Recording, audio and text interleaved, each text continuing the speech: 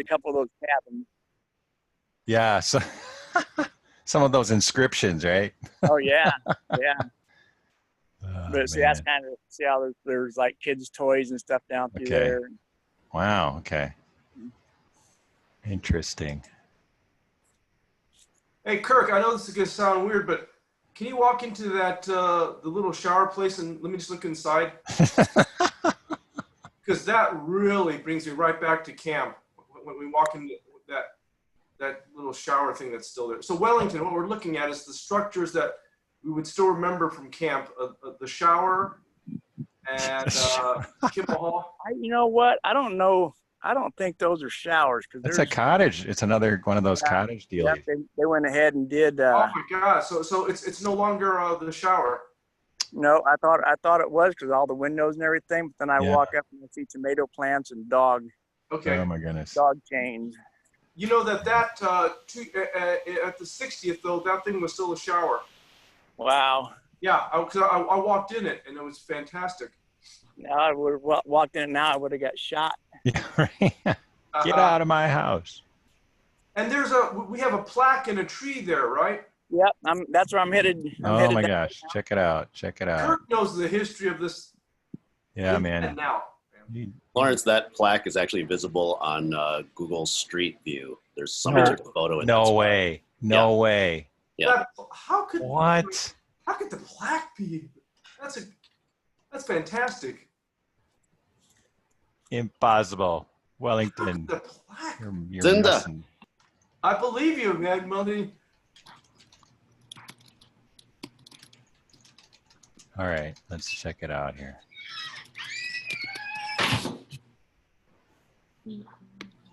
Karen, right now Kirk is actually at Oakwood taking us through a lot of the sites that are still there from our youth.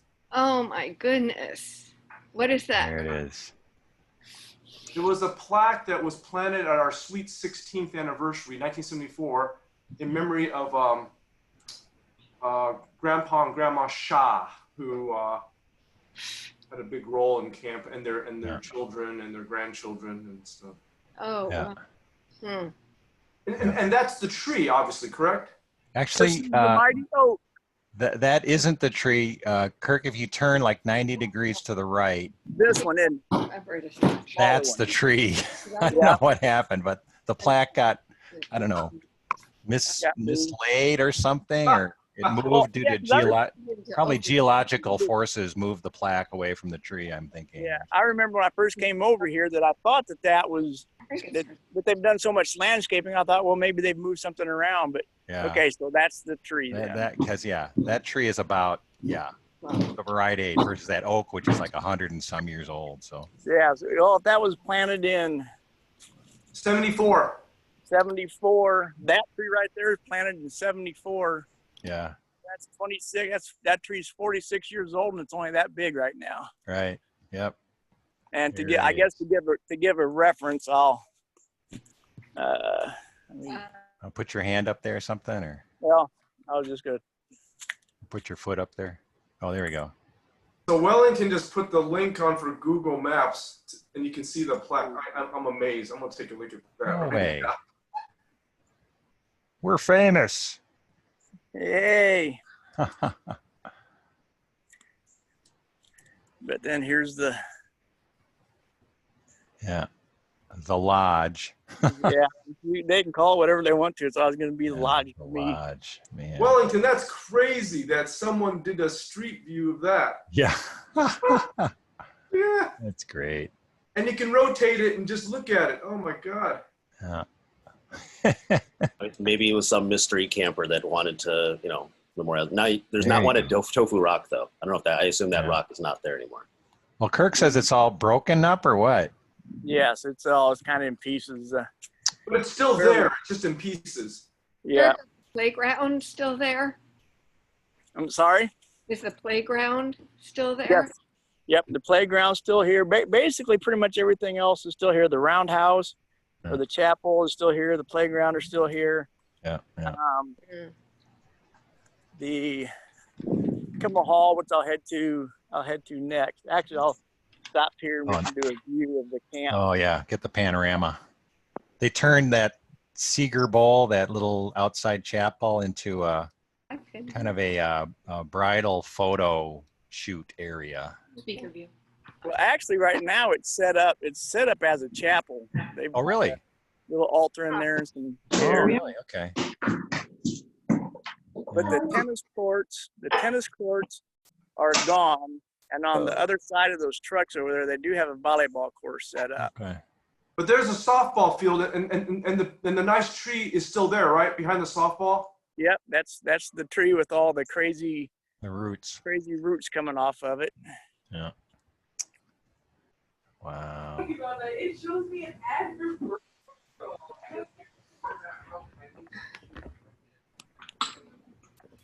For those that just joined, Kirk is up at Oakwood, kind of just walking around the. Giving us a virtual tour. This is so nice. You know, so for some of the people that've been coming to camp and have never been to. Opening night, Gina. That's so. Can you put me and someone else in a breakout room? I want to talk to someone. Okay, sure. Ice Rubio? Yeah. This view here is really classic camp. Kimmel and those cottages. Gina, want to The go into cottages the are breakout still room? there? I got Zaylan, I'm sorry, what, send Karen? you into a breakout. Lawrence, are the cottages that were there in 2006 still there? They are, but wow. Kirk went back there, and he thinks they're apartments now, Oh, so then they're bigger? or Are they- someone's living in them. Kirk said.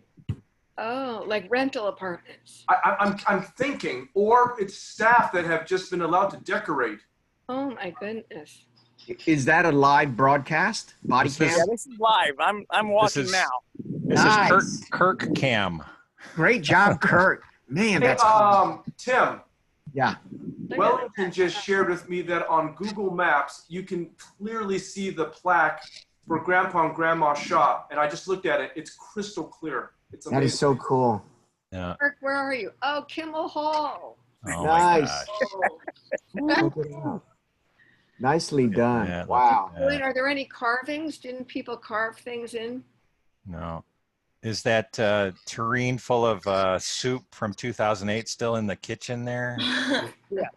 Hey, Alan. Yeah. I I can walked bet by, you. I walked by and got a whiff of it. It's still there, just like the Sorry. 1,000-year-old egg. Yeah, man. In all- Kimmel's still good. kitchen, The what? in Kimmel's kitchen in 2008, our last time there, I hid in the roof tile, Yeah. a thing, dishwashing soap and a sponge that we used. So it's, I don't remember if I checked for it 2 years ago, but I hid it there in 2008. Whoa, wow. Yeah, we gotta. Wow. I should bring some Post-it pads there. Yeah, that's where I can put them. I Yeah, because I think I'd walked in 2000 at the 60th to check, but because then I knew people were living in there.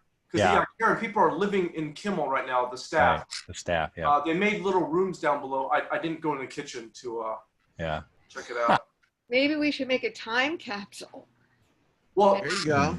if I was again betting, I bet you that sponge and the thing of dishwashing soap are still in the roof. Yeah, I'm sure. There's no way someone opened that roof up and Yeah. well, you never know, but I don't know. That just dawned on me. Did any of the camp sessions ever make a time capsule? Ooh. Mm. I don't remember it. You bring up I a don't- good point. I was thinking, yeah. gosh, that would be kind of cool. We could do a time capsule for Amish Shakers. There you go. Yeah. We did a little plaque on there.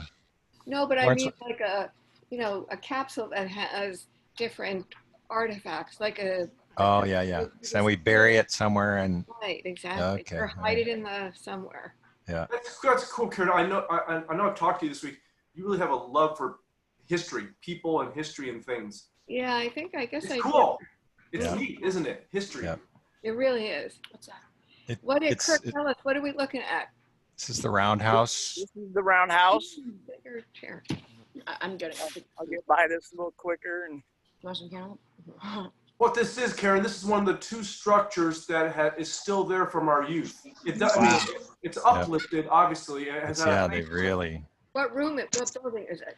The roundhouse. Yeah. This is where they had the first festival in '59. Inside there, a little round chapel. Is there an academy still? Is there a what? Yeah. Academy. Yeah. Yes. Kirk was just up there a little bit ago. What is the Academy, Kimmel? No. The academy is what they used to call the lodge. The lodge. Okay, Yeah. got it. Okay. The lodge. So the Roundhouse is also famous for when we had the square dancers come out every year, and none of the parents had the faintest idea of what that was, like dancing in rhythm with a partner in formation. So we'd use the Roundhouse to rehearse all of the parents. First of all, right and left, and then do-si-do, Yeah. grand right, all the moves. So they would be prepared and wouldn't be lost during the square dance. So it was a square dance prep session. Avoid losing face. Yeah. And you probably saw a view inside, but when we were younger, it was just a big wooden floor with movable chairs. You could clear it out and have a huge wooden space. Yeah. To dance and stuff. Right. This is the academy. This is the lodge. Yep. This is a view of the academy / previous one was the lodge. Walking up from the northeast corner of. Yeah, Alan knows this inside and out. my So God. does Kurt. Why did you call it the academy? So much. I'm sorry. This place. I'm sorry. They named it the Academy. That's when they rebuilt it. They said Okay. for some reason. Oh, because wasn't there Yes. still the church group or something there? Yeah. Well, I know that one of the ministries, Johnny and Friends, who does wheelchairs for paralyzed and handicapped people, they used to run a camp there, but just like us, it became too expensive after the shutdown and rebuild. Yeah. They said we can't afford to stay here either. So I thought that was kind of interesting. Mm-hmm. They had a big thing about Ben Roethlisberger in there in the offices because he used to go there as a kid. The quarterback, quarterback was Steelers. I don't know if it was this particular one, but they had a big thing of Ben Roethlisberger in the back offices. Oh wow. Oh, now it's the Hilltop Banquet Center. Wow. That said Hilton. Fancy. Wow. It is kind of interesting that this is like what I would appreciate today in my senior years, because it's really nice, nicer than my house, but there's something about the rustic memories. Yeah. And Kurt, this little path you're walking down, that still looks very similar, as you're walking from the cabins to the front of the lodge. Right. Yeah. Little path. Yes, it does. How many group pictures did we take on that hill on Kirk's right? Just that little hillside. And Run, Frank, run. Run! Hurry up. Kirk, do you work at Oakwood? No. I just I grew up in the area, and I came up today to go on the lake. And I thought, well, what's better time than for me to come up here and for the people that haven't experienced Oakwood. This is so great. Yep. Kirk literally. Oops. Hang on, mute, please, folks. Yeah. So Karen, Kirk literally lives. If he got in his car right now, he'd be at his place in literally 6 minutes. I would say 6 minutes, my guess. How long? I can walk it as fast as I can drive it. Wow. I'm sorry. It's his mom's place and his sister's place are next door. Yeah. Kirk, your family's place is on the lake as well, right? Yeah, well, we're on a channel, so we wish we could afford to live on the lake. That's all. You know what's nice, if I don't mind, you don't mind me saying, Kirk? Cecilia's on it. Yeah, Kirk's mom. Yeah, Lulu wasn't interested. House is still there, and one of Kirk's sisters lives with the mom, and one of They're Kirk's showing the sisters old- bought the place next door to mom, and Kirk goes up there all the time, so mom gets a chance to see the three children almost constantly. I think that's family. That's great. Yeah, that's great. Man. Do you still have a cabin there, or does your family own property there still, Kurt? Yeah, we own property. We have we live on the end of a channel. Uh-huh. The channel was kind of custom made for larger like cabin cruising boats and that type of stuff. Right. It's all cut out and it's really nice. But we own basically one end of the channel. Oh, The wow. family owns one end of the channel. So you grew up always around the lake and water, so you consider yourself kind of a lake person? Oh, definitely. That's interesting. I have friends that are like that, ski all the time. I'm definitely a landlocked person. Yeah, I don't know if this is a bit of trivia, not well known, but Kirk's middle name is Wawa C. I don't know if you knew that. Wow. Yeah. Amazing. Yeah, it's pretty cool. I thought that was pretty neat. And Kirk, isn't the nickname for the people up there the Lakers? Lakers, yeah. Oh, yeah. Oh, wow. Well, is it our nickname, the Chinese? I thought his middle name was Honorary Chinaman. Yeah, right. I tell you, that conversation, Lawrence, you had in the lobby with the old-time Laker people, Yeah.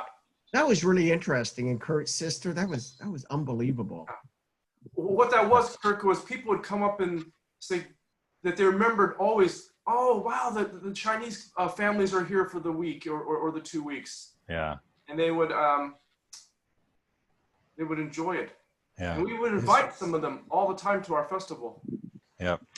We're definitely I think my parents came a couple times. pretty cool. Oh, here's another little known fact. So let's see, just past the Kirk to the left, the first cottage just to the left of the parking lot. No, other way, other direction, other side of the parking lot, was owned by one of my double E professors at U of I. And I was just walking along one day and he says, Alan, I go, hey, Professor Mast, what are you doing here? Oh, I live here. Come on in. I did so bad in his class. I said, he says, I gave you a B, right? I got a C. And it was like, which is very embarrassing, but he was like just really welcoming. And I forget what that class was like blank for my mind. It was so traumatic. It was like, Hey, Kirk, do most people around, let's say, Syracuse and, Goshen, that area, does everyone know where Oakwood Park is? Is that well known or not really? Oh, yeah, it's well known. Everybody kind of knows it. It's kind of weird because almost every time I run into someone up in that area and ask them, they seem to know, and I'm shocked because that's all we knew, but I wasn't sure how well known it was. I'll tell you, the two most well-known places around the lake, besides the lake, would be Oakwood, and you know what the second one would be? The Green Frog. Yeah. I was shocked at how many people. I'm in a Bible study with a guy from Goshen College, Grace College, and he knew about the Green Frog, and he doesn't even drink. Is it called the Green Frog or the Frog? The Frog. Just the frog. Yeah. The Frog. And I mean, I've had people from all over the United States when I mentioned, like, I'm from Wawasee. Oh man, you ever been to the Frog? You ever been to the Frog? Yeah. Seriously? man. Wow. I have stumbled home from there several times. Man, oh wow. man. Yeah, and it's closer than Oakwood. Yeah. That's amazing. Tim, we're admitting Frank Chow is joining us now after a good Frank and I stayed up till 5. No way. Wow. Wait. Frank, It wasn't 5. I think it was 3:15, but that was Chicago time. Jeez. It was Welcome, 5 here, Frank. Frank. Hold on, I'm gonna. They're saying goodbye to everybody. This is Oakwood. This is the Oakwood Hotel. Oh, okay. Lawrence, can we create a breakout room for the kids? Yep, Sure. got it. On top of it, if there already is one, let me send Cecilia there. Hey, Kirk, I'll be right back. Alan's still here.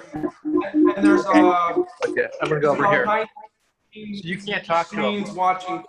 For everybody that's just joined, Kirk is up at Oakwood Park just walking around and showing us some of the newer structures and some of the classic structures from the 70s.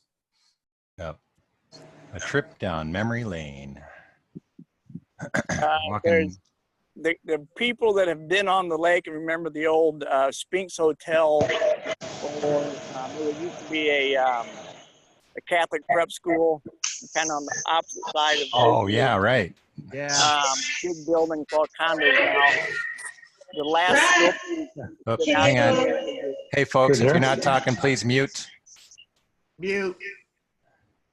But the last story that came out about a year ago is that Al Capone used to come down here and stay there along with several other gangsters. And he would skip $20 gold pieces across the lake. So that's my goal in the fall. To get my scuba gear out and metal detector and see if I can go find some. Oh yeah.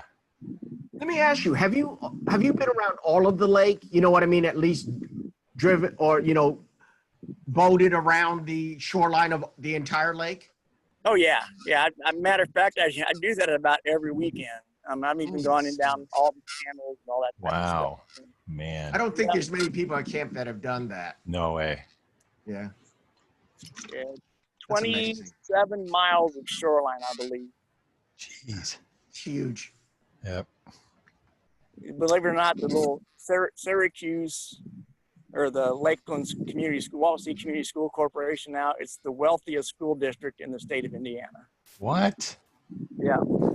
Well, I remember, do you remember when we would do you get all the property tax money from the lake, and lakefront property right now runs close to $30,000 a foot. Whoa. Yeah. Jeez. So, don't you remember seeing the Lily clipper ship, that 3-mast sailboat they would float around on our end of the lake? I mean, it's huge. Yeah, there's. Wow. They've got some boats up here now. A lot of people up here got more money than brains.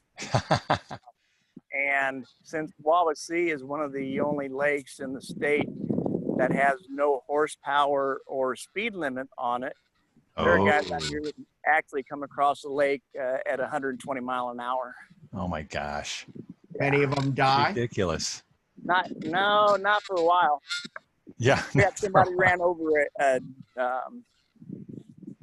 float deck that was in the water a couple years ago, but somebody had it on their security camera facing the lake. They watched the guy do it and they tracked him down. Jeez. Yeah. I live right below a reservoir. And there's always people crashing, wrecking, and drinking. Oh man. 30,000 per foot of lakefront. Yeah. Okay, let's see. I could afford about 3 inches. Yeah. Yeah. I unbelievable, always said if I hit the lottery, I'm going to go through. I'm going to buy 3 feet of land. Yeah, right. Make a really narrow house, man.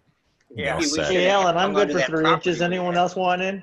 Let's chip in. All right, let's start let's trade in all our water balloon points and invest in some real estate. I just happened to look at a condo up here last week that was on the lake for work. Camp used to own some property there. They had some mold issues. I remember the family camp Oh yeah. owned some property there. And that is the only condo that's available on the lake. Wow. Wow. Yeah, Betsy, So, we used to own property on the lake. Hey, Kirk, if you stop and turn to your left towards the lake, we owned land. Let me think. Was it that pier or the next one over? Oh, we owned a little corner at the end of one of the, where was it? It's either the one straight ahead or the one to the left of it. So we in like that kind of the southeast corner at the end. And that was going to be kind of our stake in the ground. Family camp is going to buy land here and settle down permanently and all that stuff. So could have done that in the 50s and. Oh my gosh. I mean, this is where we used to fish off the piers a lot. Oh, yeah. wow. Right. It was actually where we used to fish off the piers. Yeah. I think it might have been the one to the right of that, Kirk. You know what? I'm thinking it was because there's three slips, and I remember the one down. I think the next one down is where there was a lot of fishing. So I think that's probably the one that you had. So, but we had a primo like corner It's Oh like man, the look. southeast, southwest corner, one of the. There's a back of a lot of the cabins we used to also, Yeah, expand the extra capacity. Those rinky-dinky. They tore those down, right? Kirk and built these, like rebuilt from scratch, right? They tore some of them down and then rebuilt some, and then they redid all these docks. Yeah. Either that or they rehabbed. And this one I'm looking at right here in the center, Yeah. looks like it was probably just redone, because that one door on the bottom side to the right looks like it's pretty ratty. Yeah. Let me ask you: is the community around the the Lakers? Does everyone kind of know everyone, or no? It's much bigger than that. No, this is what they get to drive around in up here. He's coming. Wow. Little dune buggy. Street legal. Yeah, right. Well, because that all used to be, the Methodist Church, and they would kind of lease the property. You could own how did it work? You own the house, but you don't own the land or something like that? Yeah, they actually, at one time, since it was church-owned property, you weren't supposed to have alcohol in here, even if you had a house. Yeah. But that, didn't go over too well. Then one of the big reasons that the people that own the hotel now wanted to buy all this is so they could get a liquor license to put into the hotel. Right. Oh. Oh, coming up to the tree.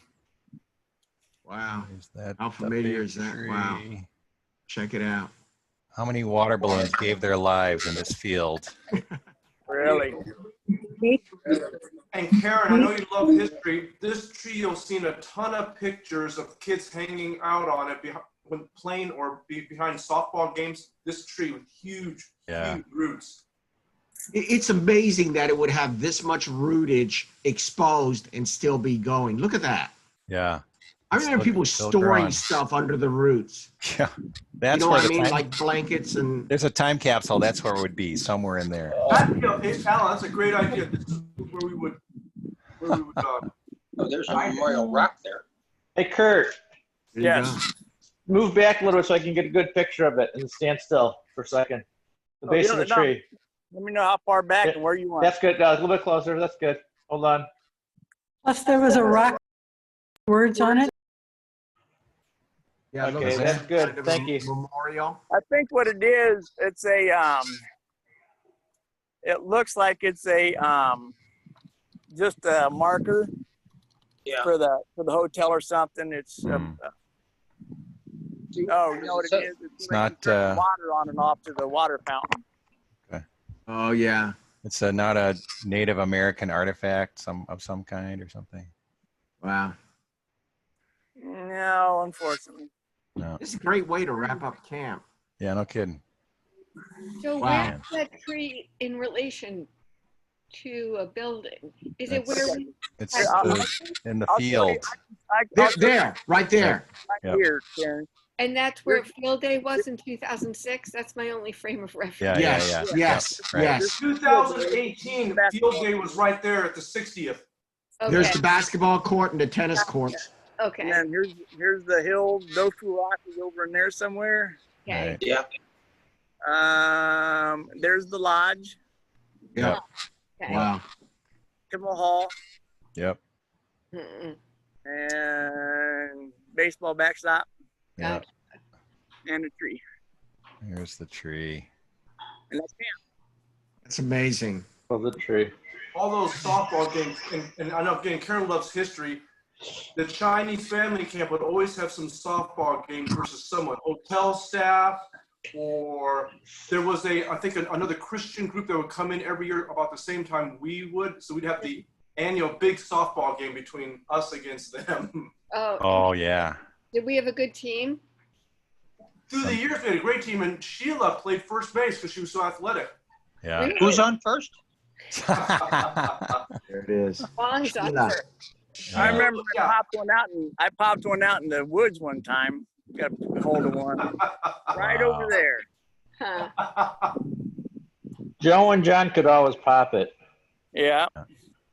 Yeah, Frank. Sheila was nice and let me play first base after when I started going to camp. Wow. I always thought the Tofu Rock was a legend. I never knew it was real. Yeah. Oh. Come on. Then I saw the video and I was like, oh. You never saw it, Andrea? No, You I never was saw so Tofu Rock? deprived. Actually have a picture of myself on Tofu Rock. I think it might have even been before camp.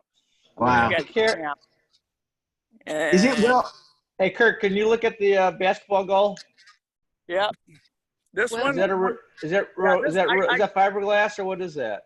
Yeah, I just dunked on this one and broke the rim on it. So I'll show you the other one. Oh, Kirk, come on, man. Yeah, well, don't Breaking tell the the place. staff. Okay. He's too strong. Secret's safe with us. And here's the other one. Here's one that actually does work. I think Tofu Rock has always been, at least the first session people referred to it. I don't know. Alan, was that known in second session lore? Yeah, we kind of caught on to you, the cool first session guys. Well, here's the universal one. Kurt, did you guys refer to that block of cement as anything or not really? No, we just called it a block of cement. The literalists. Yeah. Maker literalists. Big chunk of concrete. Let's go to big chunk of concrete. They were very concrete. That's a really good question. Who named Tofu Rock? In my mind, I'm thinking Jim Wong. What do you think, Frank? I asked Joan Chawa because she's the only one who really talked to me about Tofu Rock. But I think it may have preceded her. I think I asked her once. She named it. You don't think did she? But she would be. You know what these are, right? Oh my gosh. Where's the chain link tennis court? I don't see. What is that? Oh, those That's are the tennis court. Oh my gosh. Not anymore. Hardly recognizable. Oh, jeez. So there's no tennis courts? No, they're things that people park on top of now. Oh gosh. Got it. Sad, very sad. So. Oh, volleyball. Yeah. But this will never take place with the volleyball that we used to play right here. Oh yeah, right. Yeah. Right. Before. Yep. This was actually where I got involved with a lot of people because I was asked to play volleyball my very first day over here. Yeah. That's I think there's a picture in the 70s of me and I think Jeff Yu and I'm getting ready to spike the ball and a couple of guys are trying to block me. Trying, yeah. Do you know if that picture is in our albums, Kurt, or is that in your album only? No, it's in if you go into the 70s reunion. Ah, okay. And go in there. That's when I looked like I was trying to get in the middle of a rock band or something. I remember. Wow. Well, it must not have rained. It shouldn't be that hard to grow grass in Indiana. Let me ask you a question. You know there's a sewer in the middle of the field? Yeah, it's weird. The what? There's a sewer in the middle of the field. Maybe that's why there's no drainage or there's no water. No. Yeah, it's been rough up here. We haven't had very much rain. Matter of fact, I just mowed my lawn at my house for the first time in a month, and it really didn't need it at that point. Well, Illinois, I mean, you guys pretty much get the same weather as we do, but there was a lot of rain in April and May. Yeah. Probably the first part of June. You're right. The last 3 or 4 weeks, it's been kind of Let me ask you a question, Kurt. You know that the Sandy Hill, you can walk up from here up to the lodge. Did they re-landscape it? Because it seems awful flat compared to what I remember. It just seemed like I'll take you back up through here. But no, they're Kirk, all don't go. No, Kirk, don't. No, it's not safe. I'm not driving. But I'm just saying, I used to just dread walking that back. Well, when they used to have more camps and stuff here, the trails got used a lot more. Yeah. I was really surprised coming through here that a couple of these, maybe not this one, but the first one I went up, it was still it's still a trail. Wow. Like it's kind of overgrown, but the actual trail is still there. Amazing. Dang. Yeah, they kind of lost that whole tons and tons of kids running around all over the place up there. Well, and when I was younger, my friends and I used to come back over here. I mean, this was kind of, we'd build our little forts and getaways, but here's the trail. Okay, let Olive in. Yep. So, it's like I said, it's still. Isn't this like the Blair Witch Project? Yeah, exactly. That's what I'm saying. Kirk, don't go in. Don't. Look behind you. What is that? Wow. Hey, did anyone ever see any kind of mammals in there outside of squirrels and maybe rabbits? No. I mean, Humans. were there ever deer there or anything like that? Just Chinese people. Or raccoon? I remember one time Justin Lee, in the middle of a storm, found a herring or a heron, a baby heron about like 1.5 feet tall that was, its foot was stuck, and he brought it in. Wow. Yeah, it was a heron. It was really pretty cool. And there used to be rabbits around the cabins all the time, underneath them or around them. Really? Yeah. Rabbits are killers. They had some pretty big mosquitoes. It's kind of amazing. He's walking Kurt is walking toward where the sandy hill used to be. That seems awful flat compared to what I remember. Yeah, I just remember a lot steeper. I think they did do some landscaping. And to get to dinner is just like, oh, geez, gotta climb. Remember climbing up? I think that they did flatten it out when they did they? Okay. They did some. Okay. Yeah, this you talking about where I'm at now, Tim? Yeah. Yeah, this area they flatten out some, I guess, so you can get a better Probably view. erosion. Yeah. You never know. Age sometimes makes things seem like they get smaller as you get older. So I wasn't sure. Yeah. Optical delusion. But there's also usually it seems harder. At our age, things get harder. Yeah, but remember the academy, when the lodge was there was. You think about the academy now has that lower terrace. That wasn't there. Yeah. It was just like the academy ground level. On the upper level was the lodge. So they must have, dug down at least, 20, 30 feet just to get the lower level of the academy going. To make it 2 stories. Yeah. Yeah, So in the winter time, we used to come back here and do a lot of tobogganing and sledding. Wow. Yeah. Somewhere around there, where are you near the campfire? Yep. Yeah, I would say that was probably going to be left, right? Yeah. Right in this area. Yep. Yeah, the little chapel there with Wasn't the campfire here? Yep. Okay. Yeah, they repurposed this to it used to be just like this real nice spot where the bride and the groom could pose for their pictures. It was kind of a nice. Hey, Kurt, I lost some change over there. Could you look for some quarters? Yeah, there you go. I think there's a marshmallow there that I left. Can you? I buried some more there for good keep away. This is, it's so much more refined. Yeah. Rather than primitive. Right. So is that the new lodge there? Yeah. Yeah. They call it the On the academy? rock, yeah. Academy. Okay. Yeah, that's academy. Wow. It literally looked like a log, log cabin lodge. Yeah, just rough lumber. Yeah, that's what I remember. Covered in screen doors and screen windows. Yep. I remember the second floor had like places to sleep in the lodge, and it was super hot, and young adults would sleep up there. I slept there one week with Jimmy and Aunt Dorothy. Aunt Dorothy, what? I slept there one night once. It was Aunt Dorothy Young. Dusty. Hot and dusty and hot, dusty and musty. But it was the lodge. It was cool. Yeah. So getting down to eat was really easy. Jim and I stayed up there, and I remember we used to watch the auction. The last day they had all these kitchen supplies.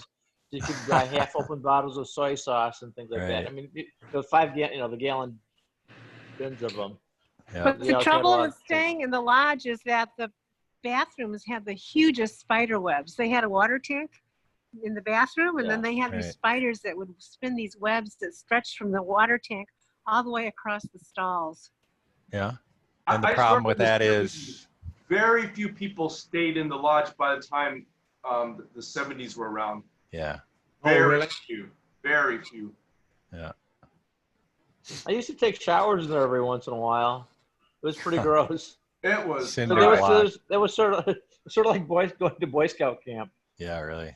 Yeah, when I went back, most like weekends as a young adult, that's usually where I would end up staying, is above. Yeah, upstairs. I just They even have remember a it being name a for young these adult animals. space. Yeah. Do you guys remember getting dressed up for festival? Oh, yeah. Yeah. People Yeah. were We in used to- suit and ties. I mean, we'd go to family camp and we'd be wearing shirt and ties and it'd be like 90 degrees. Yep. Yep. And I remember Abby always volunteered to watch the kids, watch the preschoolers. Oh, Abby No, Lee. not the preschoolers. Abby Lee. Yeah. This is really I don't want to nice. get dressed up. Yeah. Before the pandemic, was activity picking up in this area, Kurt? Well, it's let me get out of here just a minute. Gotta send a message real quick. KirkCam is busy. Please stand by. Man, thanks for doing this, Kirk. Yeah, Kirk is awesome. Yeah. Oh my gosh. Thanks a lot. Yeah. I'm just glad that I could be here to do this. Yeah, Now, Tim, you were saying before the pandemic, what actually the pandemic kind of worked out in our favor up here because a lot of people left the cities and came wow. here. So usually there's, it used to be 3 months. Now it's not even 3 months, but Memorial Day to Labor Day, or those 3 months, Right. that's when people made most of their money that lived here. Yeah. Wow. That's great. The population goes from 3,500 maybe to 25,000. What? Wow. Yeah. Jeez. So Christmas. it's a huge influx. We always talk about the Lakers and all that type of stuff, but that's our survival for a lot of the year, especially but people started actually coming here in March. Wow. They actually gave us not a lot, but 2 months, 2 extra months I remember being there in '83. Yeah. And Hey, Kirk, why don't you sit on the stone fence there? Let's Yeah. just have a view of the lake for a while. Just Yeah. kind of look. Let me get you a good spot. Yeah. Okay. Yeah. Right. We're on that wall, and Dave Chen was giving me the talk because Dorothy and I were engaged. We were telling us like it was up to us to have lots of children to perpetuate family camp. Is I'm not Yeah, what planning on having happened- kids right away. Yeah. Okay. What happened to the dowry that was promised to the first couple that got engaged from family camp? I want my cows. We can give you lots of water balloon points for next year. How about that? And post it. Speaking of water balloon points, Alan, were you Yeah. able to use mine? Oh, we used. Yes. I yes. think we used most of them on Lawrence. Well, Actually, actually, Frank's points, I think I gave half to someone to get an adult and half to someone else to get another adult. I can't remember the details. Well, I gave them to Alan, and I said give some to Lisa and Lawrence. Wait, are photos posted? I haven't seen the soakings. we recorded. I don't know if anybody took any pictures though. Guys, does anybody remember Howard and Sheila? Absolutely. Yeah. Yeah, and Yvonne, and what was the little boy's name? Eugene. That No, grandma the- posted it in the chat. Yvonne, Yvonne Shu? Yeah. And it was What's it the kid? What's the boys? Eugene? Yvonne and Eugene, yeah, Eugene? they used to have a little cottage here on the channel too. Remember, Kirk, when we were visiting Labor Day and who we ran into? Up here? Yeah, Kirk and I went up there on a Labor Day after our camp stopped going there. We were walking around. We ran into the Shu family. Wow. Because Dang. they Really? cottage it said. Yeah. Cool. Yep, they had a little cottage Here, hold on. right here Give me just your down phone. from Oakwood on the channel. Yeah. Wow. Yeah, man. Nice breeze right now. Yeah. Is the roundhouse and the playground still there? Yes. Yep. Yeah. Okay, Andrew, you can run the KirkCam if you want. You can tell Kirk where to go, and he will go there. And I don't want to make him go to all the places. This would, that Kimmel Hall? Yep. This would have been Oh my the second gosh. day of camp. Yeah, back in the 70s and 80s, because camp used to always start the last Saturday of July and last 2 weeks. So this would have been the second day of camp. This used to be right in here. This area right in here, and right down through there. This used to be the hardest place for me to be on that last day of camp. Oh yeah. Because everybody would pull up here and start packing their stuff up. Packing up and leaving. And I'd just be like, okay. Bye. Now what am I gonna do? See you next year, Kirk. Yeah, see you next year. Hi, you Lakers. Get out of here.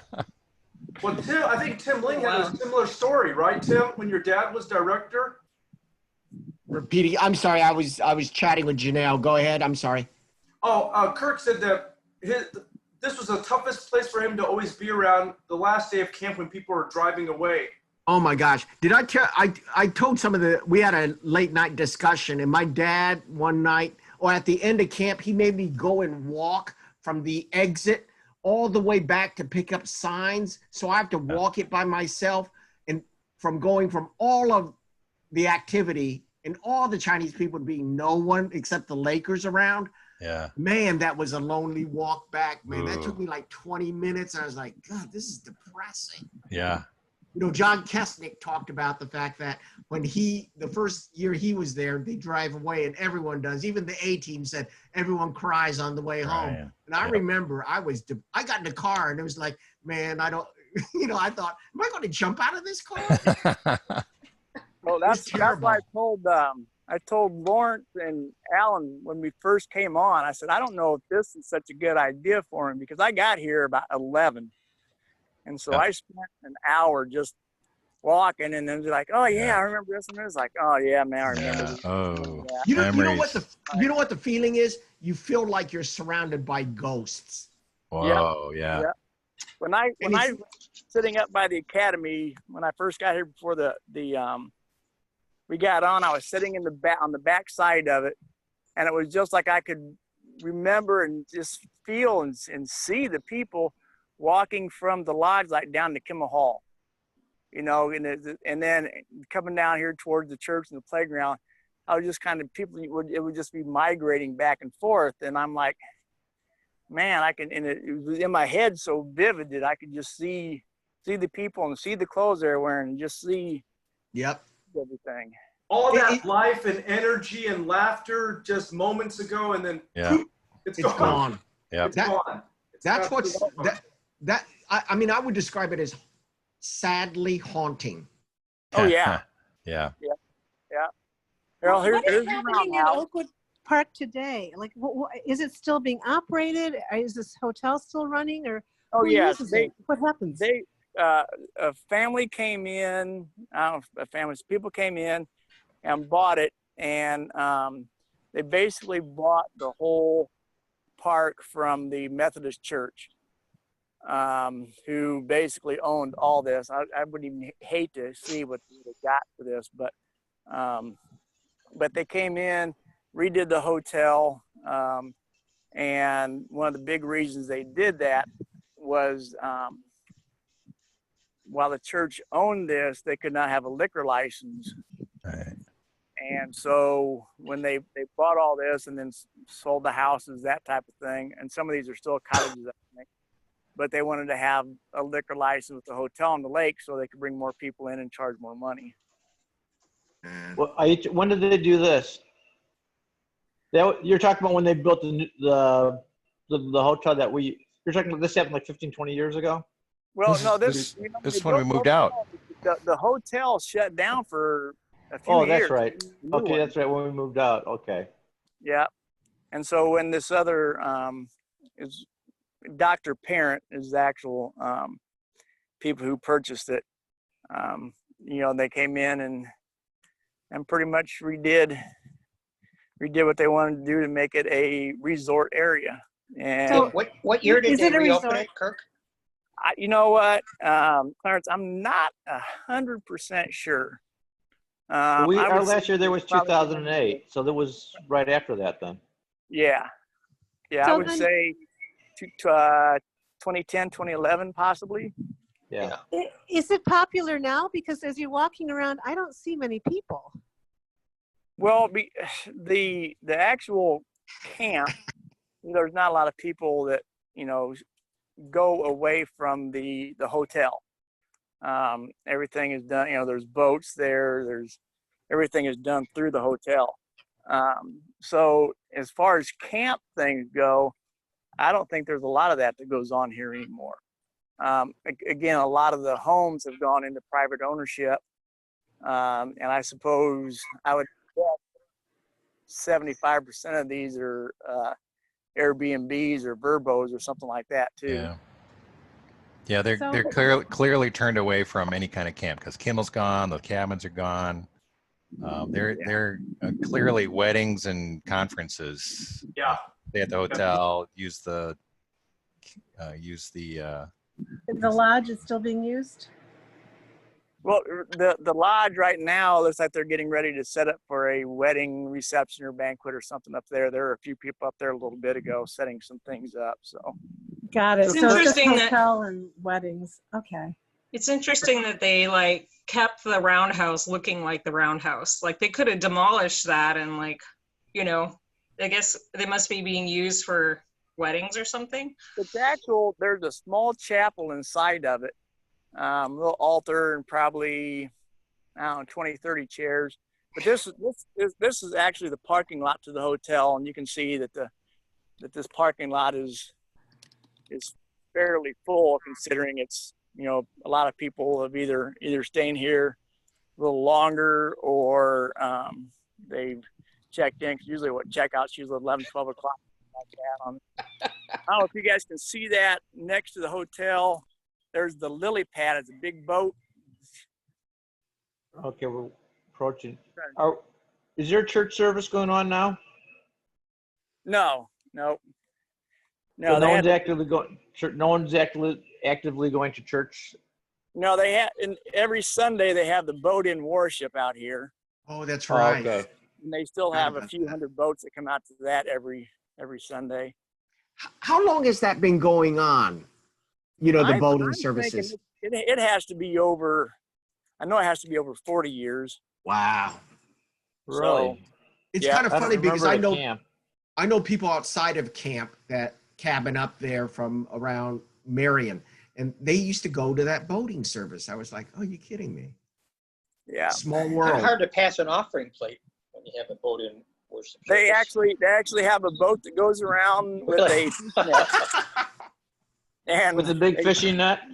And you drop, and they just go around and you drop your offerings into the. That's funny.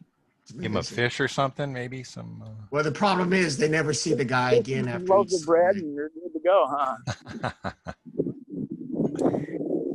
Hey, Kurt, when you said they bought the property, did they bought the hotel? They bought the lodge and the academy, I guess. They bought. Well, okay, Frank. I mean, a lot of you guys are going to remember this, but where the main entrance used to come in was down further. It used to come in, go down. There's a big hill. You kind of went down around, and then they built the newer entrance, a few years back. So basically, from where the fence is, that kind of divides the properties all the way out to the road to the lake. They own all this. Do they own all the cottages and stuff? I think they did the ones that weren't already owned, and then I don't know if they're using those as Airbnbs too, or if they sold those out to people. Every once in a while, I'll walk around here and I'll see a for sale sign. So I do know some people that live back in here. So I'm assuming to help pay for the purchase of this, they sold off some of these Okay. plots of land. Wow. But there were, I mean, there's like 50 to 100 properties in there, right? The cottages? Maybe, Yeah, man. Maybe Have you 70, yeah. heard anything about what's happening with Amish acres?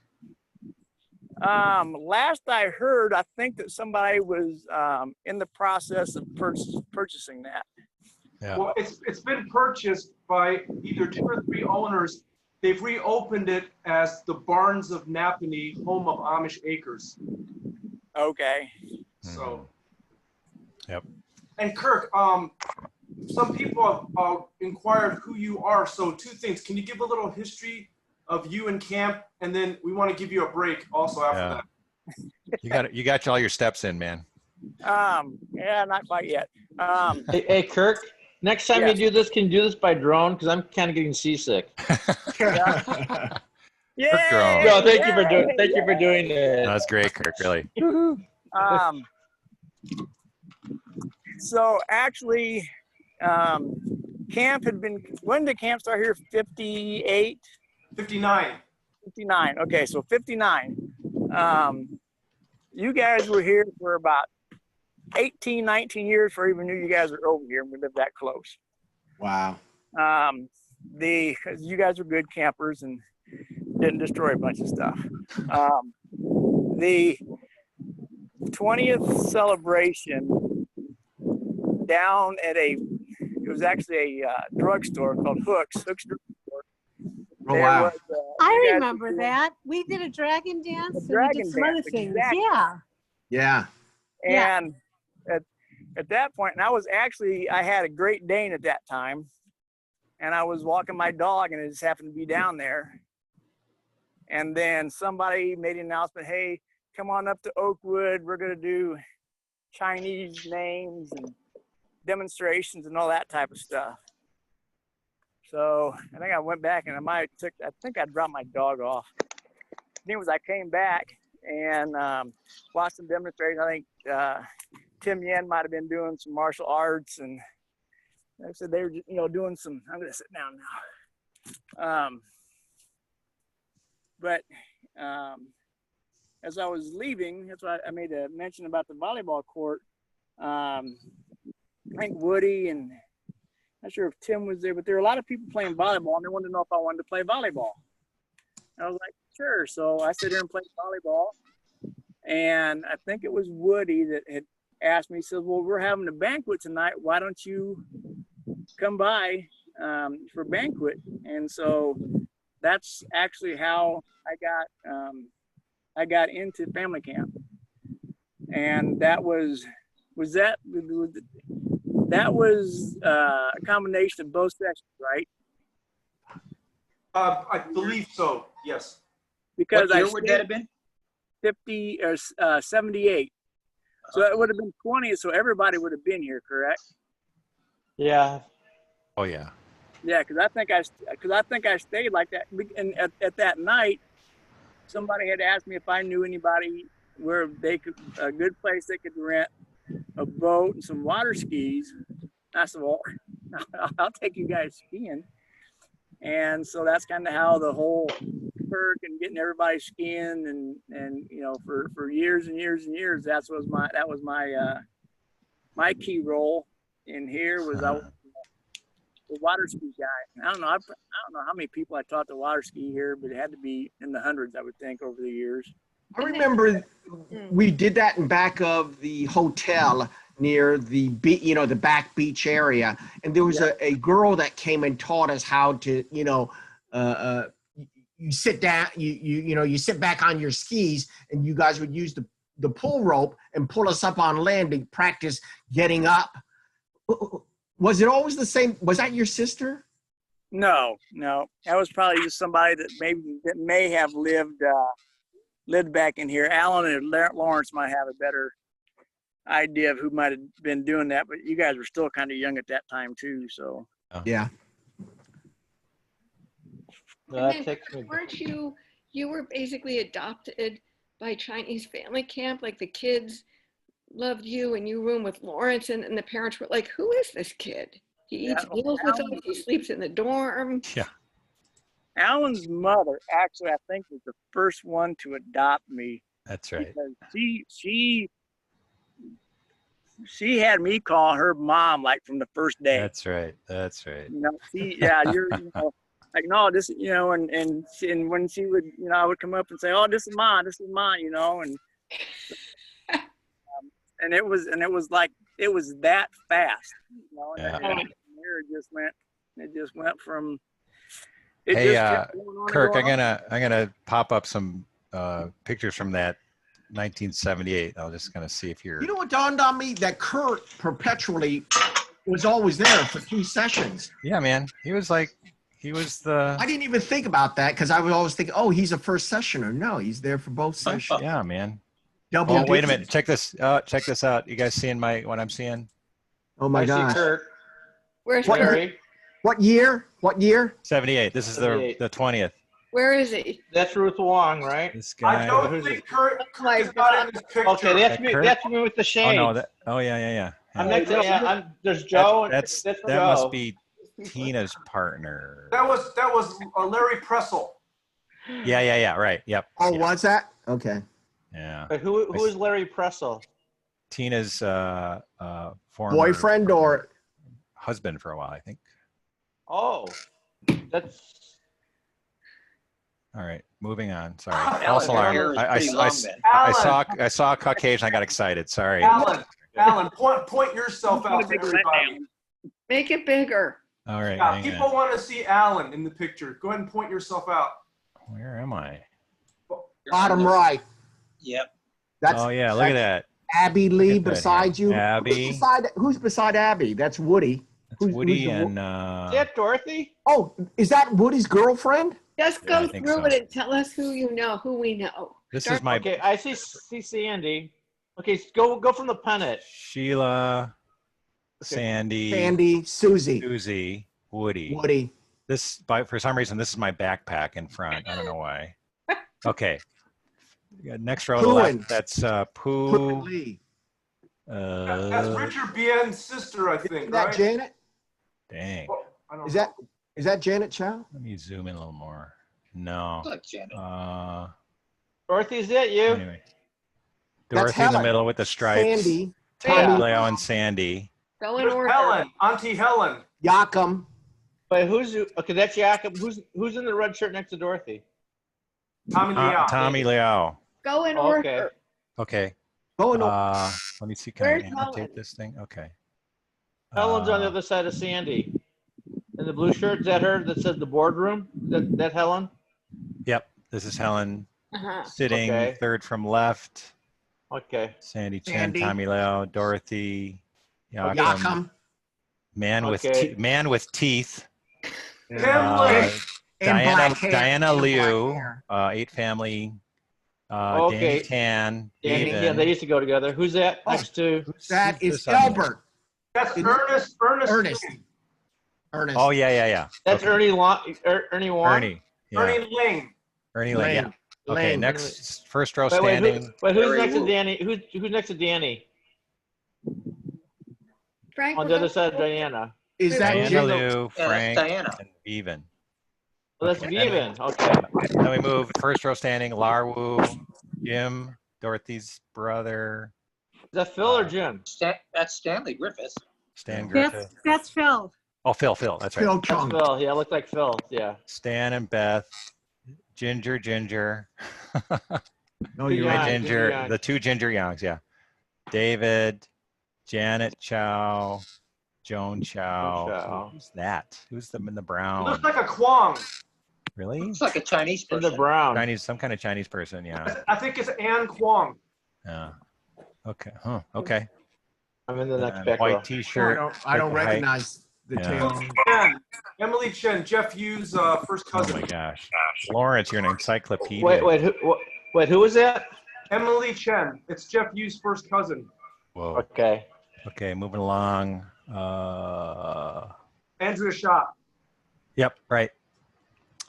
And on the left, I know her. who is she? Okay, we'll come back to that one. Eugene. Hey, Ellen, can you caption this picture? Because we are, with the help of the group, we're identifying who everyone is, but Yeah. can somebody write this down? Alan, I'll do it with you after.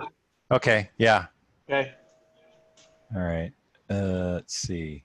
Who's that in the? Is Who's that- in the 20? Who's next to the guy in the white T-shirt? That's Debbie Dyken. Really?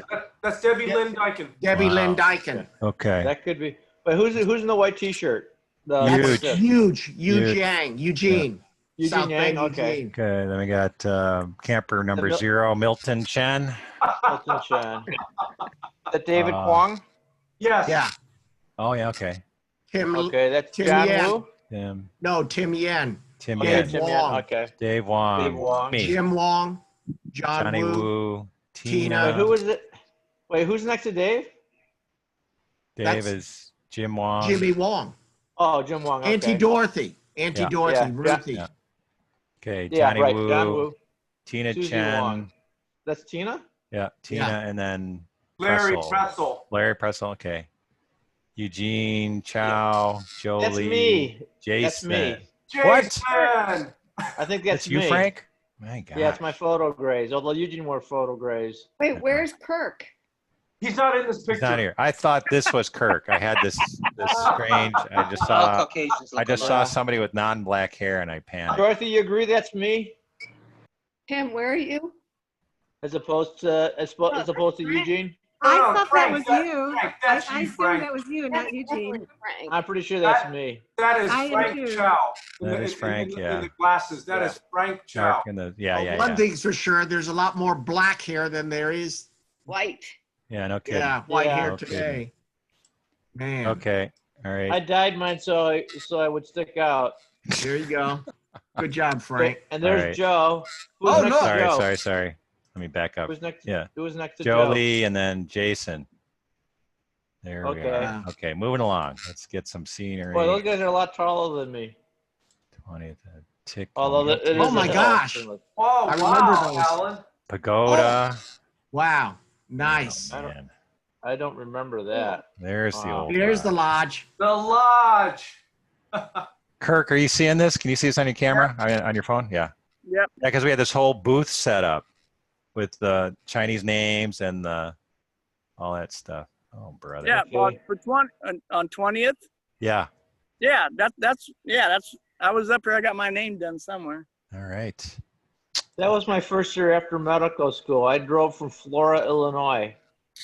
Really? Hey, Yeah. just a good And question. Jason was in Flora a few years before me. They thought we Isn't were that related. red car a No, Pinto? we're not related. It's a gremlin. But Karen, I think this is Mark and Carl's dad, isn't it? This is Grandpa Chow. Yeah. Yes. That Oh, could be, that would sure. Who else would it be? He would be able to pull that off. That Totally. portable pagoda. Oh my God. Was that a festival? No, skit? No, that was just 20th anniversary 20th kind anniversary celebration. Well, do you remember that in more recent years, it was Joan and Jeff Kelterborn who did the portable Yurt. Yurt. Yeah. So this Hey, was Dorothy, the, we can get the yurt for free. Yeah. no, I don't want the yurt. Do not take the yurt. We already got it. It's already being shipped. It's coming. On the way. Is that your mom? That's Mom, Vivian, and Dave Wong, and Dave I think Wong. that's Jolie up on the top there. Huh. Wow. Look at this. Okay. Where is that? What is that location they were at? Was that the That lodge? must be right by the lot. Yeah, Kimmel. that was Basement. Kimmel basement. Oh, Yep. and there's the dragon head. Where? You had a picture. The next picture. Oh, yeah. There it Look is. how black that hair is, man. Yeah, man. They don't make Why hair did they sell dinner tickets to the? because we had meals at the hotel because there was too many people for the lot. Oh, And you know something else? Notice how skinny everybody is. No, we're Yep. it's our Whoa. last session. We're just looking at All right. Oh, the orchestra. Oh my gosh. Wait. Jason. Jason and Joan. Wow. Lead young director. Yeah, we had that. Okay. Okay, Lawrence, where are you? You must be. All I know is that we came to camp to have fun, and they made us do this orchestra thing the whole week, man. And what's funny is everyone you see in that picture never comes back. Right, they're scarred for Is there a life. pattern between being forced to perform and enjoying camp? Right. Oh, man, Psychological scars, man. That was rough. No kidding. Ellen Studley. Oh my gosh. Yeah. Oh, Paulo, you. Is that's He not was Auntie tall. Margaret, is it, in the front? Where? Which one? Who's directing? Is that Auntie Margaret, Grandma Margaret? Yes, that's Grandma Margaret. Oh my Right. gosh. Yeah, cool. Oh, Man. back. Hey, Lawrence, Lot of back row firms. left. Uncle Paulo, you. Yeah, Jeff Hughes' father. Yeah, right. Here. Who made those boards? Those were the teens of camp. I remember like Who made them? Vivian's Was it generation. The boards were from Grandpa Shaw, right? Yeah, but Bevan I think Anthony's you're right. grandfather. we I think once you're again took advantage of free teen labor to. Yeah, is that Uncle to carve Warren 'em out. in back far right?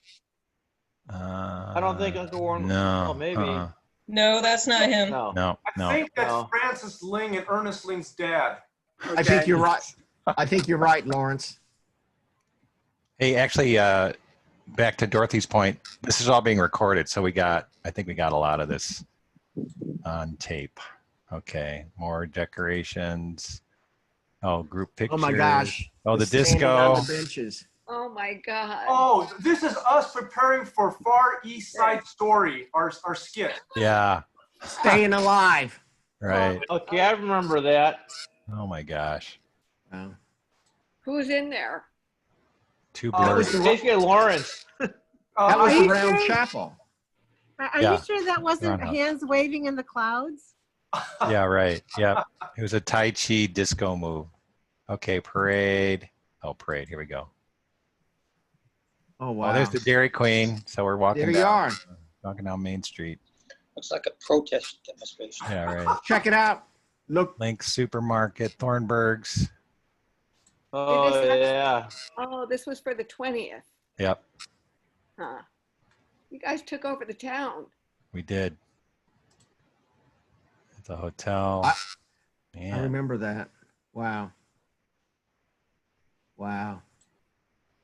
The Chinese are coming. The Chinese are That's coming. Yellow lives better. right. Wow. That's a classic shot. That's a great shot. Dragon Was this dancing. during- Is that Who's you, the- Alan? Who's in there? Who's I doing don't the know. dragon? Don't know. Wow.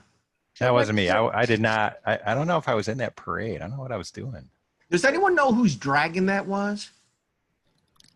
What? Like who made it? Yeah, well, who made it or brought it? I'm sure they brought it. I think this is a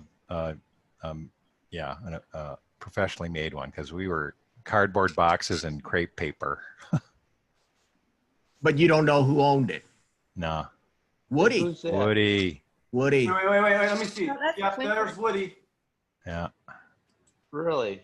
Oh, yeah, that's Woody. There it is. There's the stage. Yeah. Right. I think that's Regina and Victor Chow. Oops. Nice. Yep. Who's that? Oh, hang on. Okay. Richard Chow's little sister, little brother. Right there. Yeah. Who's the speaker there? I don't recognize Is that it. Auntie Heather? Could be. Yes. Yeah. Eugene's Yeah. mom, right? Yeah. Yeah. I think so. I don't think so. All right. Oh, Chinese Oh. concert musical Peepaw. Is that an Erhu? Erhu and two Erhus. Is that called Peepaw? What is it? Well, Erhu on the right, and then maybe two Erhu duet. Do we have those placards? Look to the on our right on the wall. Yes. Yes. We still have those? Yep.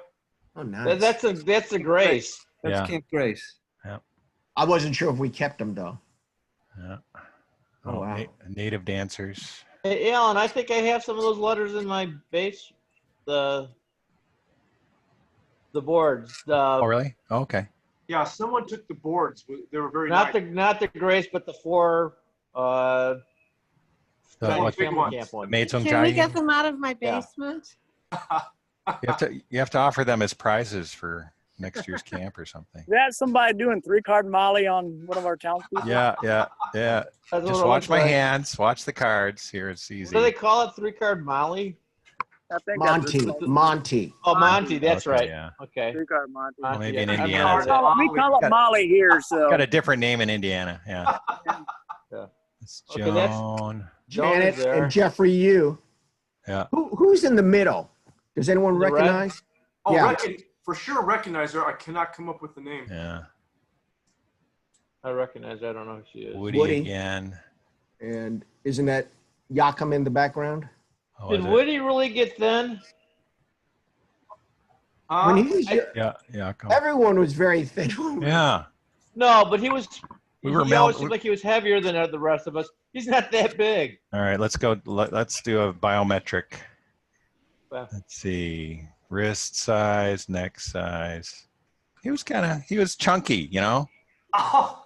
I think. yeah, but he's. No comment. Okay, a little more Nice. Urhu action. Nice.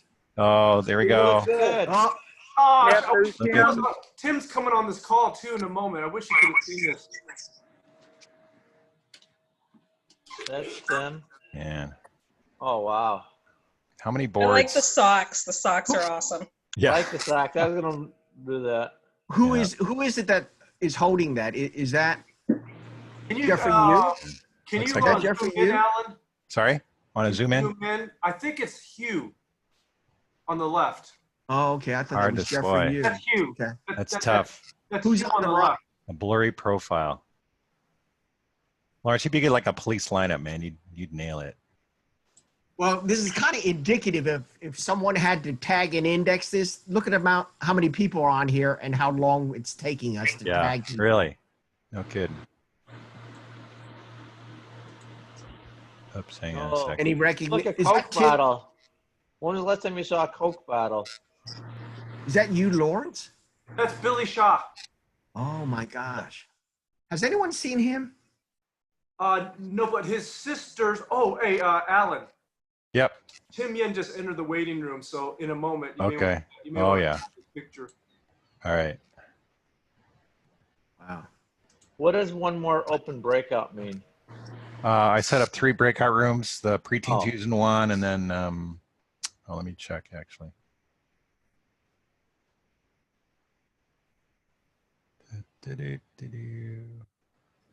Can't work the breakout rooms while I'm sharing. Dang it. Oh, here we go.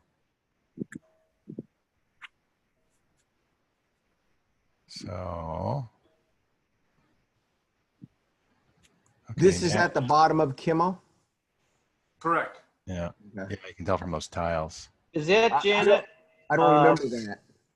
Okay. Nat and Who is Leah, or anybody else you want to send to the breakout room with you? Text me. So again, that's Billy Shaw, and in the back was a camper named Andrea Young. Oh. Who's In to the white, right? you mean? What's that? Who's to the right? Do you recognize I that? can't tell. Hold on. I have a thing blocking you. Any other teens want to go into the teen breakout? I'm just looking here. A lot of black hair for sure. Yeah. They don't make black hair like that anymore. No kidding. I'll see. Crap. Okay, moving along. Sorry, I had to do a little breakout room action here. Let me see if Tim's in here yet. Tim Yen. Tim Yan. Oh, okay. So Tim's here, so we can show him the picture. Hey, Check Check it out. Who is that guy? Who is that? Tim. Who is that? Who is that? am I standing on something? Oh, Yeah. Yeah. These are, I know what these are. These are blocks of solid granite that you're standing on and about to break. I don't remember this one. I remember breaking boards, but This is rock. I think Why I would could you stop be it. on the board? Were you going to break them? That's how he Is that a broke 'em. thing? No, I'm on a block. I think. No, I learned to break like a block just by stomping on You're it. between two blocks, like a bridge. I Yeah, think I'm there's- demonstrating that this is not a fake block; that it's actually a real block. That's Oh, pretty okay. power. Let's get Then the. I think I just stomped This on is it. not styrofoam? No, it's not styrofoam. I don't know why Hugh. I don't know why Hugh is using. Yeah, what are they? Oh, I think they're using some wood to hold down the ends. Oh, so they don't I scratch think. their hand or Yeah, something. so don't Yeah. mess up their hands with the. I don't but the- really remember this one very much, Alan. So. But it looks like kind of rock. I don't know, some little. No, it's just one of those Home Depot. Oh. Whatever. Yeah. Okay. Cinder block type. Oh yeah. Okay. Oh yeah. Okay. I remember what Lawrence told me. Remember what you told me on all this stuff? What? You said I wouldn't recommend you break anything. Something in my foot. Because I don't recommend you do that. I said, no. Who was the camp director for the 20th? Oh boy. Who knows? This is way long ago. This is the 20th anniversary, right? Oh my Yep. God. That's over 30 some years ago. Yeah. More than that. 40. More than that. 40. Okay, moving along. 1978. Oh my. Frank. Oh my goodness. There you Frank. go. With black hair. And Auntie Edith. What are you doing? You really look a lot like Eugene. It's funny. There was the young man I fell in love with. Yes. That's Frank, right? Yep. Yeah. Oh my gosh. Past tense. Janet. Janet. Pixie Pocket. That's it. Oh, palm reading. What was the activity? Fortune teller. Yeah. Oh, how Tim, I gave you a picture of that, didn't I? Of your dad? Yeah. Who is that man? What a Hey, don't trip. you think that would make a great skit for Clarence next year? Fortune telling. Oh, yeah. Yeah. He could use that sign as a prop. Take a photo of it for him. Is that a great Chinese tradition? What, fortune telling? Great. Palm reading. Yeah, palm reading, face reading, all that good Does stuff. Chinese do that? Okay. Yeah. How about phrenology? Not scalp reading, but face reading. Oh, okay. Yeah, slightly different part I of could the see head. that. And for those of you just joined, Kirk is actually live at Oakwood. If you see that other image going on right now, that's Kirk. Oh, there you go. Right now. Frank Hey, trying Kirk. to capture the Are bottle. you walking up to the academy or something? Yep, Rolt's right here. Oh wow. Check it out. Whoa. In mid-break. So I've never Damn. seen this picture before. I've only seen the one where it looks like I'm going to injure one of the arm or something like that with my leg. Whose pictures are these? This is from the album. Oh. This is the official album, whoever put that together. Do we, Alan, this is all on those DVDs now, right? Is that correct? Yep. Sitting on my desk 51 Wow. weeks of the year. Who was that? Oh, That was my dad. That was, Oh, yeah. That Yeah. Ting Ling? Yep. Who is the girl? Is that Sarah? No, that's No. Ruth. Ruth. That's it? Yeah. Wow. That's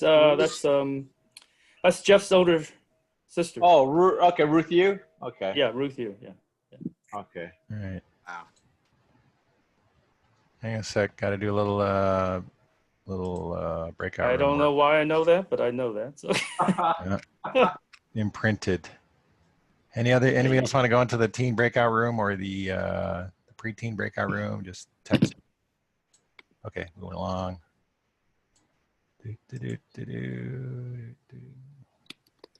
There's one of the Shu Yep. family members. Yeah. That's Carol Wong. Is it? With the striped shirt. Yeah, that's her glasses. Remember her glasses? No, that's not Carol. That's not I think- Carol? No. Are you sure? I think that might be Yvonne Shu. Yeah. Oh, okay. think Is that that's too long ago? or Something? No, it's just not her. Okay, so Grandma Nellie, the I'll take your word for authority says 1978 director was Clarence Chen, co-director was Alan No, Young. no. What? No, I don't What? think- no, I wasn't even there that year. Clarence, you were director though. When was that? I wasn't born then. Come on, give me a break. I wasn't. I'm not in the pictures. Right. Okay, whatever Clarence you was say. the director before I was the director over at Lake Lawn. Oh yeah. I think I was the director in the 25th anniversary. Oh really? Okay. Oh, Yeah. okay. Yeah. Wellington. Oh, okay. Kirk watch. Everyone peel your eye for Kirk. See if he's showing up in one of these pictures. Isn't Kirk that Caucasian guy? That's Viven, right? That's it. Yeah. And TV. All right. Wow. Man. I'm kind of amazed at how elaborate That's this my dad. setup is. Quite Oh yeah. Uncle Ton. Yay.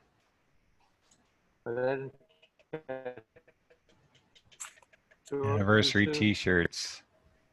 Oh, Miss Studley. That's a good picture of Reverend. Yeah. Yes. Reverend Studley, yeah. There's my mom on the left. Nice. Right. Oh, is that Abby? And my sister Ginger. What was this? This, yeah. Paper cuts and actually Ginger and Viv. They were manning the paper cut booth. Making money, right? Yeah. Well, which sitting in the chair with her hand? That's Ginger. Yep. I would have guessed a Lee, but yeah, I believe Alan. Obviously. Yeah. Hey, Kurt, where are you walking to right now? He's continuing his he's tour. On mute. Kirk's on mute. Oh, he's on mute? Okay. I think he can hear us though. Walking towards the roundhouse. Oh, the roundhouse. Okay. Right. Infamous. Let's go back to the KirkCam. Oh, Nellie said wrong celebration. That's 1988 info. Oh, 88. I was the director in 88. You were the co-director in 88. Was I? Okay. Well, I don't know. Nellie said that. Clarence was the director and yeah, it could have been. Was Alan. Maybe my memory fails me. I think Clarence, but you were. 88 was the 30th, right? Yeah. I think I might have been. Maybe. This is Chinese family camp, right? No. This is. This is the Purdue band camp, wasn't it? Oh, okay. Yeah, now I remember. You clicked on the wrong link, sir. Don't you remember when the group that was coming after us? I think there was some kind of band camp or something. Oh, really? Yeah. They had a bus. It was and after everything. the 50th, I think. Oh. Oh, and they were showing up when we were all heading out. Okay. Yeah. Not that I'm territorial, but what were they doing in our place? Yeah, really. Crying out loud. Okay, KirkCam is live. Anybody you can now instruct the KirkCam on where to go. Turn left, turn right, straight, backwards, up, down. Hey, Alan, how are we doing with breakout rooms? We got teens and stuff in the room. We got a couple teens in one room, and the preteens, I think, are still going strong. Hey, Kirk, wasn't there a bar right outside the entrance to Oakwood? Yeah, what was the it Frog. Called? Frogs? Is it still there? Oh, yes. Yep, the Frog is still there. Huh. That's probably the most profitable business. Right outside the no alcohol Oakwood Park. I remember we watched, what Olympics was that? It was Chinese versus America volleyball or something? I don't remember. It was at the 50th, wasn't it? The Olympics was on the 50th. Was it? Yeah, I think so, yeah. We all piled in there. Oh, which Olympic? 2012 Olympics? Yep. Yeah. Was that LA?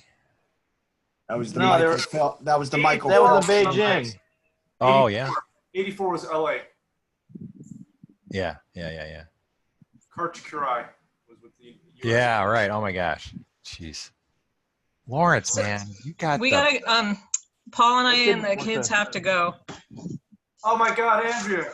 Andrea. I was telling my husband and my family that I'm gonna have withdrawal from this week, just like we did at camp. Yeah. So is there any way we can get a roster, or do we just have to chat right now to get people's emails? Can we get a roster? Or Yes.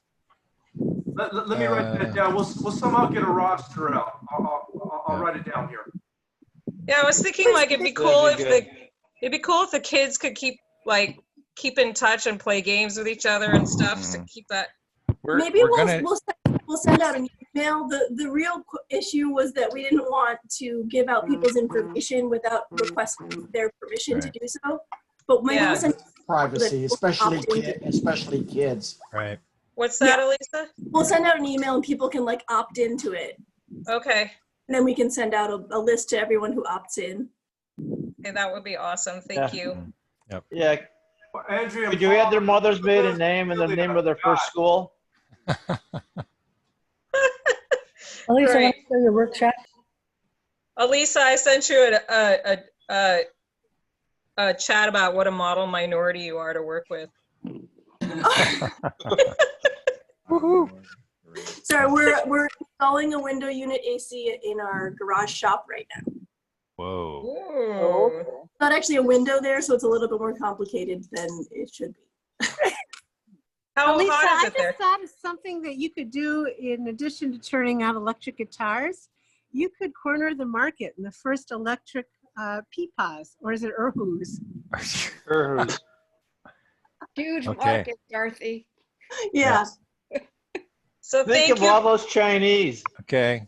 Thank you, Kirk. Thank you, Elisa. Thanks, Good to Lawrence. see Thanks, you. Alan. Good to see Again. everyone. Bye-bye. See you next year. See you soon. We can't make it next year, but maybe in 2 years. Yeah. We'll be doing kind of everyone will be doing next these. year. We can We'll be come doing from a these Zoom distance. sessions, so we'll have a chance to connect during the rest of the year. We'll have little Zoom sessions for various purposes and stuff. So stay tuned. That'd be awesome. Thanks. Okay. Take Yeah. care, everyone. Hi, Jen. Hi, Jen. Catch it. It's currently 90 degrees here with a 60% humidity, so we're super excited to get our window unit going. Yay. That's like what Chicago is Sounds like- today. Yeah, the weather in Chicago is similar.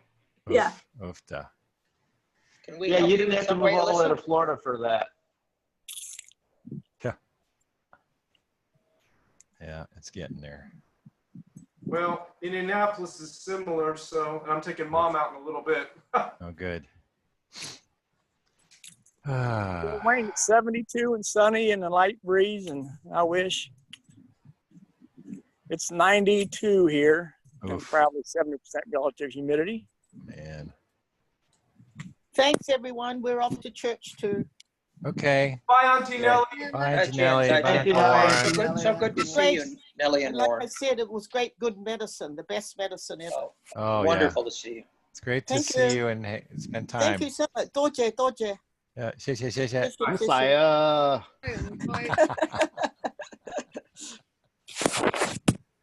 Oh, man. All right. Alan, can you share my screen for a hot second? I have two pictures of Kirk that I don't think anyone's seen because I think they're from my Oh, family's yeah. albums. Hang on. Let me make you co-host. Okay. A rare Kirk photo blast from the past. Yeah, hang on. I got to figure out how to. Are you there, Kirk? I'm here. I forgot me. All right. I think this is working. Can you guys All see right, that? yep. It's starting. It's Oh, loading. who's that? Who's that? I'm in the boat. The driver. Oh, it's driving the pontoon. Yeah. Skipper. Yeah. Captain Kirk. Captain. Right. That's right, Captain Kirk. Hey, you are hot stuff. What year? I don't know. This is probably in the early 80s because left to right, it's my father is to the left of Kirk, my mom is to the left of my dad, and then my sister, but the other three people are my dad's siblings, and they very rarely get together. Wow. But they all showed up one year at camp. Wow. Is that Uncle Henry? No, the only people you might have ever seen at camp regularly are the two people in the white t-shirts, which are my mom and sister. Uh-huh. And then to the right of them in the yellow shirt is my dad, but he was almost always taking the picture and never in the picture. But on the right, is that gentleman to the left of Kurt? Is that Uncle Henry or no? It looks like Uncle Henry, but apparently it's not. No, left of Kirk is my dad. Oh, okay. Charles or Charlie Lee. Oh. And I guess I'm taking the picture because in the next picture, hold on a second. that's me driving the boat with Kirk supervising. All right. Whoa. And what year do you think this is? It's sometime after the 20th. That's all I can tell you. Okay. Yeah. Well, how old do you think you were, Wellington? Look like you're about 8. Yeah, I'm probably like 8, 9 years old. Yeah. Definitely haven't had my braces yet. Great shot. Nice picture, Kurt. Yeah. Hey. Looking good, Kirk. Yeah. And thus began Wellington's nautical career. Captain Wellington to you. All right. It's pretty serious there. These are the only two I can find quickly. Wow, that's pretty good. Nice. Very nice. It's only, what, 40 something? How many years ago? 40, 45 years ago? Man. Blink of an eye. Yeah, really. Remember the skit where they had Kirk interpret? Oh, you're breaking up. You're breaking up. Camp Grace. You're breaking up, Frank. At one of the festivals, they had him interpret the Camp Grace. You know, it's sort of like. Oh, really? Yeah, something like that. But it's kind of funny because they say something in Chinese, and he would interpret it in English. All right. That's a good use of Kirk, man. He's good for that kind of translational stuff. Multilingual. Yeah. Well, thank you, Kirk. Is he in his car now? I think so, yeah. I am in the car. It started getting hot, so I can. Yeah, switch man. it around. Okay. Thanks a lot. You've done about Thank 3 you, miles today, just walking up and down. Kirk, thank you so much. Kirk. That was awesome. Yeah, really appreciate it. Yep. I'm just glad everybody got to, see some stuff and Yeah. It brought back some memories like it did with me. Yeah, That was good. great. Good. Thank So- you. Thanks, man. So Kurt, I wasn't there, but are they keeping up with the academy? I mean, the grounds look pretty good. Somebody. Oh yeah. The new owners that bought it have substantial money, so they're keeping it as a, upper scale type of venue for weddings and that type of thing. It has to stay looking good in those areas. Like That's where we moved. It got too upscale for us. Yeah. Okay. Yeah, it wasn't cheap. I remember to begin with, right? So. Surprising they can make money if they're not really using it for camps during the whole week. Oh man, Weddings are a fortune. Yeah, Lawrence, what was the academy rates like before and after? I can only give you a guesstimate right now. I think for us to rent the academy for one day, like $2,000 a day or something like that for both levels. So the price is extraordinary. Yeah. We had thought about maybe thinking of bringing camp to Oakwood, but the price of just renting an academy for activities was tremendous. And then the meal situation, we couldn't figure out how to get meals to us. And then the hotel rooms were expensive. So I think we were lucky in 2 years ago to have the 60th there. Right. And we just kind of said, look, we just do this, just pay for it and just have fun. Yeah, but for a whole week, man, Yeah, they're not built for a camp anymore. They're weddings and conferences. They're just They wouldn't have given us a deal though if we rented the whole week. It's a long drive. I would say this. I think the chances are less than 50-50. I think they would have given us a deal, but I think it still would have been, we would have been priced out because just the academy to have for one day, not a week, one day is like something like $2,000. Right, I know, but I wondered if they wouldn't give us a discount for taking it for the whole week. Well, the problem is Because you said we it's took it for a empty whole most of the week. That's we the would be funny thing. taking up a weekend though, and then that's the opportunity That's lost for that's them. real That's the spendy. problem. I think the biggest problem is the time of the year. Hi, Jen, Karen. During Hi, Karen. June, July, those are the prime months of the year. Yep. Well, we can hold family camp in January. And if we had it, we would probably end up taking part of one weekend and another weekend with, starting on a Sunday and then ending on another Sunday. We would, take a chunk out. And then again, we could never get the food situation straightened out where we could eat at the academy. We would have to, I think, have hired something strange. And I think they wanted to use a restaurant. They did not want a large group in the restaurant either. Although I remember we ate at the restaurant in the hotel for the 50th reunion, and they had all-you-can-eat crab legs. Boy, were those good! Oh yeah, it was the Sunday. Wasn't it a Sunday buffet or whatever? Or what was Yeah, it? their buffet still is fire here. Oh, I'm getting hungry. Are they open now? Yes, they are. Come on down. Yeah. One thing about by the time they stop serving buffet, I'll treat. And Kirk, I think you said at the beginning of the call that business there is actually really, really good because of the people are staying there instead of in the city, right, or something like that. Yes, yeah. They the people came in early this year to get out of the cities and kind of get into their smaller areas. So wow. The traffic jam here is 3 cars.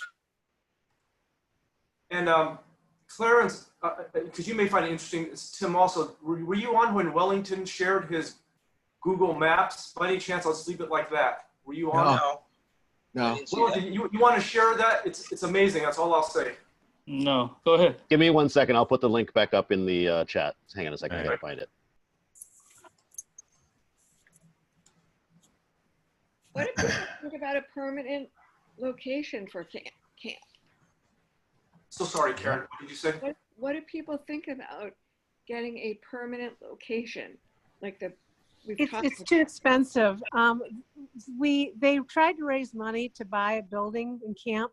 That didn't happen, so we used the money to purchase the land. We had that plot of land for a number of years, but then we gave up on that location. It's just too expensive for us, and we don't have the capital to buy a place that we only use 1 week out of the year. It's just too expensive. Well, what about turning it into a business? There's nobody who can run it, who has the time or the interest in running it. Yeah, it'd be a people full-time just job to run it. volunteer. Karen's chat about the property that Ann May mentioned. Right. Right. Well, we could hire somebody to run the business. Yep. You have to have a lot of capital. It's a project. It's a major project. Year-round maintenance and upkeep and security and all that is really expensive for, that's why people who buy really expensive property, they rent it out the rest of the year. Right, exactly. Can't spend a lot of money. So here's like the basic requirements would be we need a retired doctor and a retired accounting lawyer at least. Maybe someone good with psychopharmaceuticals. Not for, no. But the retired doctor and the retired accountant lawyer cannot be grandparents, though. What? Where does it say that? We hire a young family that manages the property, and we run a business year round. It's an Airbnb. Which property are you thinking of here? The one that Ann May mentioned. Available. Right. That's like a horse farm, but there's nobody there now. I mean, there's nobody. So do we want a permanent home? I think we're happy with outsourcing all of that and kind of renting our space. I don't think we have the capital. I mean, Ann May said that property is about $1 million. Well, it's starting a business that would generate income. Retreat centers make money. Camps make a lot of money. We would use it for 1 week a year plus a reunion, and then we would rent it out year round. Hire a young family that lives in the main building for free. The economics just won't work. I think it works if you have the person who's actually interested in doing it. So I think some people talked about some members of our camp. Like, would Chohu be interested in doing it? Why? My kids aren't. Wait, why does it have to be a camper? It would be because you with that much money and a cash flow issue of every year of finding events or people to chew up the other 50 weeks a year to pay for the overhead. You want someone minding the books, managing the people, because I'll be honest, in real estate, when you hand to a property management group, their interest in keeping things up to par is how can I say, not quite as enthusiastic as people who have skin in the game. Right. And that would mean really you need probably a group of people that would act as essentially landlords and really monitor and ensure marketing is done and we're occupied. A property management group is kind of like, yeah, you don't keep it occupied. We'll do the best we can, but we're all going to advertise once a month. Or whatever. Well, that property that Anmei was talking about also would need a lot of building done on it because it's got barns, but it's not set up for a camp. So that you'd have to have thousands of dollars to invest just to upgrade it for a camp facility. But maybe if we get somebody from some billionaire from China to front this for us, we could do it. Yeah, but then it wouldn't be us. It would be some foreign investor. And that's the issue of not having, kind of a diffused interest. Right. And a investor is kind of like, make money. You know how you say, eat more. They're like, more money, generate more revenue. And I'll be honest, I would suspect we would have a rotating group of people living there, keeping an eye on the deal, because I can't manage trying to run a facility that potentially that large without someone on site. Right. We had several years ago, there was a property near Lake Wawasee. It was next door, a scout camp that was some 6-digit number. And John Kesnick was really interested in, being that person, that family. Right. So that was probably, and even then it was like, there was a discussion about, people retiring and living together. And there was like, well, I don't know if I still want to do my job. And I don't think I can be that mobile. So I remember a lot of people the parents poo-pooing like, yeah, we're not moving. I have some other friends who are from our Chinese church, and they were thinking about going someplace, and they were actually looking in the Raleigh-Durham area. But, they're going to someplace that's already set up. Yeah. It's one thing having money. It's the other thing saying, I want to do this as my livelihood, and they want to invest it and do it. So if you have someone who wants to commit to having, hey, we're going to be innkeepers, and manage properties, that's one thing. But it's nice being enthusiastic for a year or two, but doing it for 5 or 10 years, if it's not your calling or whatever, it could be very difficult. You'd have a hard time. I think a good case study is the Amish Acres, right? The parents, the matriarch and patriarch, are like, yeah, let's go. But the trick is succession. Who has the enthusiasm and the vision to run it? And, do they have the talent to run a business like that into the next generation? Or the personality. Yeah. I mean, it's hard work. It could work with the right person, but the chance of finding that right person is relatively difficult. Yeah. So. But, we'll keep. Next topic. Yeah. Wellington, you still there? Yes, I'm still here.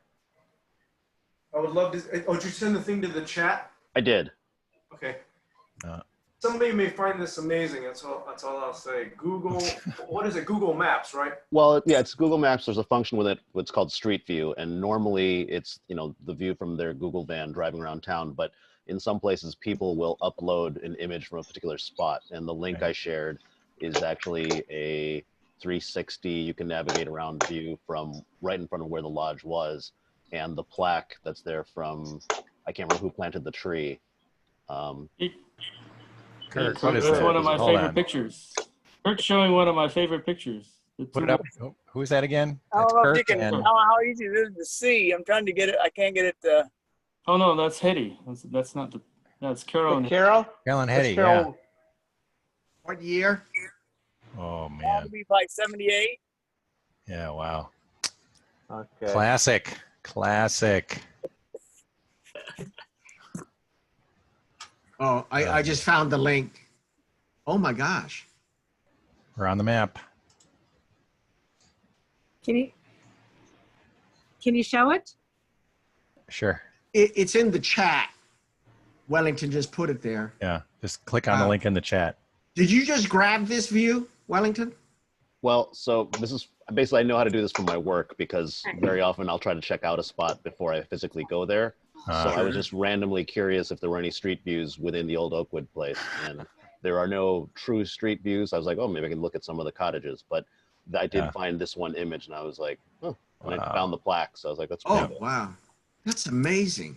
Well, Wally, what is your work now? I'm a location scout for film and TV. Oh, cool. Hey, Wellington, can you resend that link? I didn't see it in the chat. Yeah, stand by. Or can somebody do a screenshot and post it on this chat? Because I don't have the ability right now to go into the chat and do a link. Dorothy, you do.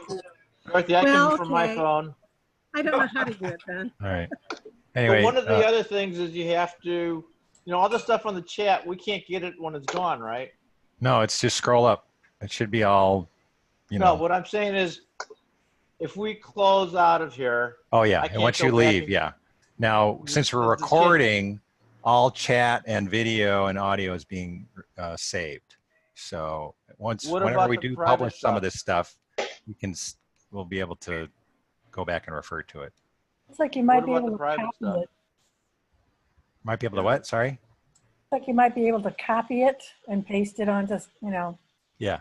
Right, that's what I've been doing with some of these things. Also, if you look at I don't know, some browsers might be able to let you see, if you see 3 dots at the bottom of the chat window, if you click on that, I have an option to save the chat. Oh, cool. I also have a button where you can save it to a file. Yep. Yeah, save chat. Cool. So the only editorial remark about the marker is that it's placed in front of the wrong tree. If you rotate the view 90 degrees, you'll see the actual tree that it's referring to. Didn't it used to be up on a post? No, I think it was always in the ground. I think it was always in the ground. What was the thing then memorial we put up that was? It was wood. It was wood. It was 2 posts with a crossbar. That's it. The inscription on it. Yeah, that's right. That's right. But it's been replaced with the metal. Okay. Yeah. Oh, okay. Who replaced it? I think Oakwood must have done it when they were. Oakwood did that for us? I mean, not Oakwood, but the new owners. I'm sure they did that for us? So that's not us. No, the plaque is us. The replacement in the wrong tree is probably the newer owners of the facility. But the fact is they've preserved it and passed it on versus just throw it away. Yeah, right. Yep. Wow, that's amazing. It probably adds to the historic authenticity of the site. So That's for right. them, it's also a good marketing thing. For anybody who's concerned, I basically reposted the link in the Chinese Family Camp Google group as a message. So cool. Great. It's there. You can grab it whenever you want. And super. Okay, thank you, Thank Wellington. Sure. That Wellington, how shocked were you when you actually found that? Like, whoa, right? It was pretty cool. I got to admit, I was like, nah, there's nothing here anymore. And then looking around, Does that mean that someone foot walked up there with a camera versus vehicle drive? Because so much of the Google stuff I thought was vehicle drive-by.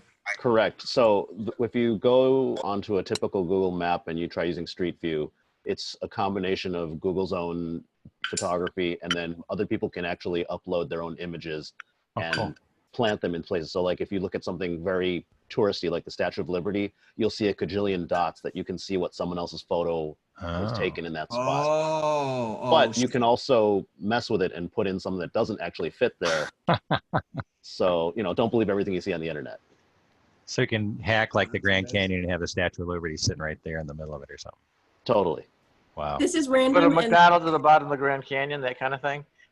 I only heard half what you were saying, but now I understand. But I came over to tell you about, so the Street View stuff is done by a car, but they also have a backpack version, the same thing that has all the cameras on it so that they can take it out on places where the car can't go. And I had the opportunity to go out and do that. So there's a part of the California coast by Monterey Bay where I hiked with that backpack on and took the images of the coastline. Nice. We set a subcontract in Kirk to do that this morning. Hey, Elisa, is it heavy? How heavy is the backpack? It's like 20 pounds? Yeah, I think it was like 25 or 30, but like not bad. that's Next not year, more let's That's subcontract. doable. Let's subcontract Kurt to do it. Yeah. Well, let's see. For Google. Right. Sub it out. That's right. That's right. No low-flying drone. Oh yeah. Hey, Kirk. I just want to do it in a boat. There you go. Oh yeah. There you go. Bye-bye. Get the whole Lake Wawasee. Yeah. Are you ever going to move back to Syracuse and Oakwood, you think? No. Okay, so if Fort Wayne is kind of where you're going to pretty much stay? Yeah, it's too small. Okay. Way too small. I gotcha. Yeah. So are any of the old buildings still at Oakwood, or when they renovated it, they took everything down the We just saw that. The roundhouse is still there. Yeah, Kimmel and the Roundhouse. Kimmel, yeah. So yeah, there's a certain view, Wilbur, that when you look from the new lodge called the Academy down toward the hotel, you'll see Kimmel and some cottages that are still there, and it'll take you right back. It's a view that we've all seen so many times, you know. Cabins are totally raised and rebuilt and air conditioned with kitchens and bathrooms. And I remember the air conditioning. Someone would drag a box fan in there and strap it to one of the. Yeah.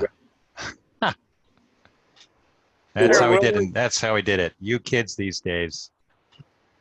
Okay, Wilbur, where's Kirk at now? Can you guys tell where he's walking? Oh, let's put this. He's in the car.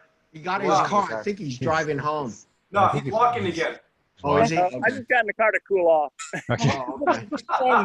Hey, Kirk, man. that's the tree where Frank and I sat when we came to camp the year we were engaged before we got married. That would have been 1983.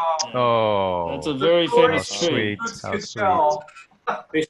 And no one has ever sat there before. It's kind of a unique thing. So we planted a.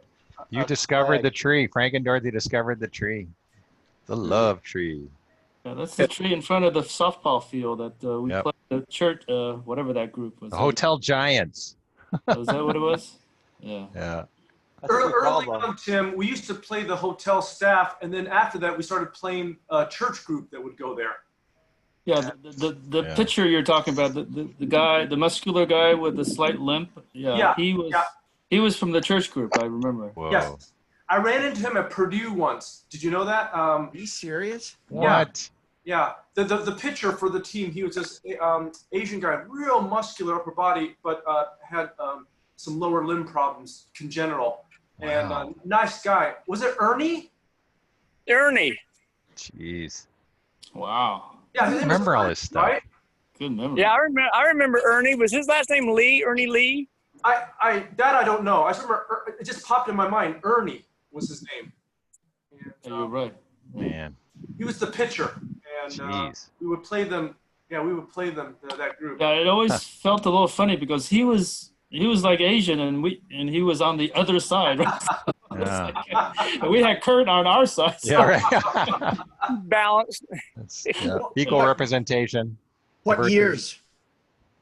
Oh God, later 70s. That'd be the late 70s. Later 70s was that matchup. Whereas in the early 70s, it was I remember again hotel staff. Yeah. And again, I just remember Sheila being on first base, and then Frank taking over first base at some other. Wow, they still have that same window on the Kimmel. Yeah. On the rebuild. I love that Kimmel's still there. So Yeah. we It's still cool. got one connection to our past visually. Yeah. That's a cross there? Interesting. Yeah. Yeah. It's kind of nice. We'll do this again. What do they use a church for? I mean, they have a chapel they use for weddings and stuff. Wow, look at that sign. Yeah. The old original church that Yeah. I think Right it's there. the main chapel is like I remember it was like storage and stuff. I'm not sure what they've done with it since. Well, they might have turned it into banquet space. The main church is an event center now. Oh yeah. Alan, do you have any recollection of the 59 group picture right there that you all took? Oh man. No. I wonder if Vivian has recollection of that. Probably. Or Clarence, do you remember the group picture there in 59? I do. Right I do. there. What about it? It was right there. Yeah. Clarence, what were you thinking then when they took that picture? What was your thought? I was thinking, what is this going to look like 60 years from now? That's what I was thinking. 59. Prophetic. How old is Clarence? I mean, this is probably a Well, he little was- tiny kid. Clarence said he wasn't born in 78, so I'm not sure what the math is there. He wasn't born in 78. Oh, yeah, right. Very correct. He Yes, wasn't born in yes. 78. Neither was I. Yeah, me neither. And Wilbur, here's the other structure that, the two structures, Kimmel and The roundhouse. Roundhouse, yeah. You're Really kidding. nice. They did I a don't real nice job remember. of it. I don't remember any of that stone stuff in front of No, they made it really nice and pretty. And Okay, here's some trivia. How many sides does the roundhouse have? It's not actually round. 8. 8. Is it 6? 8. 47. It's actually an octagonal house. Oh, Yeah. 8. Yeah. Yeah, but there's also 2 on the roof. So that's 10. And there's the floor. And all these That's years true. we call it the roundhouse. I think on site they call it the little chapel or something like that. Yeah. The roundhouse. I always called it the chapel, but Yeah.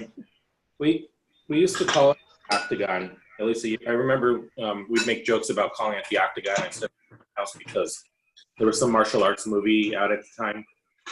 Oh yeah, really? up north, Yeah, like only something. the octagon.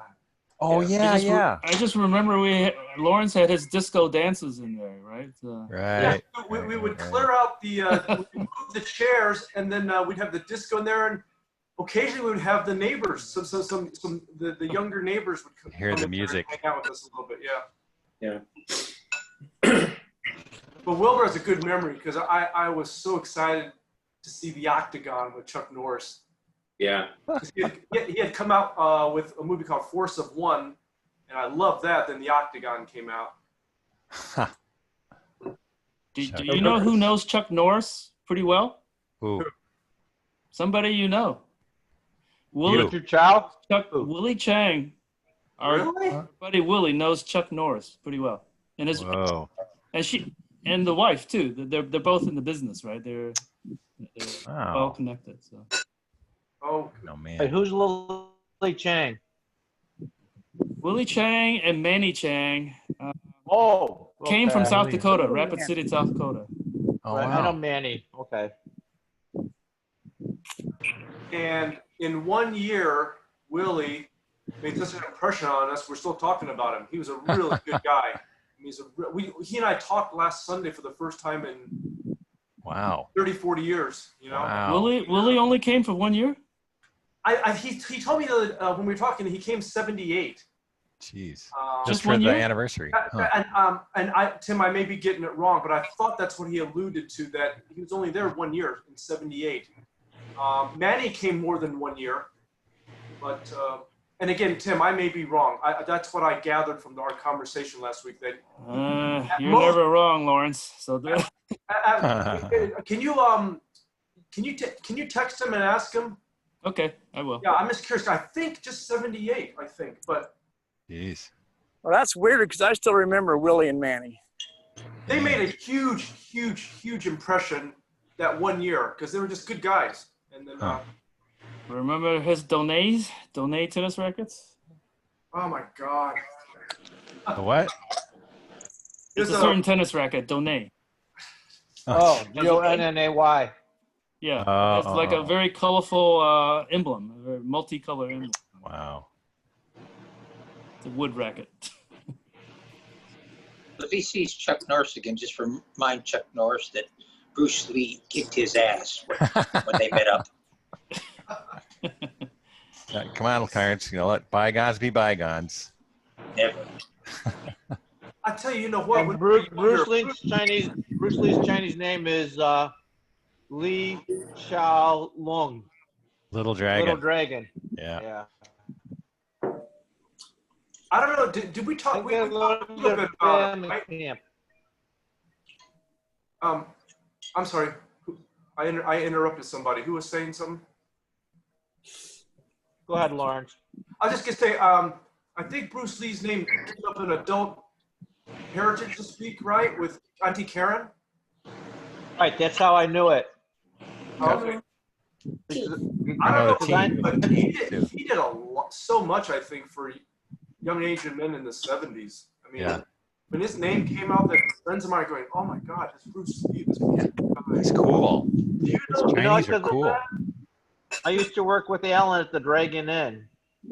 Yeah. And Lung is Dragon. Yeah. And Shao, everyone knows what Shao is. It's small. What they called the Dragon Inn in Chinese? Do you know? Remember, Alan? Lung Yuan.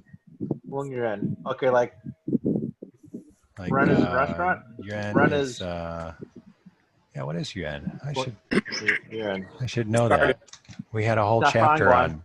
We had a Hey, whole Jamie, chapter I was in on another meeting, buildings. but I'm back now. I think Long Yuan is like Garden. Yuan is court or garden. Mm-hmm. Dragon Garden. Didn't they also call it Dragon Inn? You would. You did, Clarence. You were the only one. We used to call it Dragon Inn, but all right. Are you talking about a restaurant that used to be in Homewood? Yeah. Glenwood. Glenwood. Glenwood, 180, yeah. Glenwood. 183rd and Halstead. Yeah. Next to the race car, model race cars, and the pet shop. Yeah. The Garfalos. Garfalos. Yeah, we used to live. That was the area that I grew up. Oh, really?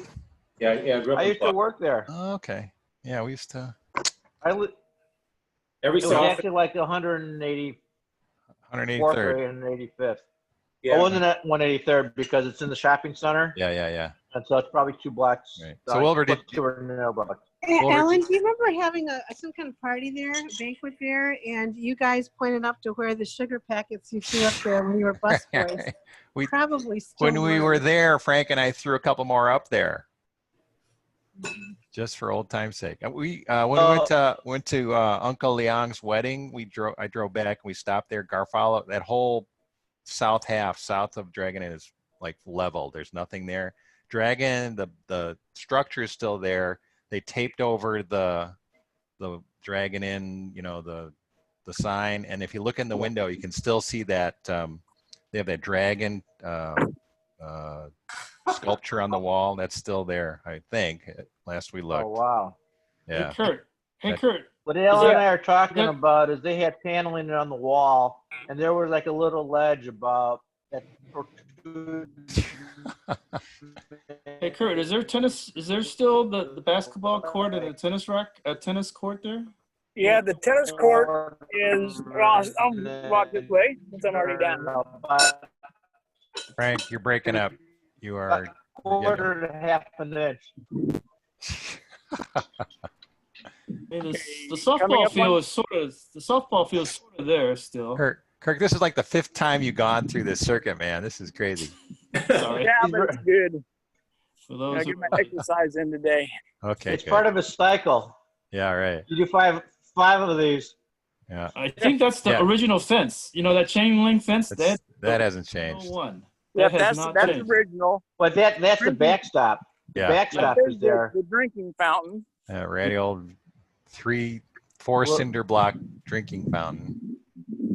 Yeah. Hey, Kirk, you finish this circuit. I'll give you 5 water balloon points for next year. For next, woohoo! Yeah, man. Okay. Okay. So those are fiberglass. Yeah. So the tennis court's gone. Yeah. If you guys remember that there was the basketball, there was the softball, there was a place where we play volleyball. Right. And then there was that lousy tennis court with the the concrete pad is still there. The chain link tennis net is gone. Here are the horseshoe pits. Ooh. Oh, okay. So do you remember the guy who was really good in tennis? I think his name was Fred. Fred Perry? These were shuffleboard. The uncle's name was Fred. I thought Lawrence was the one who was good in tennis. Lawrence is good at this, but this is one of the uncles. Oh, uncle. But he was there around that time. Okay, Uncle Bernie guys, was good in tennis. since my interest in sports is minimal and I've got other things to do, I'm going to sign off. But it's been great talking to you. Camp was wonderful, Alan. Great. You guys, and Elisa, you guys Jen. did a super. Lawrence, thank you so much. Hi, Jen. YWCA. Hi, Jen, Jen. See you next year. Hi, Jen, Dorothy. Okay. Send me your contact information. You two should get together. You make quite a couple. Yeah. Frank, are you leaving too? Off too, guys. Okay. Bye, Lynn. Yep. Bye, Frank and Dorothy. Bye. I'm going to stay on. Maybe Frank Okay. goes to Dorothy's because it says his network bandwidth is low. Yeah. What happened? Oh, these are the tennis courts. Yeah, Frank, your modem's starting to lose it. Only because they're both on at the same time. Actually, we're doing. That's cool. Amy, what's that's very cool. Amy, what's your background? What is that? Oh, that's the Millennium Falcon from. It's the picture taken at Disney World, I think, which is the. Oh yeah, right. The little chessboard and the. Oh, yeah, nice. that's right. Alan, you notice that I haven't. Yeah, Frank. I haven't been falling out. It's because I'm using my cellular data. I forgot about. I'm getting off the modem. Okay. That's what I discovered last night. It's just gone. Cellular just use data. cell phone. Yeah. Wow. Yeah. So, Wellington, what's that background? Why are you in jail? It is the Nassau County Correctional Facility. I don't know. Just my living room's kind of boring, so I figured I would give you guys something different to look at. Plus, I still feel a little locked down right now. when are you eligible for parole? The governor told me never. So. Oh shoot. But here, we can go ice skating instead if you'd like. Oh, nice. Trump will let you go anytime. So just got to give him. Yeah. just kind of. I just have to go ask. Oh, there we go. Dun dun dun dun dun dun. First Chinese president. Yeah, right. Chinese American president. Wellington, where are you actually in New York? You're in I am in Manhattan, near Union Square. I live on 14th Street between 1st and 2nd Avenue. For those of you, I'm sure Uncle Clarence knows exactly where that is. Oh yeah, I do. Yeah. Cool. And if I remember correctly, because I went to college at NYU, I can't remember if it was my first Thanksgiving or my second Thanksgiving because I couldn't go back to Chicago. Uncle Clarence was nice enough to have me over at his house for Thanksgiving. Nice. Very nice. And you had to cook, right? No, but that was the longest subway ride I ever had taken at the time because it was all the way up to 181st Street. Man, oh yeah, because Clarence is way up on the west side. Yeah. Washington Heights, yeah. Yeah, the Heights. Clarence is so young at heart, hosting the teen reunions at his place. Yeah. How many kids, Clarence, were in your place? We actually the first reunion we had here was I think about 16. Yeah. Not all teens though, was some adults. But then the last one was a lot smaller. It was probably about 8 or 9, I think. Yeah, 16 teens, 1 bathroom, 3 bedrooms. No, 2 bedrooms. Seriously? Oh, okay, yeah, that's right. Yeah, craziness. Right. There's 2 left over. All right, I'm getting hungry. Hey, Alan, how many people in the breakout room still? Claire, Tracy, and Zaylin. They're still, I'm sure, doing Scribble.io, I'm sure. Yeah, I just stopped by there. Those They are darn still playing kids. Scribblio. They're still playing Scribblio. In fact, they're taking a break because they're hungry, but they're still playing Scribblio. That's amazing. We should all take a Hey, break. Alan, thank you again for everything. If we leave contact information, okay. Alan, if we keep Contact information, yeah. Oh, Frank. Frank, text me or email me. Sorry, Your Frank. connection is terrible. Frank, you're being possessed. Frank, you're being possessed by aliens now. We're just, Your voice Okay, is I will- pixelated. yeah.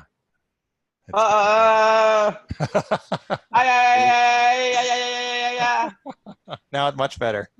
Yeah, not much. I think that's a personally discriminatory statement that Frank Chow's bandwidth is low. I think that's Yeah, well, kind of a racist statement. Huh? it's Statement of fact. Yep. Kirk, can you find a shady parking spot? Yeah, man. Get out of the sun, man. You gotta cook. I am in my vehicle and the air conditioning is running, so I am good to Okay. go. He's a ventriloquist. Kirk, man. is the Dairy Queen still there? Dairy Queen is still there. All right. Amazing. We're still boycotting though. Okay. We are.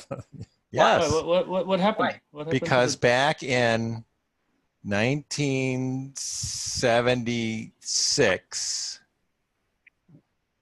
the gang, I wasn't there, but the gang walked in after, you know, late at night, and then one of the staff just said something, and that was like, oh, I mean, just like, we didn't go there for the rest of the week. That was like Dairy Queen off limits. What did they say? What do you mean? It's sort of like a Chinese Some slur. kind of Chinese slur thing. I don't know. Okay. Seriously? Yeah, Here come the chinks. Something. You know, I don't know. I don't know. But yeah, it was like Dairy Queen off limits. We're all going to, you know. Kidding me. What year was that? When Like did that 70. happen? I think it was. I'm not good with years, but it was like 70. You know, we were all teens, and you know, it's like, no one steps on us. Dairy Queen off limits. Boycott. All Dairy Queens? Was this the second session of? I think so. Yeah. Yeah. Wow. I never heard of that. No, it was just that the Syracuse Dairy Queen. So I think instead we went to what was the other one that was in town there? I forget. We just all. Yeah, there was a smaller town one somewhere. Yeah. Well, last time, maybe about 3-4 years ago, it was, I think it was after we went to Wawasee for the boat ride. On the way back, we all went to Dairy Queen, and Auntie Helen took us there, and we all were like 10 minutes before closing. Oh yeah. There was like 20 people, and the guy's like, "Nope, sorry, we're closing. So you know we can't handle it. Sorry."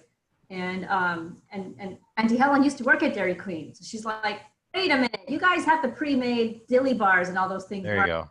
So we just bought out all their pre-made stuff. That's right. That's right. Yep. So they kind of made up for it, you know. Okay. All right. All right. Okay. That's more. I mean, I worked at McDonald's. That's more. I just want to go home. Don't Yeah. bother. Right. I don't think that's racist. Okay. So maybe the moratorium on Syracuse Dairy Queen is hereby revoked. So you guys can go. Was that the event? What? What was that the event Amy just described? No. Because I This is like to make up for that, I think. Oh, okay. Karma has been repaid. So. What year did that happen? Because I don't remember hearing anything of it. Man, it's 1970 something. Okay. When we were, you know, feisty teens. Usually drama like that travels at camp. Yeah, it was. We have our ongoing efforts to, you know, promote anti-racism, as we learned about this week. That's right. Here. We were really Chinese. Alan, are you going to send out, or somebody going to send out contact info and list of people who attended and participated? I think Elisa stated earlier we're gonna, because we just moved everybody from the Yahoo group into the Google group, but we didn't ask permission or anything, and so we'll send something out so people can opt in and opt to you know, make their attendance public. So we'll get something going on that. So. Hey, Francis, somewhere along the line, I'd like to get the contact information from you and your sisters and your parents. But I don't know when to do it. I was trying to figure out if we do it on chat, is it saved forever or not. Who's talking right now? That's Frank. Frank, you want to leave your email? Frank wanted to know my parents. Wanted to be connect to, yeah. Oh, okay. The Wong Gong. I can put it on the chat. It's pretty simple. He has his Notre Dame email. My parents, my dad. All right. Oh, cool. Is it saved forever? Yeah. Okay. And you know what? The good news is I think everybody right now is in the Google groups. Every single body, everybody's on the Google groups right now. If you're ever looking for someone, you can always send to the Google groups, and they'll get it. Because again, every single person on this screen right now at this moment is on the Google groups because we've added people now. Yep. Okay, then I'll do that. Okay. Okay. Great.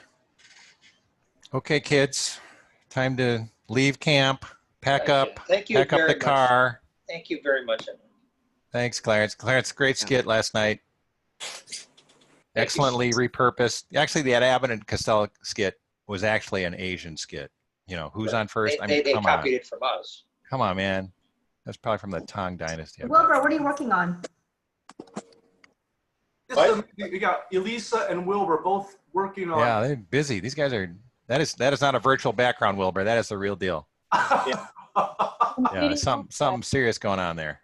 I'm primarily down in my shop because my kids are getting ready to eat. Oh. And I Wow.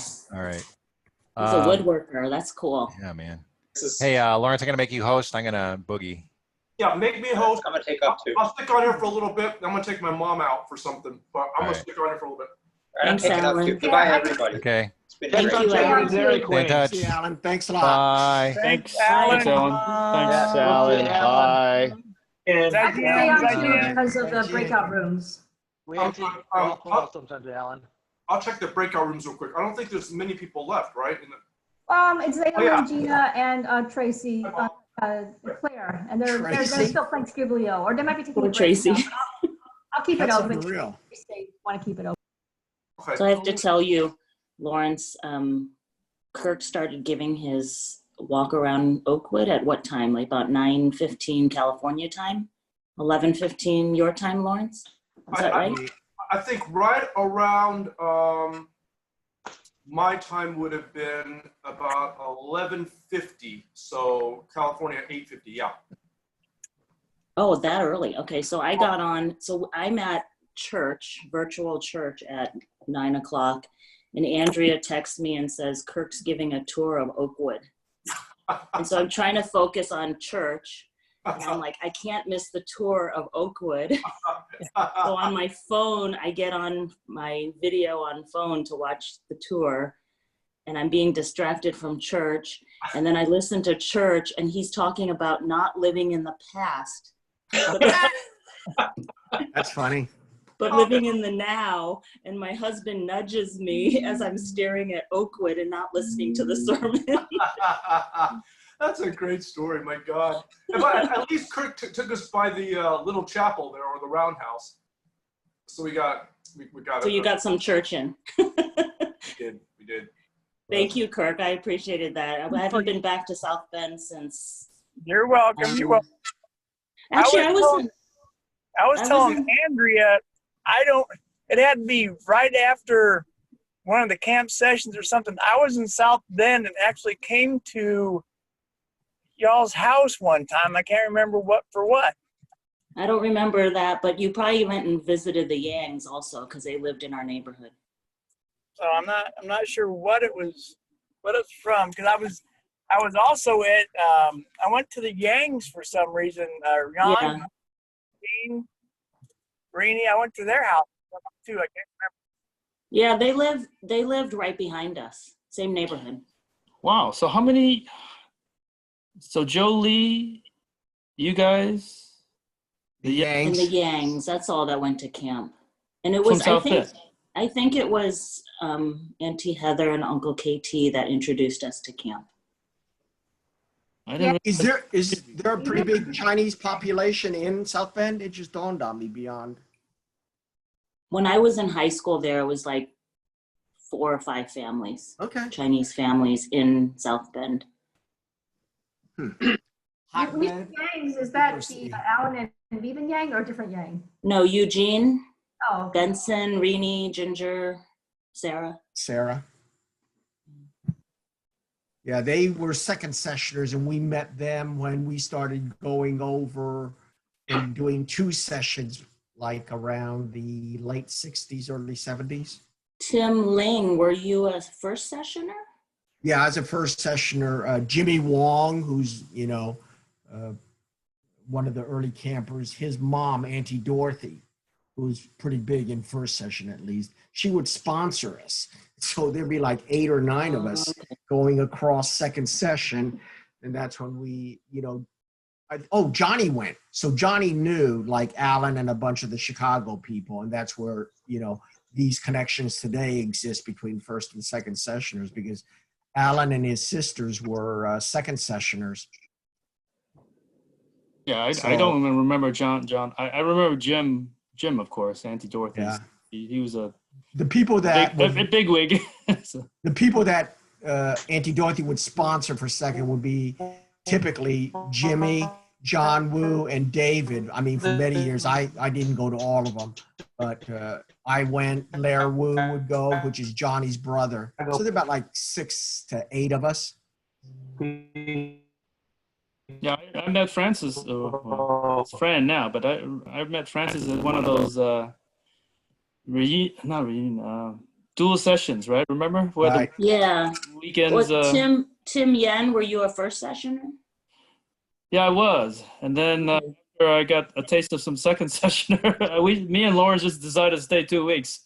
So okay. It was really nice because you get so close to everyone at first session, then everyone at first session leaves and second session comes in, and it feels kind of, oh, this doesn't feel right. But fortunately, Tim and I and Jeff and Dave Kwong were there 2 weeks, and it was very comforting to have the four of us start that stuff. And then Kirk always being down the street, it helped. Yeah. When the first session left, I was like, oh my God. Who sponsored you guys? What? What family did you who sponsored you in second? Remember, Tim, was it mainly Auntie Dorothy, maybe? Or Was it? Okay. Who's Auntie Dorothy's children again? Ruthie and Jimmy. They came from Wong, Philadelphia. She used to commute from Philadelphia to New York City to do doctoring. Auntie Dorothy was the first. I thought Auntie Dorothy was a first session. Yeah, she was. Wasn't Auntie Dorothy a first sessioner? Yes, she wouldn't have yes, sponsored for second session. Yes. But She went to they both? lived in Philadelphia and commuted to New York City to do her doctor job.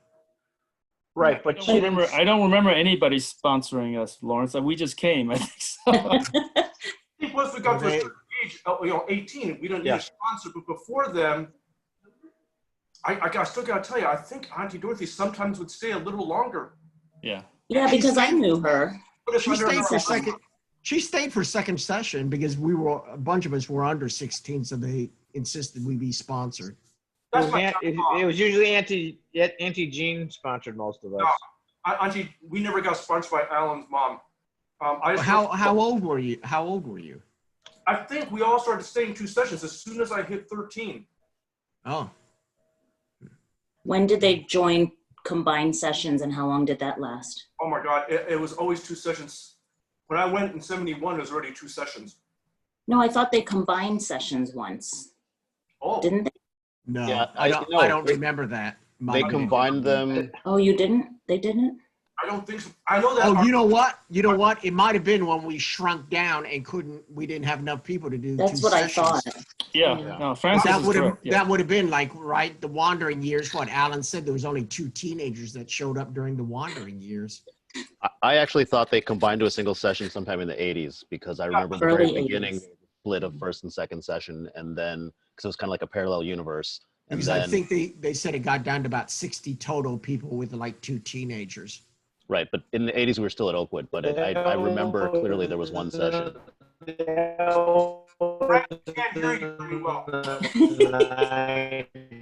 Frank, we can't hear you. Your voice is. Tim Yen, are you in Fremont? Yes, I am. Really? Okay. For about a year, a little over a year. I was in LA for 8 years. Oh, okay. Before that, I was in the Bay Area all that time. Because Carol's in Culver City and I'm in Redwood City. Oh, we'll have to get together. Yeah. Yeah. Here. So I had no idea you guys. Well, I think Carol mentioned. Remember when after Carol got remarried? Yeah. Changed emails a couple of times, but okay. Her business, she was, so. Yeah. Yeah, and then Carl, in Redwood City. Redwood City near Oracle. Okay. Yeah. Yeah. Oh, near those nice shiny buildings. Yeah, I'm actually in that neighborhood. Okay.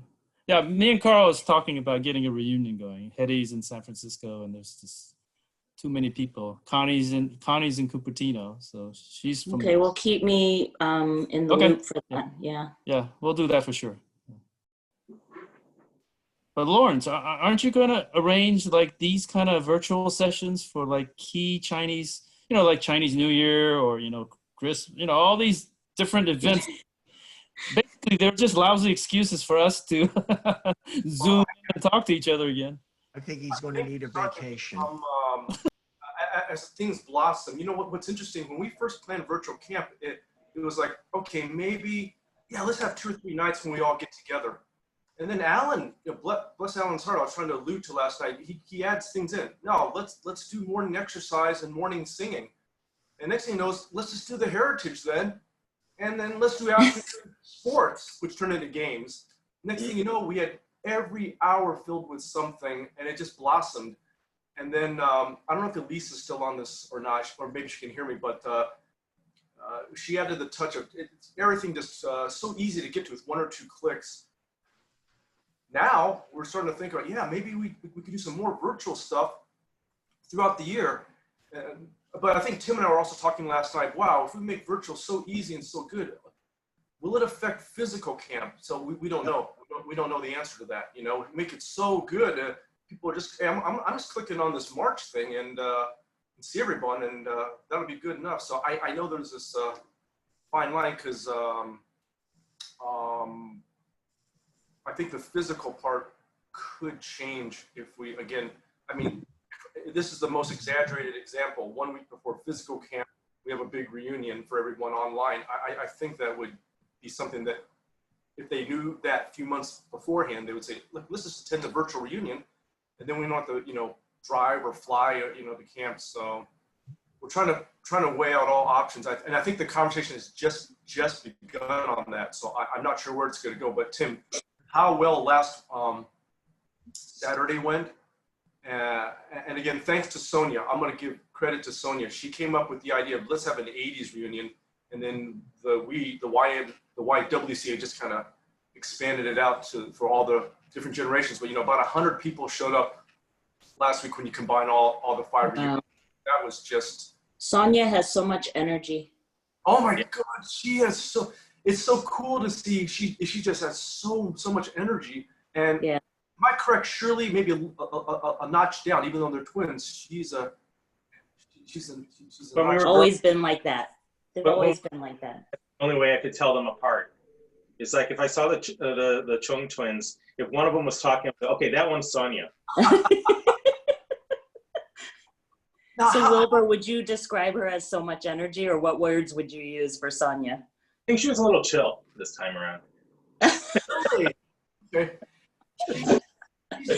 Mia, this great bundle of energy. Yeah. I mean, a lot of energy too. You could just tell in 2 minutes of conversing back and forth the number of topics that came up. And bless her heart, she said, Lawrence, can we just somehow do an 80s? Because certain people want to see each other, but they may not want to attend camp. And then it turns out that I think I saw your group consistently, probably the most. You know, the Wellington, Fran, Andres, Wilbur. I probably saw you guys more than Sonia actually during the week. Yeah. She seemed Sonia's busy working. Yeah. Yeah. And I think we were talking about this because she said that offline. She mentioned, I don't know if I can get my kids involved. I said, I'm getting my kids involved. He said, really? How did you do that? And I said, well, I told them from 2:30 to 4 o'clock every day, you're going to get on this Zoom meeting thing, and from the Chinese camp that I used to go to. They go, I don't know if I could do that. I said, no, tiger to parrot. Just tell them. Did they enjoy it? Yeah, they did. Well, let's see. Let me rephrase that. My younger son told me that he had a good time, but he's generally pretty agreeable and has picked up the skill of telling me things that I want to hear. My older son, well, if he had time, admit it, but I think he did. The older one is Kevin? The younger one's Kevin. The older one's James. Okay. Hey, what's nice, Wilbur, I saw Mary a lot sometimes on her, did she do the morning exercise on her own sometimes? Yeah. She was very excited about that because coincidentally she was thinking about taking up Tai Chi. Because what happened was last September started a yoga teacher training program, and she finished up in March right before the coronavirus lockdown happened. So she finished it up just in time. And so she's been doing like online yoga things, teaching classes and stuff, but she wanted to get into it, and I told her about camp and how they're starting with morning exercise, and Tai Chi as well. So that's so she took that up.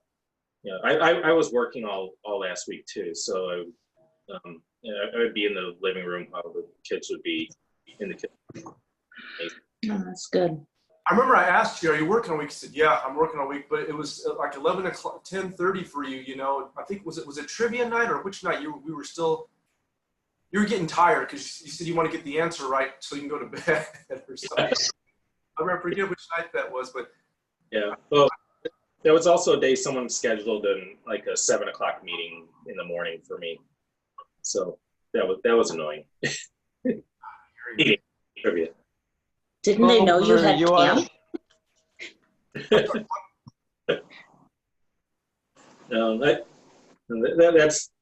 one of the things that I learned about my job is that my calendar is that completely is at the mercy of other people. oh my gosh, I can imagine. Yeah. So Wilbur, maybe you can consider coming to Chicago for family camp.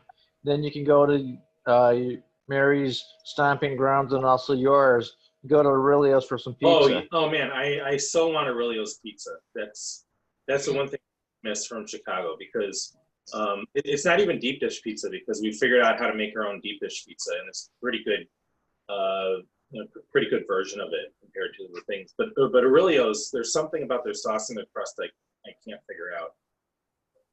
Yeah, but it is good. So, because it's not that far from Homewood. Right. Well, yeah. Or for a family campus, it's probably half an hour, 45 minutes, I think. Yeah. So, but something to consider. See what your schedule's like. Yeah. I think for us being on the East Coast because our school system, school calendar is different than the Midwest because our kids get out of school a good 3 weeks later than the Chicago area does.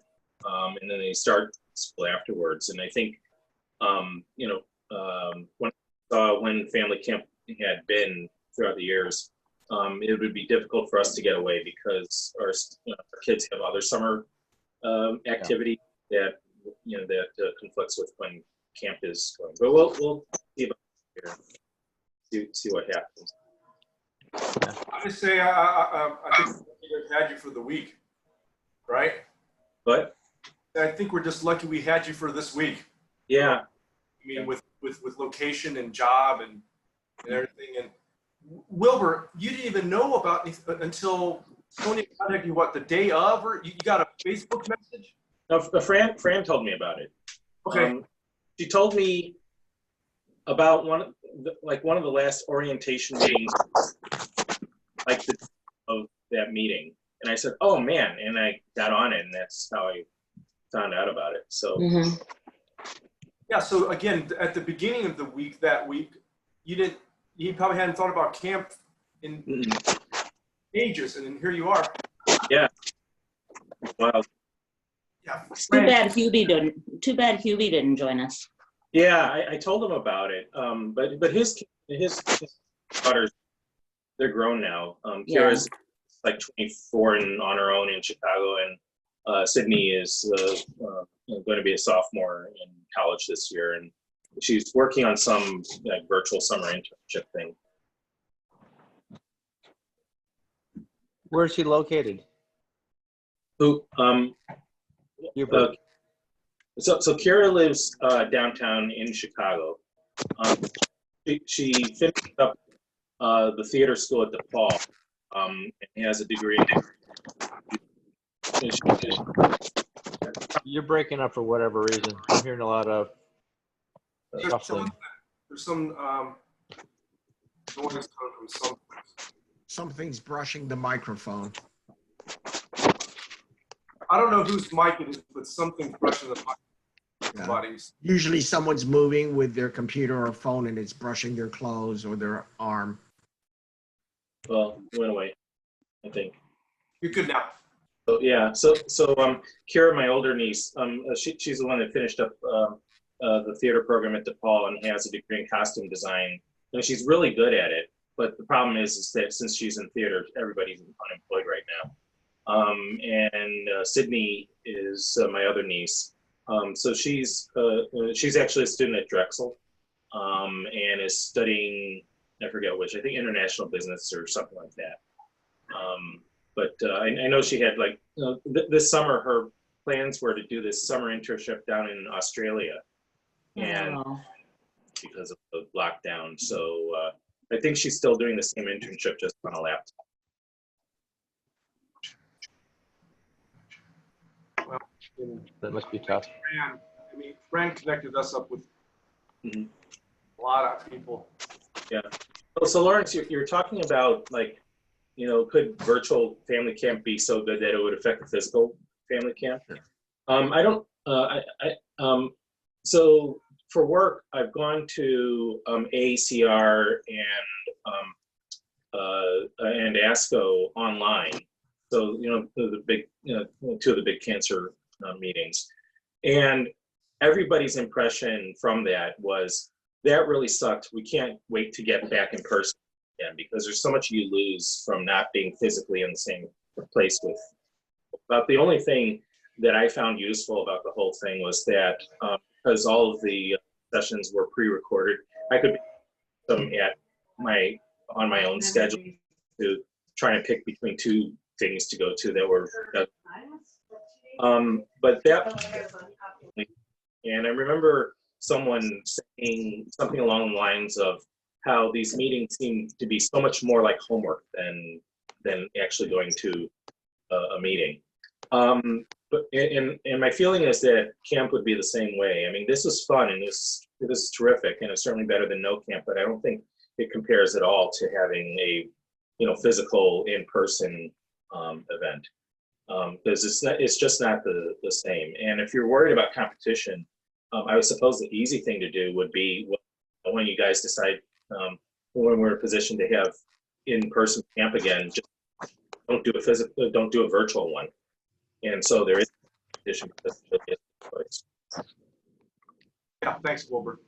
Just like I said, just starting to listen to feedback from a lot of people, what they thought and stuff like that. So appreciate it. Our Presidente is here right now, so, and eating healthy, it looks like. Well, Lawrence, the other thing is, I think the whole virtual thing, it's going to be like a Facebook or Twitter or anything else, where you're going to end up having 5,000 friends, but you only know 6.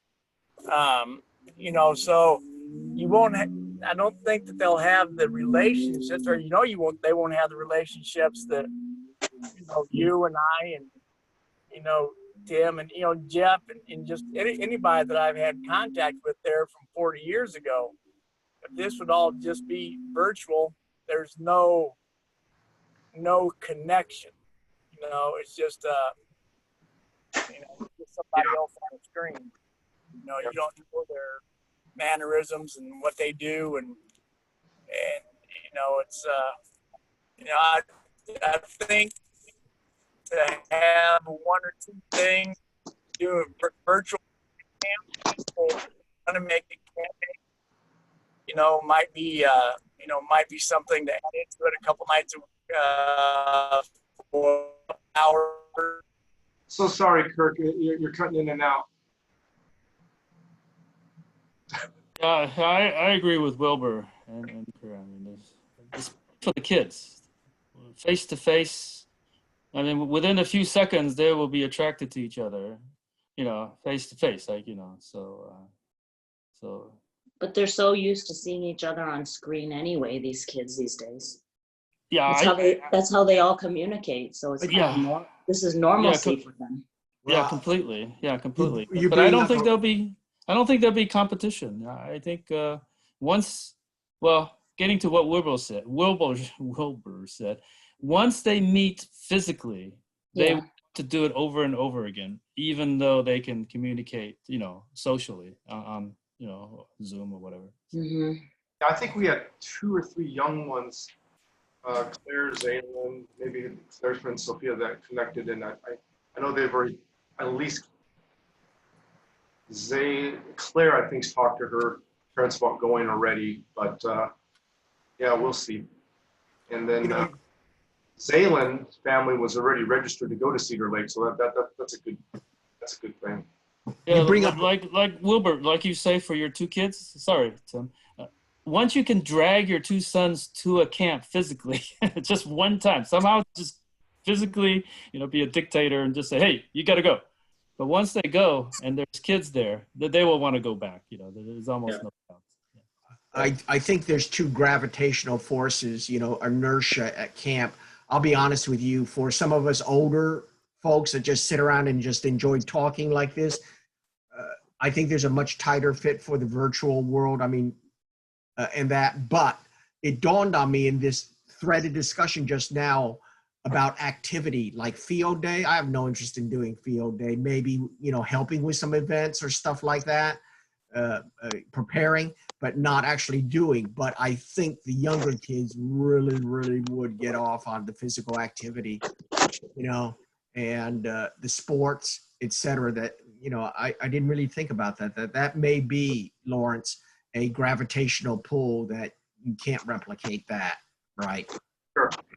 What was that triathlon thing we tried to do? And I think that was a struggle to try to figure that out. And I know a lot of people enjoy that. Alan has a very creative mind. I think he was thinking all kinds of things like a triathlon with basic things like who could throw in the laundry basket the quickest. Then he decided to maybe go out running with your phone on the street. And then we decided we don't think it's going to be possible. It turned out to be very good. Open social time to get ready, just to kind of catch up with them. Like I said, this was just the thought of this little that just blossomed into all. Again, starts at 12 noon and every day, and last thing is officially done at 9. It's down to probably I'd say average was 10:30 an average. Someone talking, so. Okay. I kind of came in at the tail end of this conversation, but I think another benefit of being in person in real life is seeing other groups of people as they're doing their own thing. So like I was reflecting earlier this week that like some of my fondest memories of my grandparents are like being at camp and seeing them interact with their own peers, because like that made them seem like real people with their own friends, as opposed to like just my grandparents with my extended family. And that's something that didn't get replicated very well here online, because you can't really be in the same space without totally hogging it, right? So the kids go in their own breakout rooms so that they can play, but we can't really see them play. And like in the same way that if we were all in the same physical space, you can kind of observe what's happening and like vaguely participate without necessarily doing it that actively. So you lose the kind of like passive participation. Well, with what I'm hearing again, it just sounds like, and again, my whole goal is I want people to go to physical camp. It sounds like it's going to draw some people naturally, like Tim and everyone's saying, like both Tim said, the younger crowd, once they get together, they're going to want to just stay together. And it's nice, it's nice getting feedback like that, just to kind of reassure all of us that, yeah, the physical camp will hopefully not be affected by anything virtual we do. So. We'll tell you the stat on the reunions really surprised me. 100 people, that's a lot. That's a guesstimate because we all added up how many screens we had at our highest, but I know some people moved also, So I say close to 100 would be my best guesstimate, yeah. Go ahead, Fran, sorry. Oh, it's okay. Train of thought. I'm getting old. You were talking about, the virtual camp, and Andrea, was the one who suggested us joining this last minute. And she has preteen, her daughter's going to be 13. And just from having this wonderful virtual camp, she's considering going to the real camp in a couple years when she has availability with her work schedule. So I think it's pretty cool, because I think even myself, even though my kids are grown, maybe I would go back just to experience it again with Andrea and her family. Maybe take my little son he's 13, but take him with me. So I think the virtual camp might pull in some other people too. Yeah, I really think that because of virtual camp, my gut thought is we'll have 2 or 3 new families that physically Cedar Lake. And, fingers crossed, we have Cedar Lake in next year. Cause I was talking to I'm not primary care physician. Jason's on this call, Frank is also, and Amy. And when I asked him last night, what are your thoughts about COVID-19 in next summer? Who knows? Who knows? Who knows? Right now. So hopefully we'll have a camp. And I think if we do, there'll be 2 or 3 new families because of this. I really do. So So my question to you, Lawrence, is hopefully we will have live camp. and you, Elisa, also. But if we don't, would you do virtual all over again for the whole week? I know my answer almost immediately. I think Elisa knows. I think we would instantly want to do this again. If we couldn't physically, and I'm just speaking for myself, not the board. So I think if we, aren't you exhausted?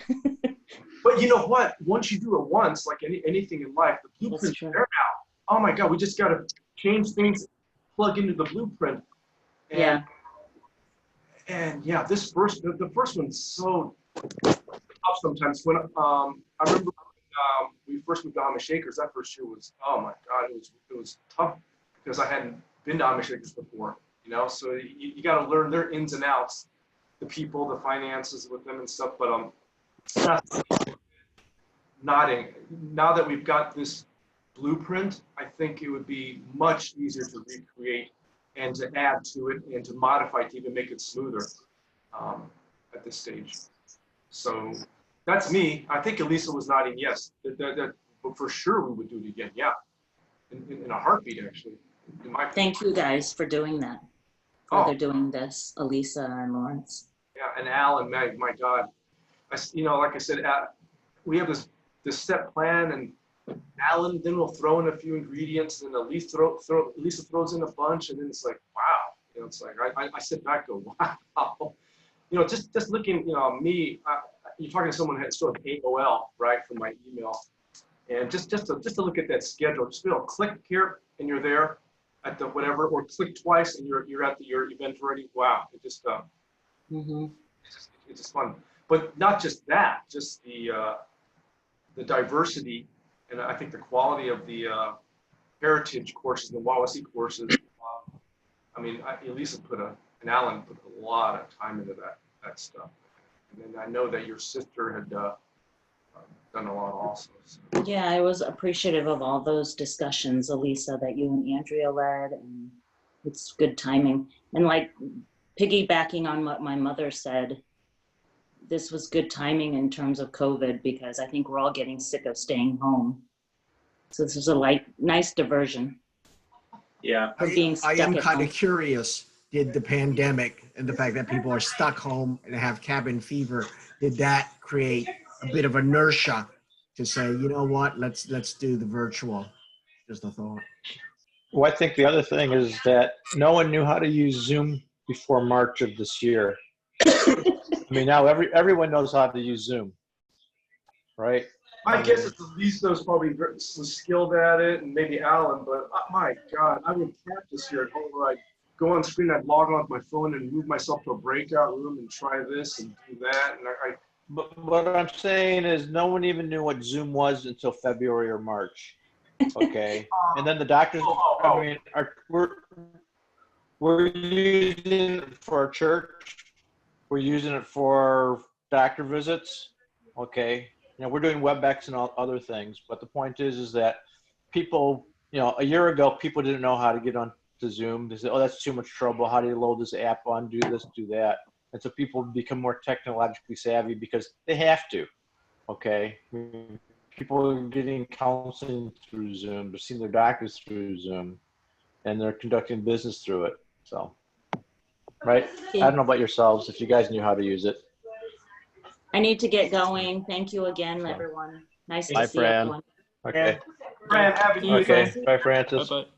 Yeah, I have to get going too, but I just wanted to say thank you again, Lawrence and Elisa, and I mean, I already thanked Alan separately, but it's nice seeing everybody and actually seeing familiar faces without masks on. Yeah.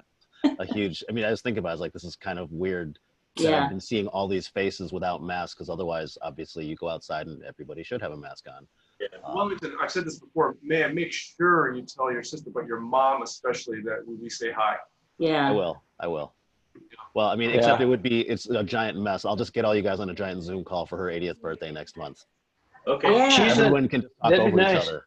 I would love to. She's in Chicago, right? Yeah, she's really right by where you rode your bike the other day. Stop by, Go Frank. do a drive-by, Frank. Say hello. Okay. I rode my bike there again today. Wow. Sorry, I missed a question from somebody. Your mom just came to see you on her own. Just was full of life, and it's great to see her 2 years. Over the last couple of years. Yeah, 5 to 10 years. she likes to just go travel for no reason. I mean, including this March, she decided to go to Florida to visit a girlfriend. And I'm like screaming at her, no, go home, go home, go home. And they drove from the Gulf side to the Atlantic side to visit another girlfriend. And I'm still like politely yelling at her to go home. And finally she went back, but it was, yeah, she'll like just go drive wherever. Well, Wellington, great seeing you, Fran. Great seeing you. Thanks, Lawrence. See you, Wellington. Fran. Bye, everybody. Bye, Kirk. Okay, see you, Wellington. See you guys. Hi, Fran. Bye. Bye, Kirk. Bye, Kurt. Or bye. Yeah. And Amy, are you still there by any chance? Or Lisa, I'm going to have to take my mom someplace in about 10 minutes. So I'll have to make someone host. I'm going to stay on because I know there's breakout rooms with the kids. So, you know. Amy, thanks. I'm just going to make you host. I'm going to stay on for a few more minutes. I just got to keep my mom someplace here. Okay. Hey, I have a question for the doc. What? How have you found seeing patients by Zoom? And the reason that Sorry, you're cutting in and out right now. I was wondering how you found seeing patients by Zoom compared to seeing them in person. Mainly because when I was at the med school, I ran a pediatric medical education program there. And one of the things that we taught was the PEDS physical exam. And one of the things I would just try to drill into the med students was you have to be able to do a good physical exam. Because I found over the years that it seemed like physical exam skills were just sort of dropping off as time went on. And now we're in a position where doctors are forced to see patients without doing a real physical exam. I suppose the patient can show whatever rash they have, but that's about it. I was wondering how that was working for you guys, not being able to actually put hands on a patient. Wilbur, I think it depends on what you're treating them for. There was actually, I was looking through off the internet, and there was something about, I was trying to figure out how to code for physicals and physical exams. And there was one from, I think it was from Stanford, where they had a couple of doctors who were talking about how to do the examination. Mm-hmm. And some things it's fine. For a lot of stuff that I do, it doesn't, my exam inside the office, if I'm treating for high blood pressure and diabetes, I don't really have to examine them that carefully, right? Mm-hmm. If they're with belly pain or they have a rash, I kind of have to see them, right? Yeah. And so that's kind of what the thing you want to be looking at. So it's kind of depends on what you're actually looking for. I know when they had the COVID stuff, they didn't want the pulmonologist spending half an hour with each patient while they're blowing bad air throughout the place. It's like, get in and do what you have to do, but otherwise try to limit your exposure to these people, because otherwise, and because it puts everyone at risk if you get infected. So I think a lot of it depends on what you're actually doing. You're a psychiatrist, does it really make that much difference? So cause what kind of things, if someone said they have knee pain, yeah, there's certain procedures, and we kind of do some of the stuff, it goes, stick your finger into the rib cage, take a deep breath. Does that hurt? No, it doesn't. Okay, good. Move on. Pat yourself on the back. But they were showing how to do it. There's things off the internet about how to conduct a physical examination. Okay. So I don't know if that helps you one way or the other. Yeah. No, I agree. There's hello. I agree that there's a limit to what you can do, but especially if you have video. If it's a pure telephone call, then you're really kind of stuck. The video, and there's actually some nice handouts that we've given to our med students on what you can accomplish. And as Frank was saying, you can have the patient do a bunch of maneuvers for you to help reproduce some of the physical exam findings.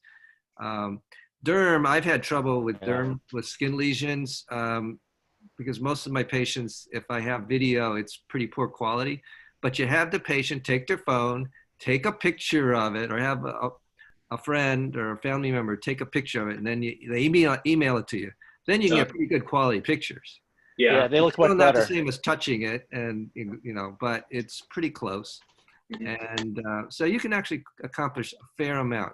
What I find is the most frustrating as a family doctor is the patients who don't have a blood pressure cuff at home. And I want to know what their blood pressure is. So I've been prescribing a lot of blood pressure cuffs, unfortunately not always covered by insurance. So you have to tell them, go get the cheapest version blood pressure and start checking it yourself so you can report it. Okay. Are you in a low income area, Jason?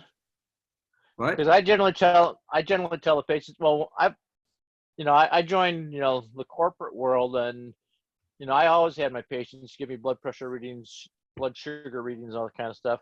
A lot of the docs aren't doing that, and so it saves them a lot of time. Yeah. But a lot of, but most of my patients already had blood pressure cuffs, but I generally tell them that, you want to get a good one. So you don't need one as good as the one I have, because mine was $500, Yeah. Right. as a, because mine's industrial grade. You're only checking your blood pressure, 30 or 50 times a year anyway. You're not doing it, 20 times a day. Right.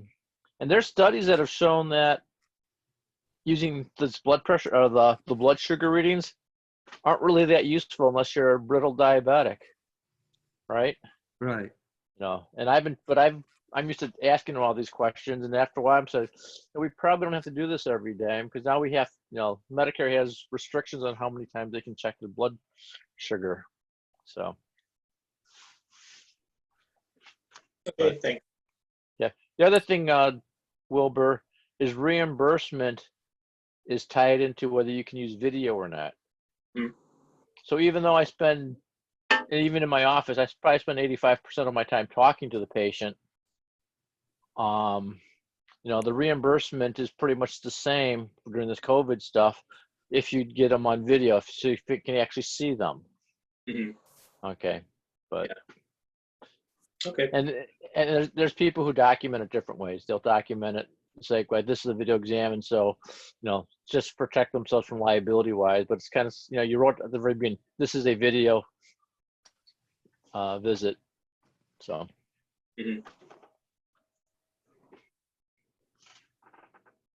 Well, coding, I haven't Right. that in a long time. Okay. But you got like 4 doctors on here, so.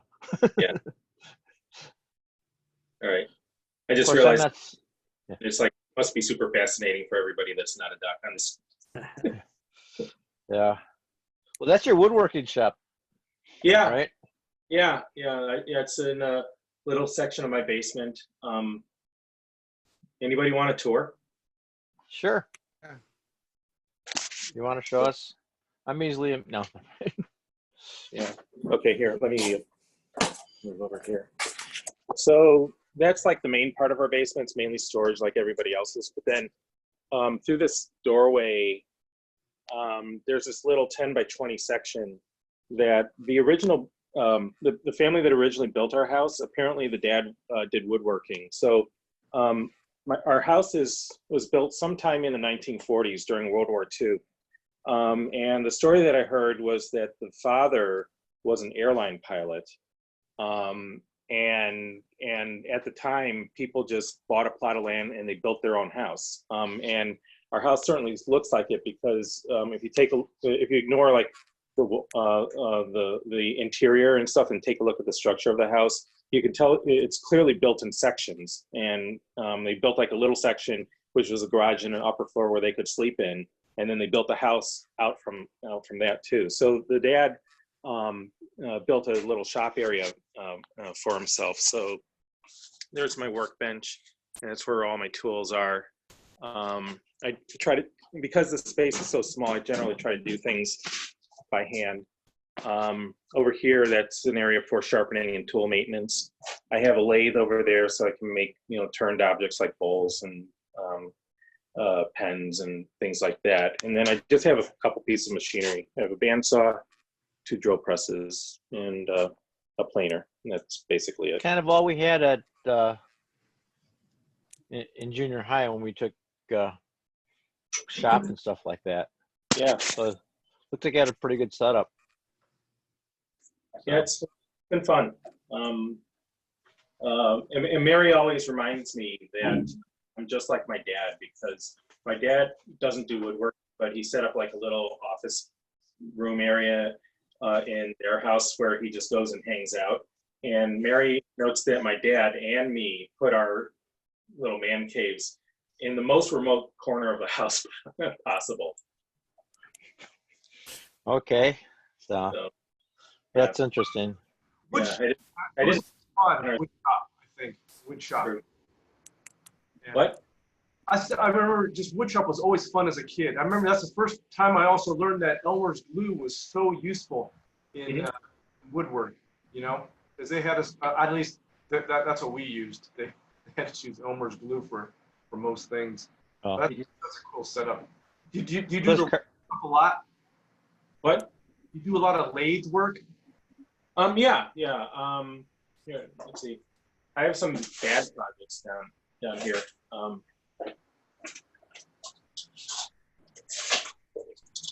Like this is a bowl that I made, but it didn't turn out very well, so I just use it for holding stuff. So that's generally what happens if I make a bowl. If it turns out well, I finish it up, take a picture of it, and I give it away to somebody, because I only so many bowls in the house. But if it doesn't turn out, then they're actually good utility. So. You know, a lot of people will pay more for that because it's kind of interesting. It's got that asymmetry, more modern. Oh yeah. That's actually the guy that taught me how to turn a bowl. He said, "Don't worry about making it perfect, because if you make a bowl, then it's perfect, and it's a bowl, and you can sell it. But if it has a defect in it, or a crack or something interesting, then it's art, and you get to charge more." Yeah. That's funny. Yeah. Hey, Kirk, are you heading back to Fort Wayne already, or are you going by your? I'm headed back to Fort Wayne already. Okay, so thank you. You made that trip up there a lot for us today. Yeah, I was gonna go out, and then it just sometimes believe it or not, it gets too hot to go on the lake for a couple hours. By the time you get the boat out, get it all set up, go out, turn around, come back in. So I was more than happy to spend that time with the Oakwood tour and just talking with everybody. You know, I was thinking it was going to be another 45 minute to an hour thing, and here we stretched it out to 3.5, 4 hours already. Wow. Oh. Thanks a lot, Kirk. That was really great. Yeah. You're welcome. I enjoyed it. I like doing that stuff too. I like going around and feeling the spirits of camp that still walk the Oakwood area. I have to leave. Amy, you're the host, right? Yeah, I could just keep it connected for a while. Okay. Okay. Jason, Betsy, I'm gonna go look at the screen. Frank, Kirk, Wilbur, Tim. Yeah. I'm gonna probably take off as well. So. Yeah, I think I'm gonna take off also. It's great to see everyone. I know that I'll be seeing most of you a lot again, but Wilbur, we got to keep in touch. You're the one that on the screen that we got to make sure we keep in touch, because everyone else I'll keep in touch with on a basis for camp stuff. Okay. Yeah. Kirk, I'm trying to give people phone calls. You ought to think about meeting up with us if we do go. Go ahead, Wilbur. Wellington was on Jeopardy. I'm sorry, Wellington. What? Wellington was the one that was on Jeopardy.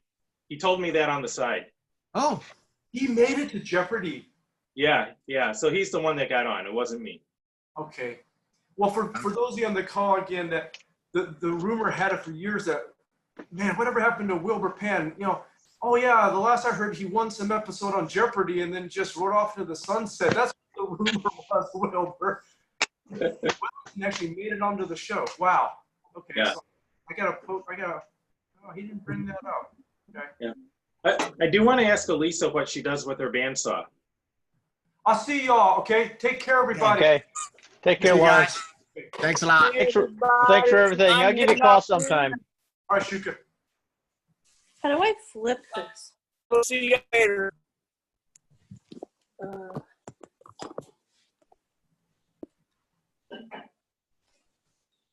Lisa, So- Wilbur wants to know what you do. No. Go Yeah, ahead. so today we're not using the shop to do anything but put AC in our shop. But We'll give you a little tour. This is our bandsaw and our drill press, our chop saw that we want to upgrade, our planer. We've got a saw stop. Nice. And, oh, we're very proud of our dust collection system. It's the most expensive thing in our shop. Oh, is that one of those Harvey things? Yeah. Yep. You find it works well? Yeah, we love it.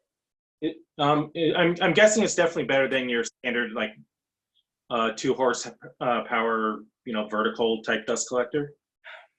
So I don't know if it's any stronger, but it's very good at filtering out dust. So it doesn't pump dust back into the air like a lot of the bag ones or even some of the cyclones do. Yeah. And it is reasonably quiet on the lower settings. Yeah. Like the planer doesn't, it needs a lot of volume, but it doesn't need a lot of suction. Yeah. So like it's, I don't know, the planer is one of our louder tools. The planer is louder than the dust collector. Oh. It's pretty pleasant to work around. I don't know, it's still a big, loud, irritating machine, but right. It's nice, no question. That's just to clean out the air? That whole big thing? Well, here, do you want to open it and show it? So it's got a 2. But that's basically a glorified vacuum. Yeah, but it's not just a vacuum because it's got a cyclone, so it filters out the particulates. So this is a 2. Yeah, so it's catching heavier chips and then super fine dust. And the thing is, when people think about dust collectors, they tend to think of the chips. The little wood chips is the problem, but they're not dangerous. They're just messy. Yeah, it's the fine. It's the fine dust, and this guy's really good at getting the fine dust. Good. Yeah, because go ahead. Because like I said, my space is pretty small, so if there's any dust in the air, I'm like right in the middle of it, and I have no ventilation to the outside. So and like I said, I don't do a whole lot with machinery, but the dust thing is something that's always on my mind. Just times that I do. Do you have a particle meter? No, I don't. So they're like $20 or $30 on Amazon. Yeah. Knowledge is power. Yeah, no, I think I have a feeling I know what the particle meter would read, and it would just make me depressed. But I had been looking at that because I'm on the I'm on their email list, and since they started since the COVID lockdown, Harvey has been sending out these like ridiculous sale things. Like they're listing it for about almost half of what they're selling it for almost half of what the thing lists for. Yeah. For flash sales, and so every time I get one of those emails, I get very tempted to just replace the old one. But I've never met anyone that actually had the thing. So it's nice, and so when I was looking at buying it, they have their dealers are other woodworkers that get a little commission when they sell one, and the guy that helped me. It's some Instagram woodworker. He's got all this beautiful stuff. He's got an amazing shop. But when I told him that it was mostly for luthier work, he put me in touch with another luthier that owned one. And the guy is actually a very famous person. I didn't realize it when he first put me in touch with him. But he's actually like one of the top, kind of builders in the world. And the guy was like, "Oh yeah, it's wonderful." And it's like, well, if it's good enough for him, it'll be good enough for me.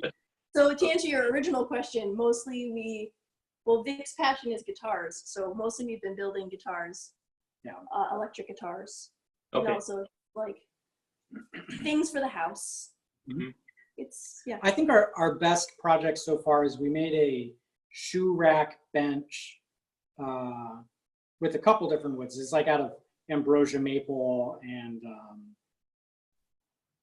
I can't even remember. Red Grandis and roasted poplar. Yeah, it was a little gaudy actually, but yeah, you wanted to use all the woods, right? But the machine is nice. It's I like to work with hearing protection on most of the time when I run machines. At its lowest setting, you could get by without it. But as soon as like, you know, even like you turn on a palm sander, they're so irritating. You know, I like to put the muffs on anyway. Yeah. That said, one thing that's cool about it, and I asked the other, you know, like the people that I talked to about it before we bought it, it's got enough suction to run some of those smaller tools. So you can turn it on for a palm sander and hook it up with the smaller hose to that.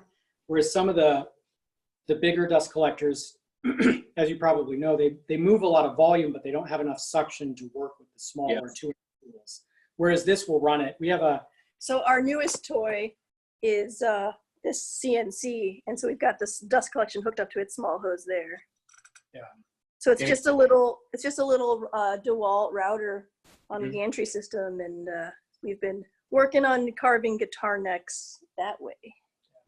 But if you have back over here, you know, like a Ross, the spindle sander, DeWalt makes one of those. You know, that thing works well with the dust collector. Look at how messy our shop is. Our shop's really messy right now. The fantasy is we're going to get AC in here, and then it'll be really nice being in here, and it'll be so clean. Oh, yeah. Right now, it's like 90 degrees outside and inside, and about 70% No, humidity. it's literally 100% humidity right now because it's raining. Wow. So Yeah. Well, that's the advantage of being in the basement. It's instant climate control. yeah, so today's project is we're installing a window unit AC, except we don't actually have a window. So it's a little more complicated. Like there's a space for it, there's a hole in the wall in the framing, but we don't have the window. So Okay. All right. Thanks. my parents wanted to see a tour too, so now everyone got to see a tour of our shop. What's a luthier? Someone who makes guitars and I guess is it just guitars or other string instruments? Well, Violins. Yeah, I think a violin maker is also a luthier. yeah, so stringed instruments. I think they might make How do you lutes spell it? too. Luthier. Okay, I'll look it up. I'm not quite sure what this, but it makes it so it's a machine that helps make this wooden, basically violin-like instruments. That's a human. No. A luthier is someone who is a person who builds stringed instruments. Oh, okay, gotcha. Okay, it's sort of like you're a cobbler, so you make apple cobbler. Yeah. Exactly. Yeah. Okay. Well, I learn something new every day. Well, that sounds interesting. But did you buy a 3D printer or something like that? It's a CNC. We were just showing it. You want to see it again? Okay. This is the CNC, the computer. So computer What numerically does CNC controlled. stand for? Computer numerically controlled. And so it's basically just a carving device. So it's just like a regular router with a bit, and Vic's making noise. And then it's on this gantry system that can move it in all 3 axes, so up and down, and then X and Y. And so you use the computer to give it a 3D model, and you tell it how to carve it out, and then it does it for you in a nice, repeatable way. So right now we've got there's a fretboard in it right now, but we didn't cut the fret slots with the machine. The fret slots were done on the table saw. You know what's interesting?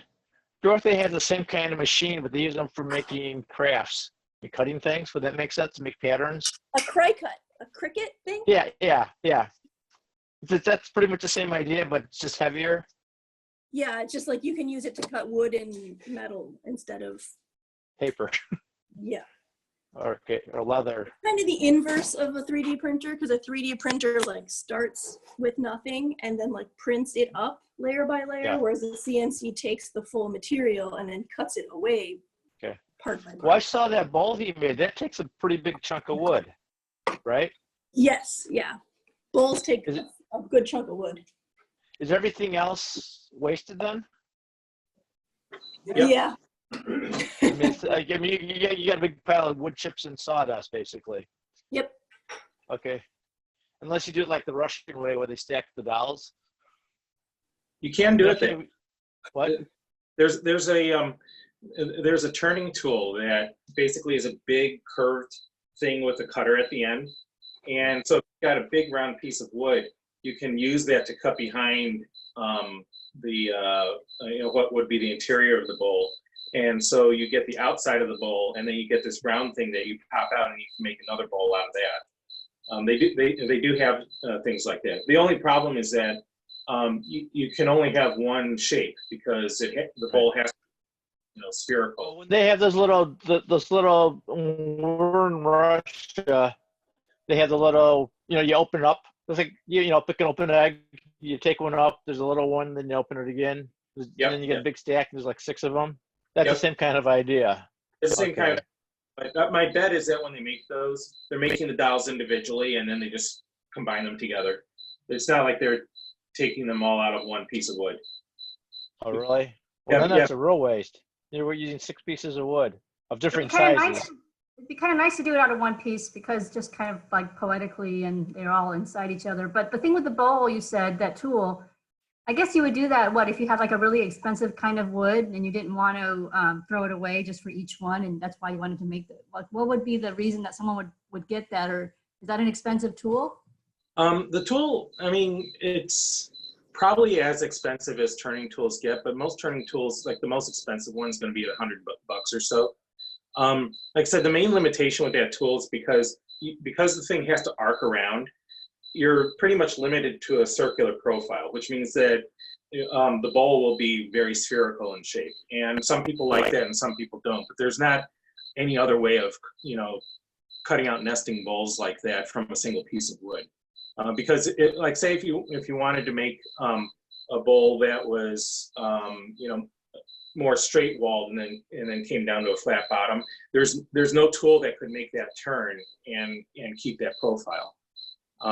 So it's very good for making nesting bowls, but that's the only thing that it can do.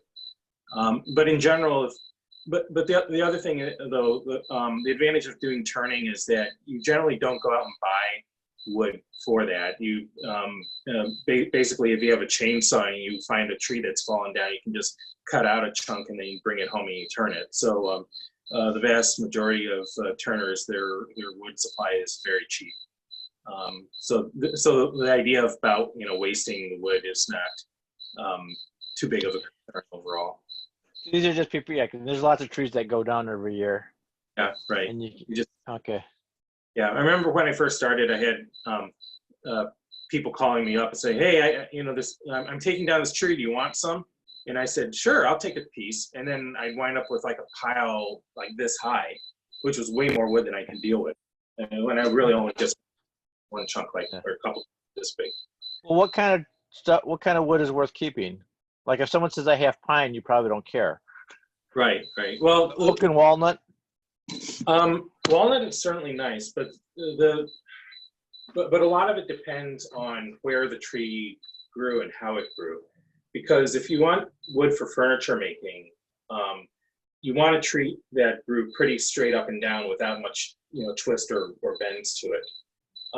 And the other thing is that if a tree comes down in someone's yard, it's usually because there's something wrong with the tree. Like actually during Hurricane Sandy, we had this huge oak in our tree that was probably about close to 40 feet tall. And the diameter of the thing, I couldn't put my arms around it. And it fell down. But the reason it fell down is because the trunk had rotted out.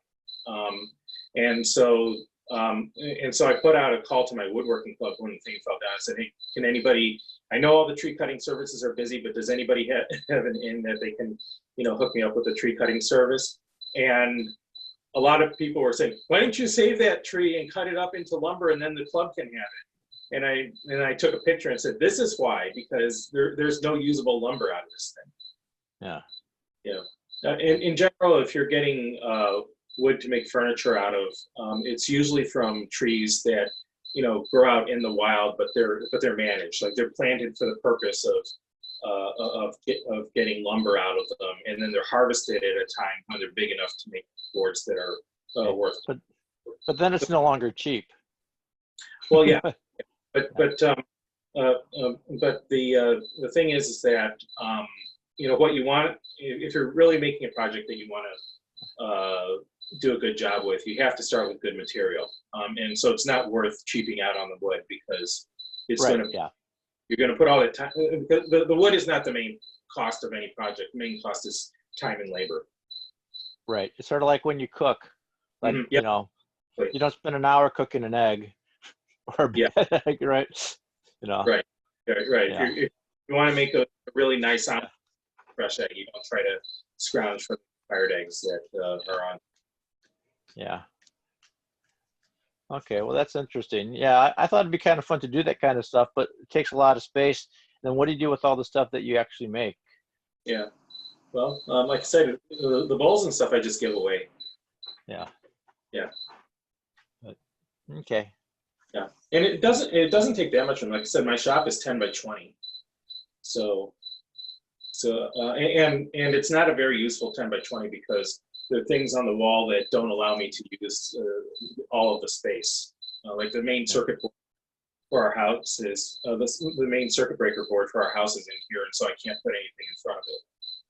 Did you go to James Hart for middle school or junior high? I went to Flossmoor Junior High because I grew up in Homewood, and then I moved from Homewood to Flossmoor between 4th and 5th grades. Okay. So I was in the Flossmoor 5th grade. So you went to Churchill? Yeah. Okay. I was at Churchill the first year I was in 4th grade when Churchill opened. Oh, wow. That was the first year it opened. So that was like 65. So that's because I think Churchill died in 65. So it was shortly after that they named it after him. Yeah. So at any rate, so anyone else have a conversation? I don't want to dominate. I see Elisa. I see Jason. I don't know if Betsy's doing anything. Jason, Amy, Frank, Wilbur, Betsy. Yeah. I think I'll probably just call it quits here. Yeah. Okay. All right. Yeah. All right. Sounds good. I'm going to leave too. Okay. Bye-bye. Okay. Okay. Take care, everyone. Enjoy. Nice talk to you, Wilbur. And everyone else. Okay. Bye, See you Lisa. around. I rode, Amy, I rode my bike near your house today. Oh, you know, oh, he left. Oh, you're still here. I'm Nelson, still here. Nelson rode his bike today too. I don't know if you guys were probably in the same area. So like, I went from our house to the North Branch of the Chicago River, and then I got to the Saginaw Trail and went north, and then it kind of went back. oh, okay, So, yeah, passing in the night. So, well, let us know next because we like to ride bikes, and I think knowing that you're meeting up with someone, a little bit of an incentive to go out versus I just don't feel like it today. And plus, biking is a good social distancing kind of activity. right. Do you guys, you ride also? A little bit. I you know what? I've actually haven't been as active lately with the COVID. You know, I have an office that's near Montrose and Cicero, and I used to even ride my bike there sometimes. But I don't much anymore. I still have that space. And I just, you know, I'm not really going out anywhere. Nelson still rides his bike downtown sometimes, even though it's been so hot lately. He really loves riding. So yeah, you know, anything to make people in our modern society, especially people stuck at home, move better is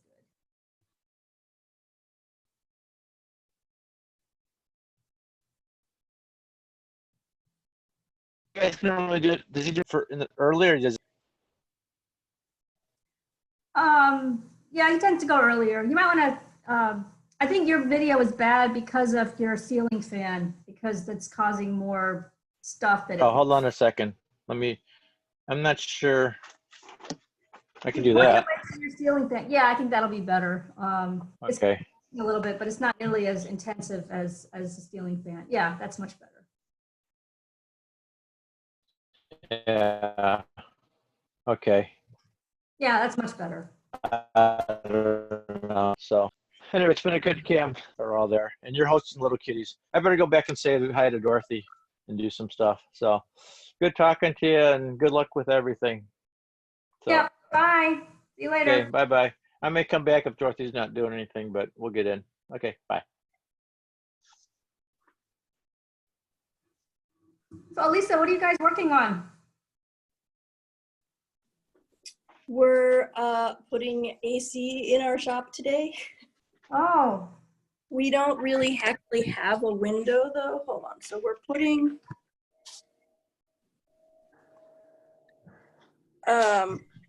we're trying to put in a window unit, but we don't actually have a window. We just have a hole. So it's a little bit more complicated than it normally would be.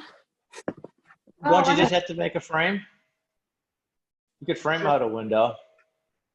Well, so the thing that holds most window units in is you need at least like a single hung. So you have the portion of the window that moves up and down in a track, and the part that moves down holds the unit in. And so, yeah, so we have to build a frame to hold that part in. Yeah. Are you going Well, to? that sounds kind of neat. Are you going to put in a window that way? I don't know if that space is just big enough for the AC unit, or if it has extra space that you could actually have a pane that you could see outside. We have another window next to it, so we're just going to fill this one in and let the other one be the actual window. Did you didn't put the hole in the wall, did you? No, there was The hole was there before? There was a window, but it was like just the bottom pane of a double hung window. So it was like our garage was built by someone like a hobbyist who just decided to build a garage. So everything's kind of jerry rigged together. And so it was just like a window that someone got out of, I don't know, the trash or some recycling place. And so it wasn't a window that could move or open in any way. So we just took that out this morning. Is that an attached garage or detached garage? Detached. Oh, okay. I thought only Well, that will be nice. With the, you know, with the alleys and everything. I don't know. I guess. Oh yeah, there's lots of alleys in our neighborhood, but. Oh, okay. Actually, there's not a lot of garages though, right? Because it doesn't snow or anything. So like we were looking for a house that had a garage so we could turn it into a shop.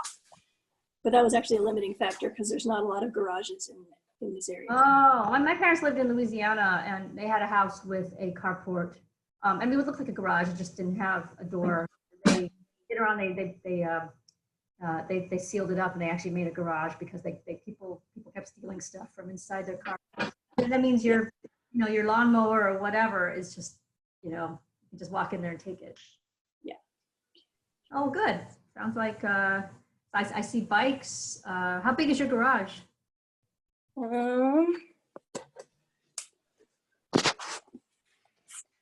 I don't know. I think we think it's about maybe 25 by 25 or so.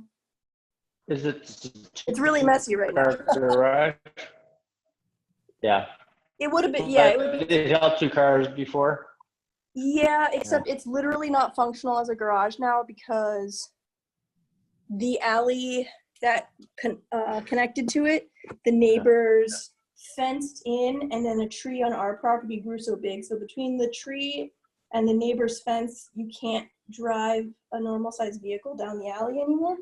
So you can't actually get cars into it anymore. I would have thought that the neighbor would not be allowed to fence it in like that because that blocks your access. He's not in the easement. He went right to his property line, and then ours is blocked on because the tree grew over. Oh, so, is that a healthy tree or is not a healthy tree? It is a healthy tree as far as we know. It's not a big deal because we turned it into a shop, but yeah, we'll see how things go and if we ever want to do that. Are you renting or do you own? We bought it. Okay. Last year? No. Okay. Almost 2 years ago, maybe? Okay, so you're all set then. I guess you wouldn't want to, you wouldn't want to put a hole in the wall if it wasn't your own property, but so, and you don't really need a garage for all the reasons you told me before. You don't need an enclosed garage. Your car is safe. Yeah, it'd be nice to have like a carport or something just to keep the sun off the car, but that's a later project. You park it on the street or where do you park it? We have like it's a sort of a driveway. It's not fully paved. It just has 2 cement strips for the tires, but it's kind of a driveway. It just ends because of the tree. Maybe someday when that tree is, reached the end of its useful life or needs to be moved or something. I don't know if you guys are thinking that keeping that option open to have it be a functioning garage. Yeah. It would be, I don't know if it's been used as a functional garage for a very long time because of the way the alleys were. It would be very tight to turn in and out of here, but it's an interesting option. But I actually think we're gonna start making a lot of noise here shortly, so we'll probably sign off the call because we won't be able to listen in so much as we have been. Yeah, and also you don't dominate the conversation. Okay, Yeah, thank you much. Kudos to you for everything. I mean, wow, you just like did it all and made it all very, not just even rough and crude, but shiny and polished almost, and like the best commercial ever for next year's camp. Good. I'm glad that it turned out well. It was a lot of work, but I think it was worth it. So. Yeah. All right. Well, take care and congratulations on another successful year. And we'll see you next time. Hopefully, we'll be doing things more like this. Yeah. Yeah. And thanks for staying on the call for the kids. Yeah. Well, it's at home, so it's nothing inconvenient, and we have like so many devices that can connect anyway. So, yeah. Well, good luck with your project there.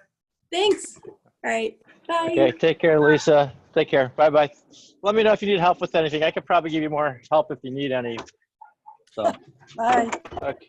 Do you take do care. woodworking? Do I do woodworking? No. Oh. I do photography and that kind of stuff. Oh, that's right. I got, I do a little bit of just trying to fix this and fix that. And I just recently retired. So there's stuff that's been going on for 35 years. Well, what happened to Eugene?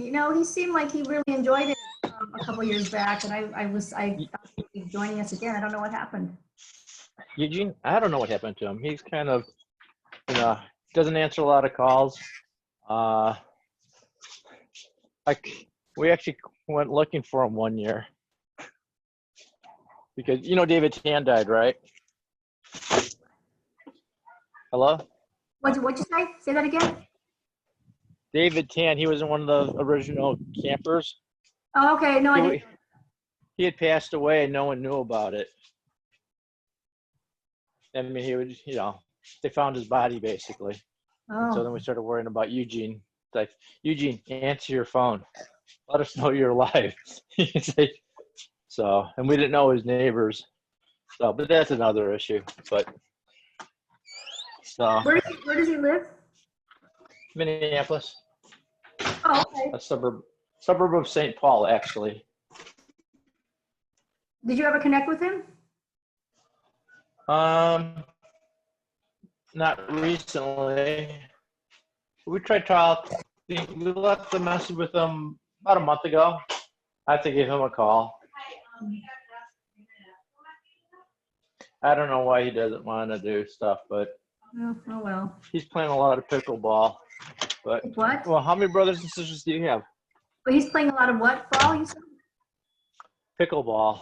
Oh, okay. Well, pickleball's fun. My kids play that too. I have two brothers, both younger, and they're both physicians. One is kind of goes back and forth between Chicago and the Benton Harbor area in Michigan, and the other one lives in Boston.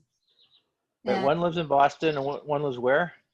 He goes back and forth between Chicago. He has a place in Chinatown, and he also has a place near Benton Harbor in Michigan, like St. Joe. Benton Harbor. Okay. Yeah. We used to have Boy Scout camp near Benton Harbor. Oh, so okay. Dorothy and I play a lot of pickleball. We're just learning. We're not real good at it, but we enjoy it. Now, pickleball, that wiffle ball that you showed me? Yeah, that was the pickleball. Oh, okay. What is pickleball? What is pickleball? You should look. Do you like racket sports? Okay. We have a table tennis table in our house, so we play some table tennis. here. Okay. Well, if you're good hand, it gets us off the street. It's easier to play than tennis because the paddle is this long. Hold on a second. Can you? I can't see what you can see. Hold on a second. Hold on. Okay, you can. How come it's looking at me? There it is. This is a pickleball racket. Okay. So it's like an oversized ping pong paddle. Okay. But you play on you can play it indoor or outdoor, and you play a lot of net as opposed to baseline toward the back, and because from the baseline it's really hard to get winners. So like in tennis, it's just so it's one of the most popular sports for old people. What kind of net do you use? It's like a tennis net, but it's a little bit shorter, a little bit lower. I think they said it's 6 inches lower. But then you play on the size of a badminton court. So when you do that, but you should look up pickleball off the internet, and you can see. So when you do that inside, are you doing that inside like a basement or a garage or a gym, or what kind of place would you do it inside? Yeah. What? If you do it inside, you have to go to a club. Oh, okay. In the center, you can play it in, they have little rooms that play pickleball. It's not really, it's probably the size, it's the size of a badminton court. Oh, okay. So maybe you could play it like. Yeah, so there's some running, but the reality, if you stand two people across, and most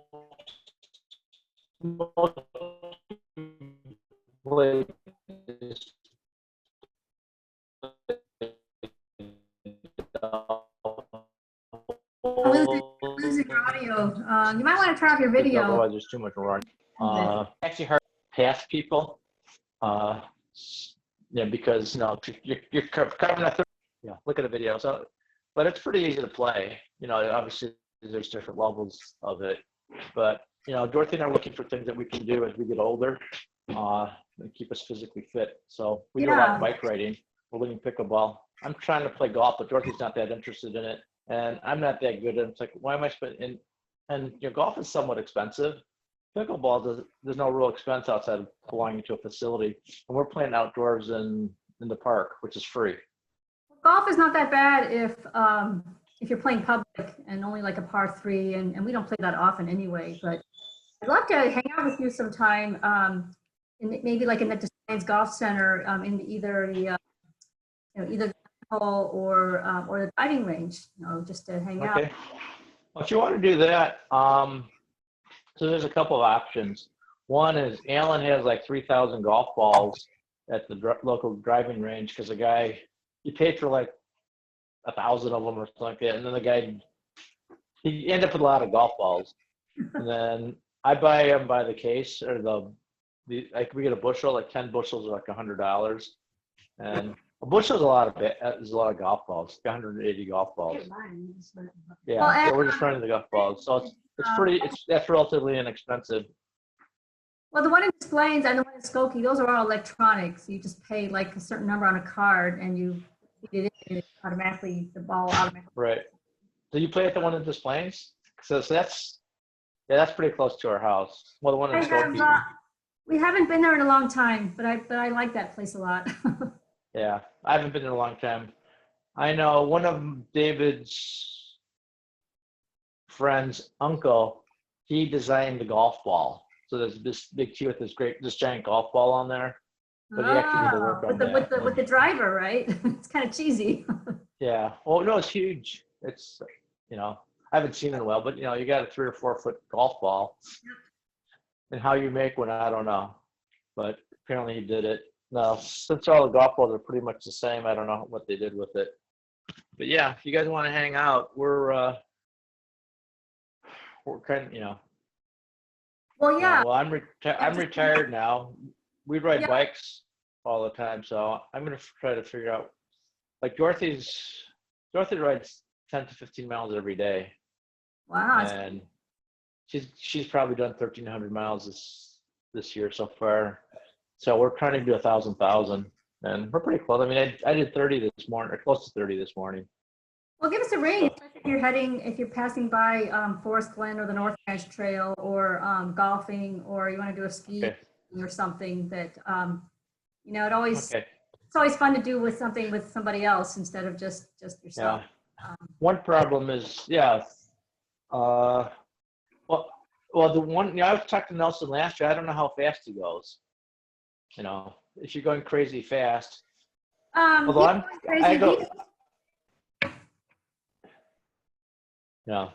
I'm doing it mainly for mileage, but so I'm going 13, 14, 15 miles an hour. I could probably go 17 for a little while, but the guy, if he's going 20 miles an hour, it's kind of a waste of his time. Like when Dorothy and I ride bikes. Well, I go kind of slow. So if he rides, so normally he doesn't want to ride with me, but if we want to ride as a family, then he's just going to have to adapt to me. I mean. No, really. Well, so that's why Dorothy and I ride a tandem. So that's worked out really well, is we ride the tandem. Because of the COVID, I actually got COVID tested June 30th and I never got the results. But, and so in the last 3 weeks, we've been riding separate bikes. I think we rode our tandem once. So, bottom line, I've been socially distanced for 3.5 weeks now, so it doesn't make a whole lot of difference. Why is it taking so long to get the result? Is that normal? Nah, they're just bad. I'm really annoyed, but. Especially if you, the test I'm sure was not, cheap. It probably was an RNA test, so. Yeah. Well, there was an article in the local newspaper saying CVS was doing them for free. And then you go there, they send it to your insurance company. And if you truly are without insurance, then I guess there's some kind of federal grant that they got into that they could do it. And my symptoms were pretty soft. I had a headache and I felt a little bit achy, but we have someone who's living with us who's immunocompromised. And between her and Dorothy, they wanted me to get tested and plus with the baby, they wanted to make sure that the baby? You talking about the baby? About Elizabeth's baby. Elizabeth delivered on July 5th. So I said, it's June 30th. I can get tested. Maybe I'll be able to see the kids sometime. Like I haven't seen the baby yet. I saw a picture of you holding the baby. That was Terry. It wasn't me. Oh. You saw a picture of me holding the baby. That was probably. He had black hair. That's her husband. He's tall and thin. He's like 6'1". He probably weighs what I weigh. I don't know. Maybe it was another baby then. That could have been Jolie. Jolie had a baby. Oh, okay. Yeah. Oh, yeah. You're right. It was Jolie. But I was thinking. That was Jolie. Jolie had it. Yeah. Okay, right. But he already had it, so maybe they thought he was safe already. But he works in the hospital too. He should be safe. Well, that baby was born in February. Oh, okay. So the baby's a little bit older. Maybe it wasn't February. Maybe it was May. But whatever. Joe got COVID, so he's no longer infectious. And the bottom line, if I had COVID, I'd no longer be infectious at this point anyway.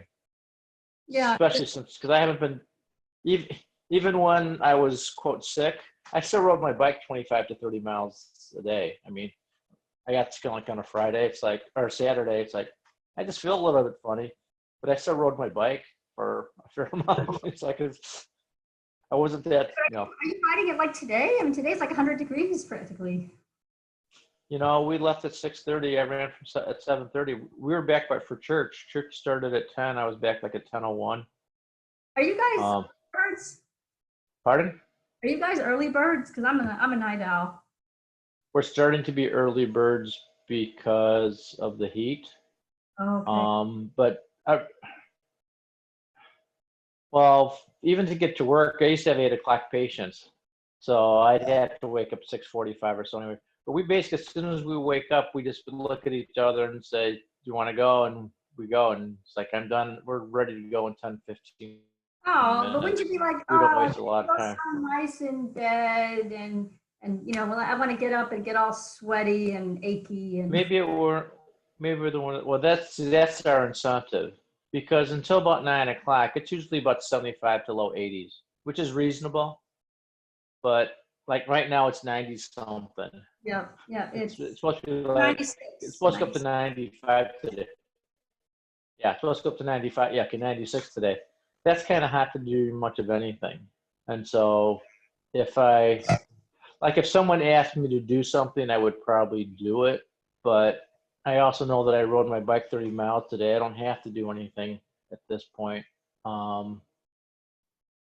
It's just like we had something called Tour de Frank where they started out at our church and then they went to Superdog. And then another one, they went to someplace in Mount Prospect, which I went to last week. Yesterday during the group picture, they went to someplace in Northbrook, which is called U Dog U. Which trail do you know? Well, when you bike, Amy, how far do you normally go? I actually don't go that far. I usually only ride for about 30 minutes. I don't even know what the mileage is. I usually ride from my house to like Devon, and then I come back the other way. So very short. Okay. Have you been this active? Am I what? Have you always been this active? No, I decided I've always been interested in sports. I mean, I've always done stuff. We've kind of cranked it up this year. I decided I wanted to lose 20 pounds. So I've lost to 20 pounds, but I want to get down. I want to lose another 5 pounds and then see what happens. Well, a lot of people have gained 15 to 20 pounds because of COVID. So, didn't you play football in high school? I did. Oh, yeah. I only played 1 year. But yeah, no, I've always done stuff. I still play basketball. I'm not very good at it. Golf, but Dorothy and I do a lot of biking. That's probably the thing, and that's one thing because we're trying to do things that are together. And like, I ski. I tried to get her to learn how to ski. Then about 5 or 6 years ago, I said, you know what? I'm not a very good skier, but it would take her 10 years to get to be as good of a skier as I am. And that would be, by that time she's 65 or 70. It's like, what's the point? I don't know if you guys went a lot. If you don't know how to ski, skiing or biking? Well, skiing. If you went a lot, you could learn more quickly, maybe. Right, but it's hard to go skiing a lot around here. I mean, it's expensive. It's expensive. Plus, we have a foster daughter, and so it's far too. Far. The idea, yeah. So the idea that Dorothy, when she retired, so the bottom line, and this is even before either of us retired, it just wasn't quite worth it. Betsy doesn't ski. Jason is an avid skier. He goes 3 or 4 times. He goes with May May. I know May May's an avid skier. What? I know May May's an avid. That's all May May does.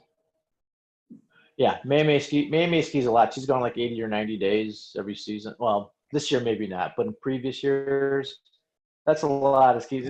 It's 4 or 5 or 6 trips a year.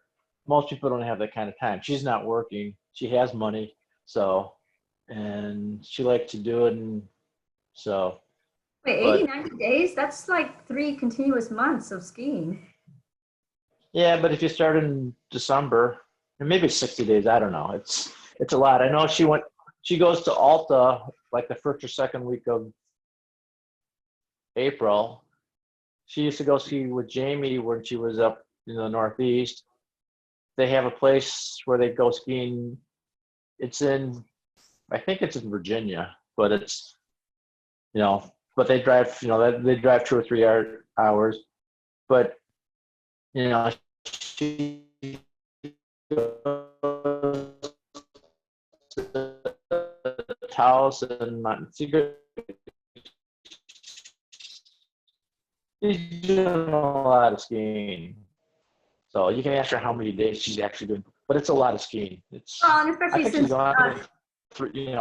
she's going 3 weeks at a time. Oh, okay. That's 21 days. That's a lot of skiing. And Jamie, most Jamie's people at when college. They ski, they go for about a week or Yeah, two. Jamie's at college, so I guess and she they go a doesn't couple of really times. have any, and she's not working, so I guess she can just do whatever. They have passes. They have passes for skiing. Okay. So if you want to ski for 1 day, yeah. Well, she's in North Carolina now. Right. Jamie went away. She went to school in Boston. She was in New York for a while, and then she did her high school in Massachusetts. So she wasn't home anyway. Oh, okay. So it's different when your kids go away to school. You know, you have to be at home, right, for your kids, because physically at home. Okay, but it's nice to be at home. And your kids are probably old enough and responsible enough. You could probably leave them alone if you and Nelson decided you want to go on a trip or something, right? Yeah, we've taken them skiing before. I think they you know, they're still learning, but they enjoyed it. No, what I'm saying is, would you go? No. Could you go on a trip, you and Nelson, for a while, and leave Brian and Christine alone? How old is Brian now? I don't know if I would trust them. You know, we might go away for a date, but I don't know if I feel comfortable going away for a whole trip. I mean, Brian only has 2 more years of high school, so then he'll be gone. So then it'll only. Yeah, he's 16, right? Yeah, right. So yeah, I don't recommend having, you know,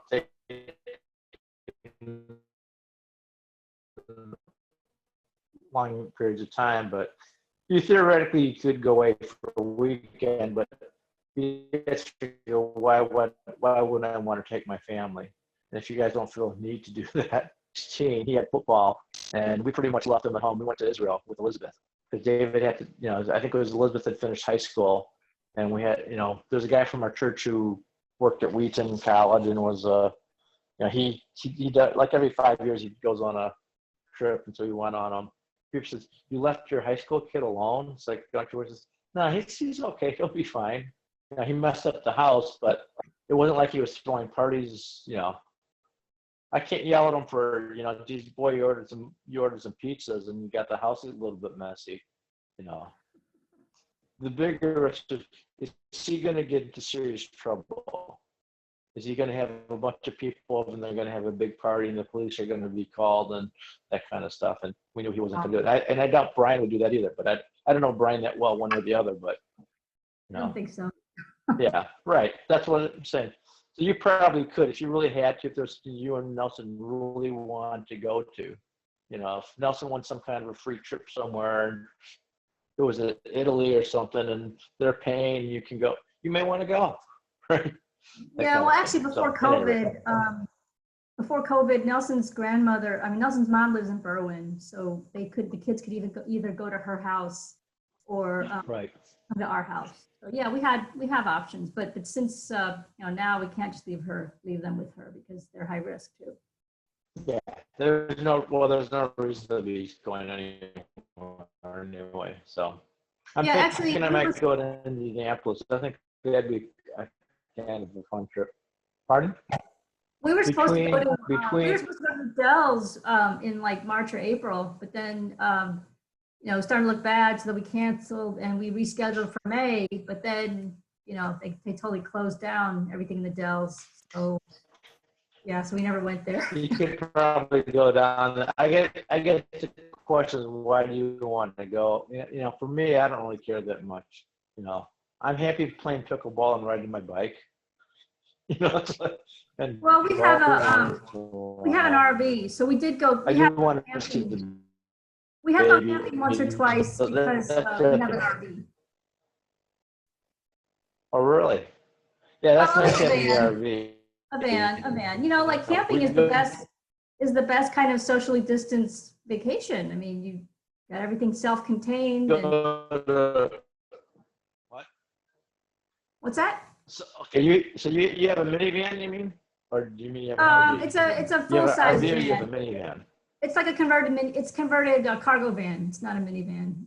But it's a. Okay, because we have a minivan, and we were actually talking about. I mean, they actually have things where you can put tents on top of the building, but there's, you know, then there's a ladder, and I've seen people actually put beds inside of their minivan, you know, to lay it down, you know, lay some sleeping bags down and stuff like that. But you know, at this point, Dorothy has no interest in doing any of that stuff. If we go someplace, she wants to go to a B&B, and I understand that. I give her a hard time about.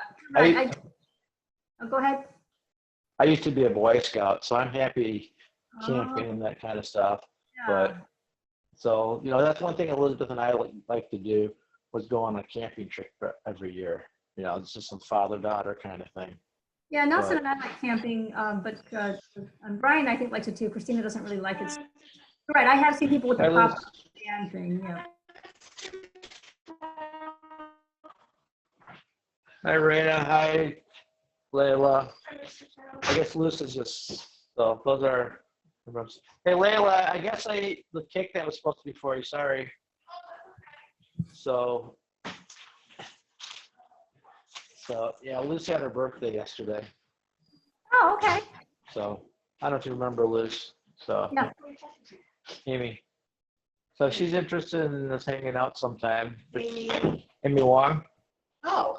I can take this off my ear. That's okay. So I guess we're the last people, and I think there's a bunch of kids inside one of the breakout rooms. So we're just. Yeah, we're still in the chat, but I guess there's some teens. They actually. Okay, so family camp must have a Zoom account, right? You can get a basic account for free, but I think they probably did pay for an account, and that they have 4 separate logins. Yeah, I'm just wondering why if all the kids are very fun of that scribble game, then they don't really need us to be in a. I said it. I'm sorry, if the kids, if all the kids are doing is playing scribble, they can play that scribble game without having a chat room. Because all they do is yeah, but they've been playing that game all day, and before it was everybody talking nostalgia. So I think they wanted to let them have their own room and log off. If I close the meeting, if I log off, it'll close the meeting, and so they'll all get kicked. Yeah, I know these 7 and 8-year-olds have a lot of nostalgia. Yeah, we don't. So That's we don't when need. I was 7.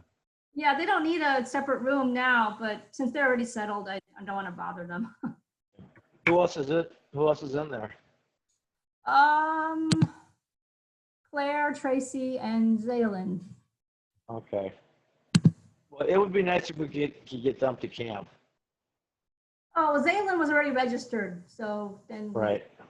With Gina, and Tracy was involved with us for a while. Claire's father is one of my colleagues at work, and I've been trying to get him to go. So I think she really enjoyed herself. So hopefully she can persuade Dad to let her go next year. Yeah, he didn't seem to. Is he a doctor? No, he's a professor. He's a research professor, not a doctor. Oh, okay. So he's a PhD professor. Yep. Okay. But see, that's what we need at camp is we need more families of that age group where they start coming to camp, because by the time they're, the kids are junior high, senior high, they can't, like on May's kids, they're too busy to go to camp. Yep. Right. Okay. And she's 7, so she's perfect age. And her father, he's actually a Chinese immigrant, so maybe he can get people in those kind of circles to come in, because even though he's from China, he's fairly Americanized, and I think he wants his daughter to do, American kind of things. Really, as opposed to Chinese things? Well, I mean, they do Chinese things too. I mean, he's from China. So. There just seem to be another population of Chinese people that are like, they probably would.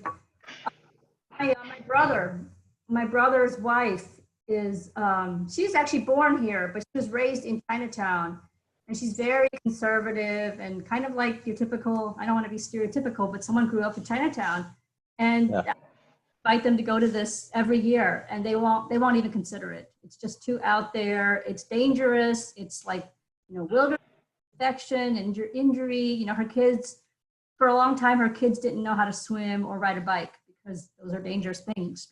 Did you explain to them that there's no camping? Yeah. That's the first thing I get. It's like, they think they got all these Chinese guys in a bunch of tents and sitting around the campfire. No. They know it's a hotel. I've already told them that, and they knew I was president and everything. But they still, and plus they're like, we're Chinese. We already live in Chinatown. Why do we want to go hang out with Chinese people for a whole week? And I'm like, no, it's Chinese American. But they just don't have any interest, and they would never want to go camping, or they don't like being outside at all. They're just like indoor people. So they're isolationist. Kind of, yeah, kind of, yeah. So where did you grow up? I'm originally from St. Louis. My parents knew Helen and Hetty's parents. So you were in a middle class suburb.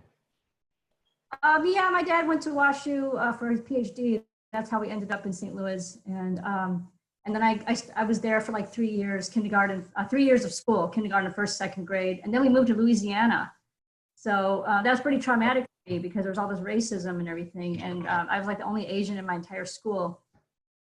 But my dad's family, his parents and siblings all ended up in Detroit.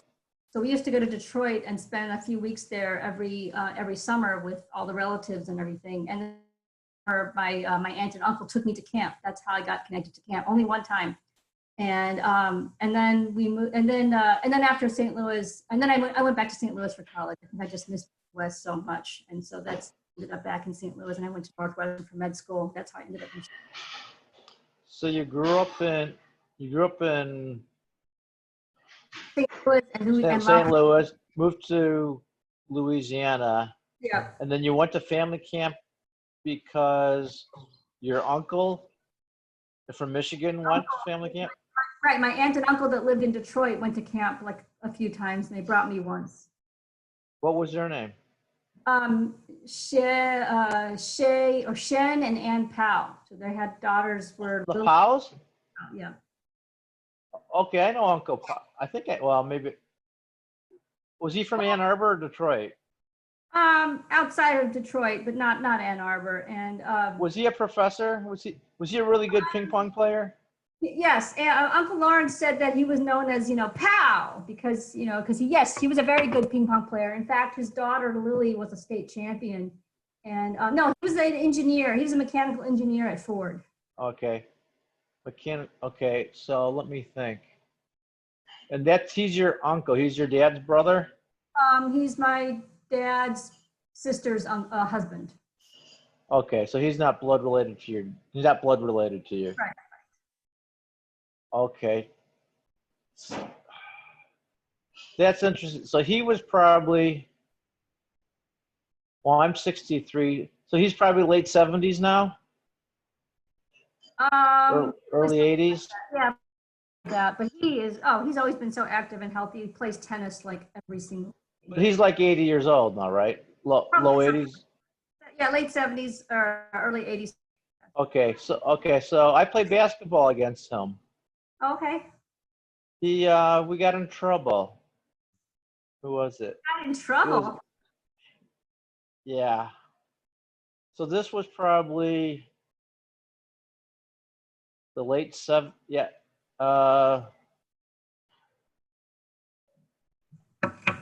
it was probably around the mid 70s. Probably the mid 70s and maybe a little bit later. So they went like 3 times. So it would have been the early 80s, I think. Early what, 80s? Yeah, because I went in 82 and I think they went like a 3-year window or something. Okay, that could be it. But we went there. I wonder if it's a different pal. But we had a 3-on-3 basketball tournament. And there's one guy, his name was Victor Nee, and he was really intense with basketball. But Uncle Pa was really good. I mean, he's short. He's like Nelson size, right? Yeah, he plays a lot of basketball too. Yeah. Pardon? Yeah, he is. He plays a lot of basketball too. Yes, he's shorter. He's on the shorter side. He's like 5'5", 5'6", that kind of thing. Yeah. Okay. So we played basketball, and it was Eugene Yang, myself, and I lost you. Hold on. Eugene Yang, myself, and Alan. And they wanted to play 3-on-3 basketball. And it was like Sunday morning or Monday morning or something like that. and it was during morning sing, and Eugene Young's sister, she's like a professional musician. She was really, really good. Went to Indiana University to study music, and I think she was like a concert pianist and that kind of thing. But at the time, she got really mad at Eugene because it's like no one went to morning sing. Even my own brother wouldn't come support me from morning sing. And so we realized, yeah, we shouldn't be doing that. Oh, well. That's our fault. And we could say, well, the uncles invited us, but we could have told them no. So I don't know what the deal was. They probably wanted to play one that was cooler, is my guess. Right?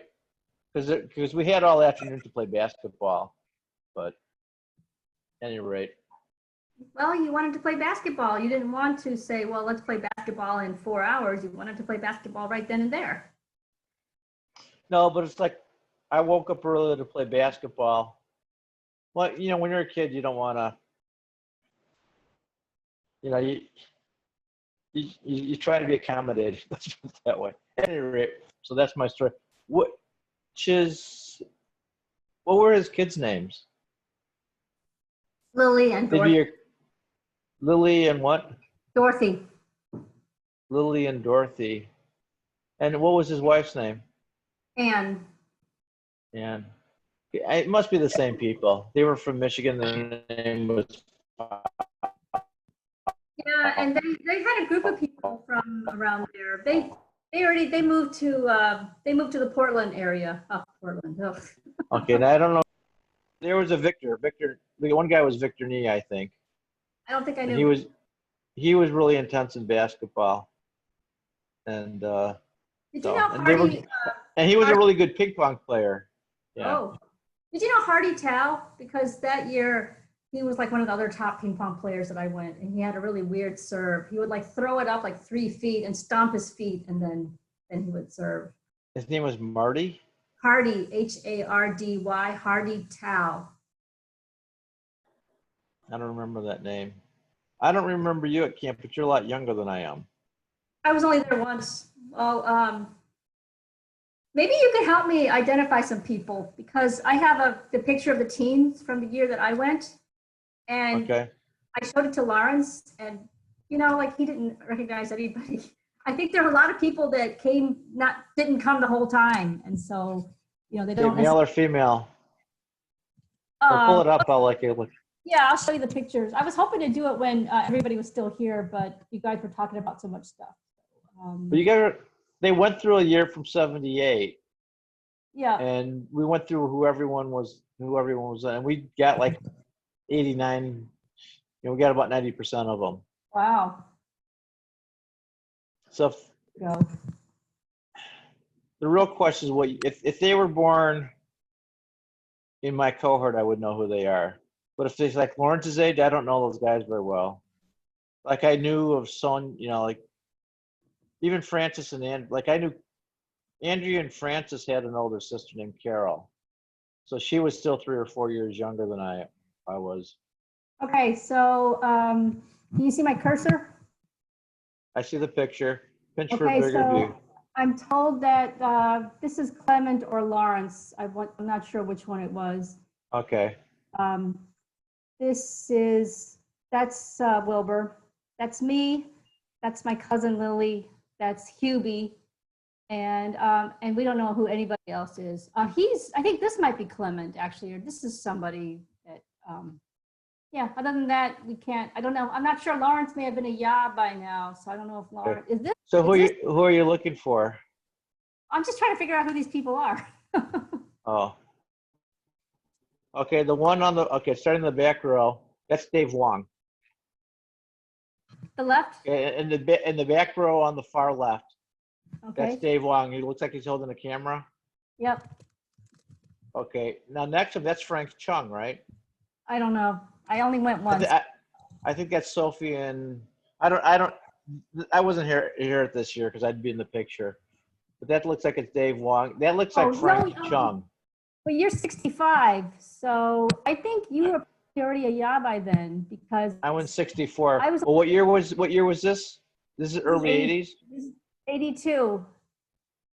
82. So I was after my first year of residency. I didn't go there because I went in 1980. Wait, I went in 78. 81 was when I finished my residency. So I probably didn't go in 82. I started my residency in 81. So I wouldn't have gone in 81 because that was my residency year. Graduated medical school in 81. Okay, so this is Lawrence. The third guy is Lawrence, right? So that's Lawrence. Like so you see Lawrence. This is the third guy. That's like Lawrence. The other two, I don't know.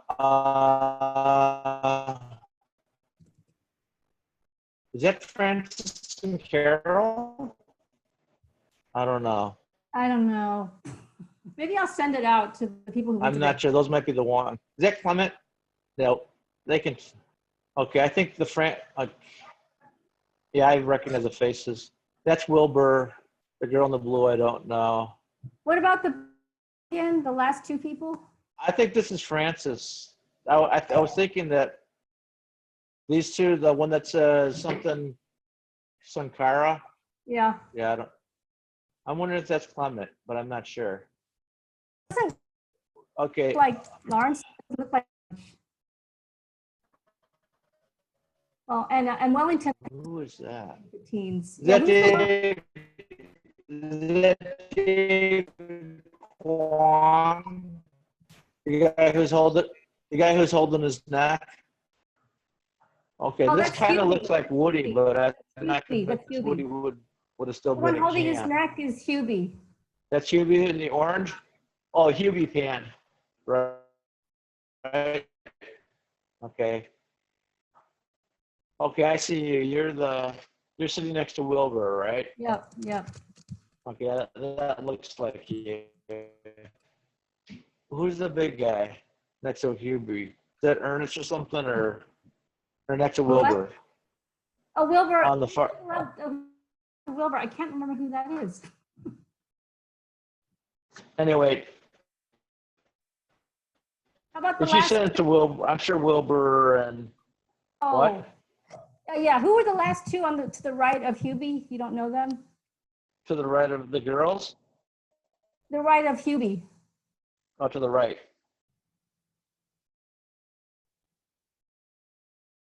I was going to say it kind of looks like Woody, but I don't think Woody would have gone then. The one with the orange shirt. Okay, what about the one with the purple? Yeah, I don't know. I'm guessing. I thought they both look like girls, actually. What about the middle row? I think they're, yeah, I don't know. This is not my year. That might be Francis, the one. Yeah, I'll have to send it out. I'll have to send it out, see if anybody knows it. Send it out. These kids were. This is Lily. I know. Yeah. Who is Lily? Uncle Pal's daughter, Lily. Which one? What's she wearing? The one next to me. The one next to me. Okay. Yeah, they were too young because when I was 14, well, what year were you born? 69. 16. So you're 13 years younger than I am. Yeah, that's a huge difference. So you're younger than, well, how old is Wilbur? He's older than you, right? He's certainly bigger than you. He looks bigger than me.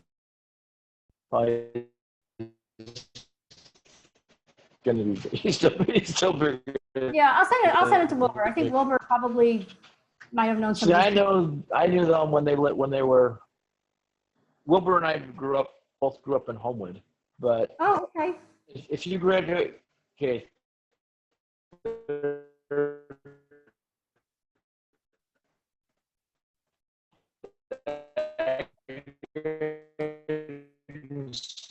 Before, so you graduated in 87. So let's say he graduated in 85. In 85, I was 29 years old between that. So Dave Wong and Frank Chung, I'm pretty sure about them, identify some of these people.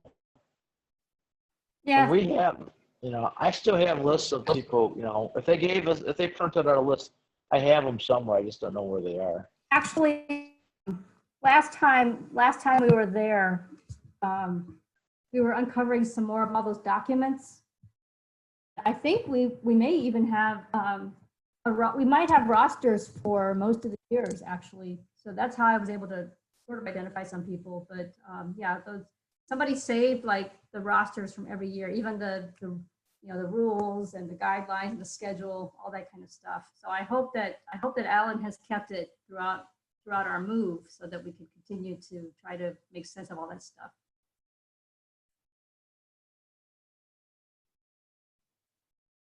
So I didn't realize.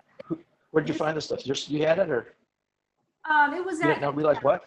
It was at camp. I think Alan has it now, but we had rosters from most of the years on paper, of course. Probably should scan those in so that we won't lose the papers. But I didn't realize you were social distance. I guess that's why you were always on separately from Dorothy, or there were always like 2 or 3 of you, was because I didn't realize that that was the reason. Oh, the reason. Okay, so there's a couple things that are going on. It's not that we're social distancing, but we are kind of. But I don't know if you noticed, but yesterday my router kept on going out. Okay, so one problem that I have. So right now I'm using my cellular data off of my phone, but it's because my Wi-Fi, my modem, has not been functional well for the last week and a half, and I should have listened to the people who are living here and say, yeah, I keep on dropping this because we're dropping phone calls, we're dropping a lot of stuff. But yesterday I called them up and they said, yeah, we need to send you a new modem. Okay, but the other thing is that I like listening with my Bluetooth because I can hear better, and also Dorothy can't hear it because a lot of times she likes silence, and so if there's a lot of noise going around, it's kind of annoying to her.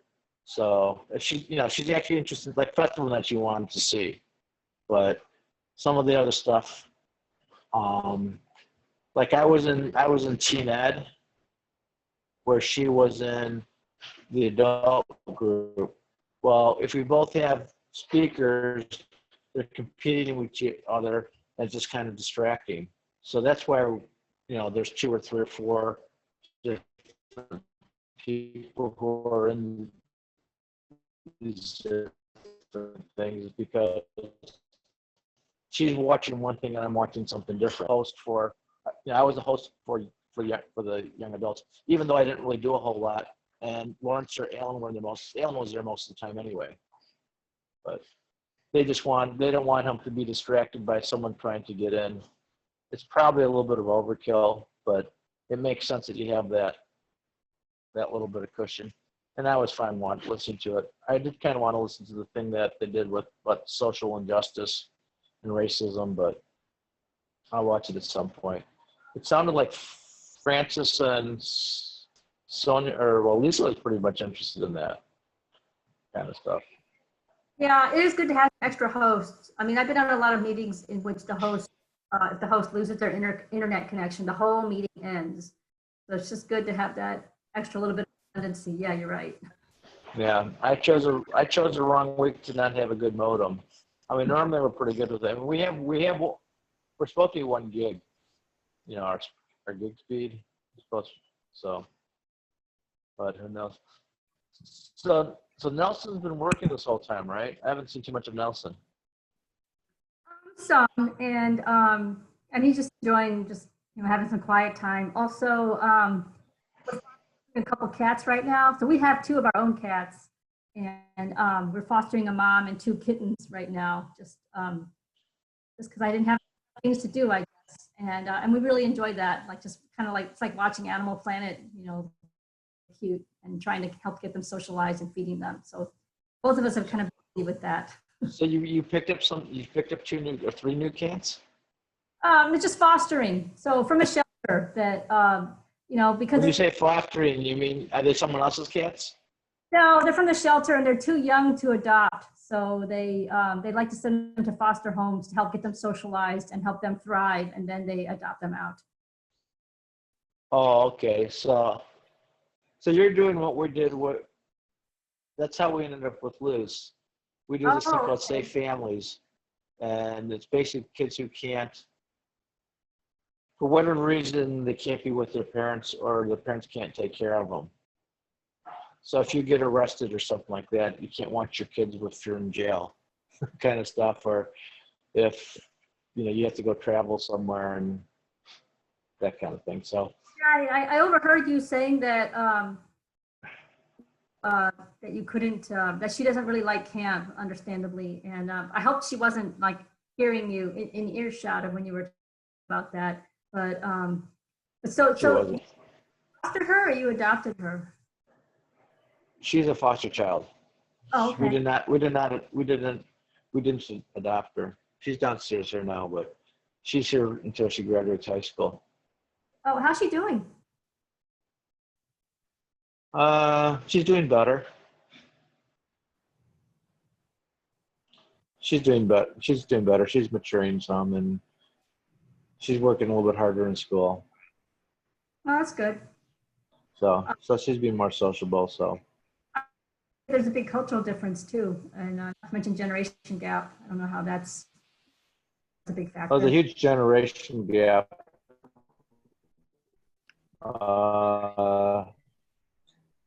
It's just a different level of expectations of what you want to have done and not have done, and what does it mean to be part of a family. So she's doing all right. And there's no chance that she could go back to her parents anytime soon. That's pretty much not an option. Nah, it won't. It won't happen, and that's kind of up to her.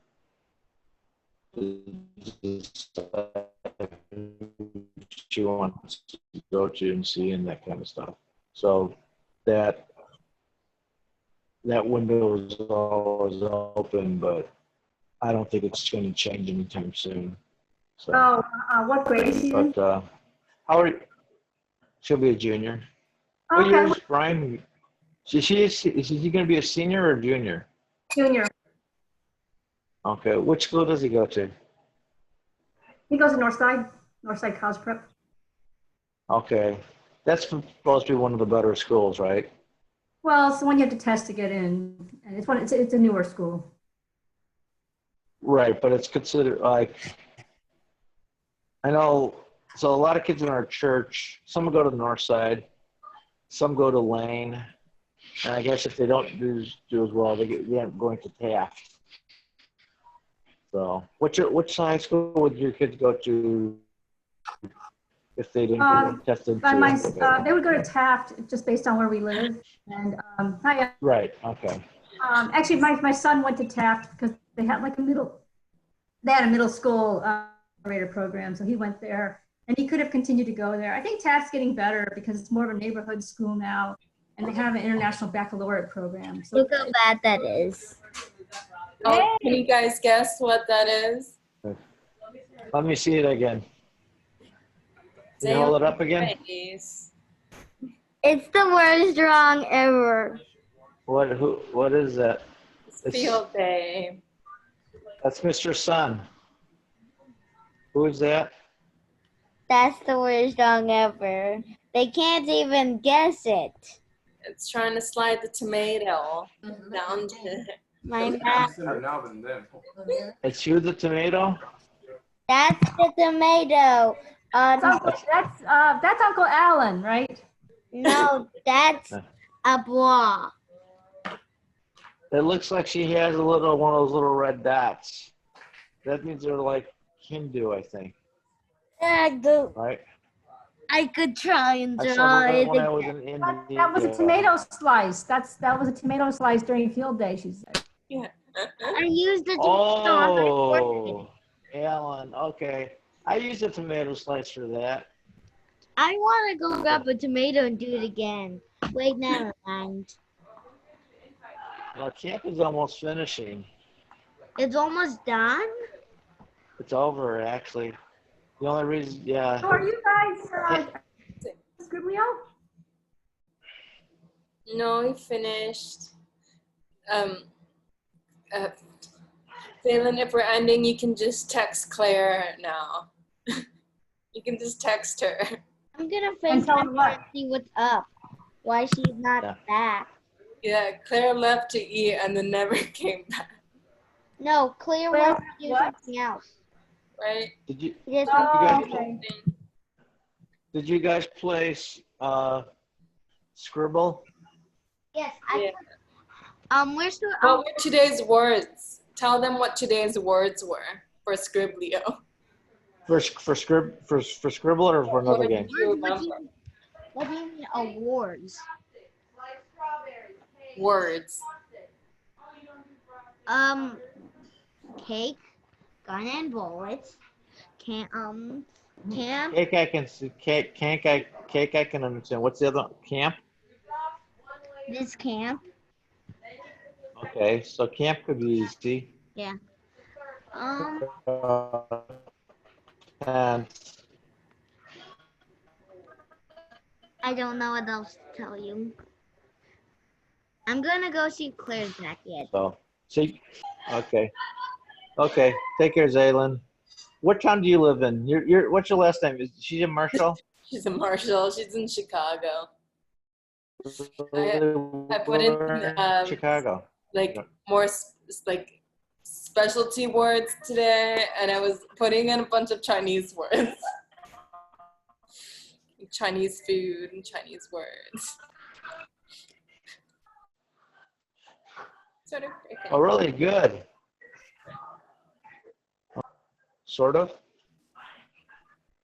Okay, well, that's good that you teach them Chinese. You can teach me Chinese. So that's one other thing that, another thing to do on the to-do list is learn more Chinese. For you? For me, I'm terrible with Chinese. I spent a lot of time with Alan learning how to learn Chinese, and we had a lot of fun, but It's okay. You can just get the simple words down. well, I hear you. I think I had to get to critical mass, You are. which is learning stuff. So I'll get there eventually. And if I don't, no biggie. An echo. Is Lawrence in here now too? Yes, I took my mom someplace. I just got back, so I said I'm gonna click on and see if anyone's left. I had a feeling Amy was gonna be here. I did.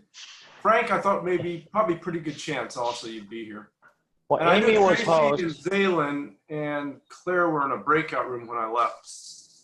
Claire's not there. Right, they just got back.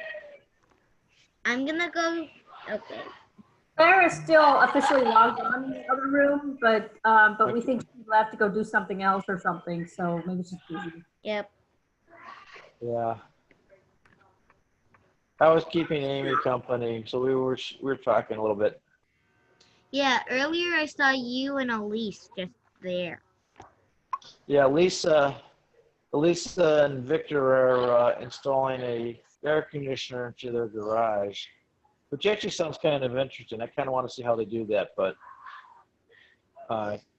because they don't have a window, they just have a hole in the wall. So I think they have to frame it out. But they seem much more capable than I am. I'm sure they'll figure that one out. Ooh, Elisa did a lot of stuff in. I can play piano. Really? You want to play something for us? Yes, at the moment I'm playing a piano game on my iPod. A piano game? What about, don't you have a real piano? We do. Okay, see, I have a real piano. Look behind me. See me? See over my shoulder? That's our piano. Yep, I can see it. Okay. I don't play piano very well. I can't play well, but I can play a few songs. Oh, wow. I am sorry. There's like 15 people in my house. Really? Are they friendly? Yeah, people from my family, friends, boyfriend, girlfriend, me, you guys, yeah. Okay. So and my dad, who's sleeping on the couch through everyone coming through the door. So, See? Yeah. So Okay. if it gets loud, you need me to mute, just tell me. It won't be surprising. See?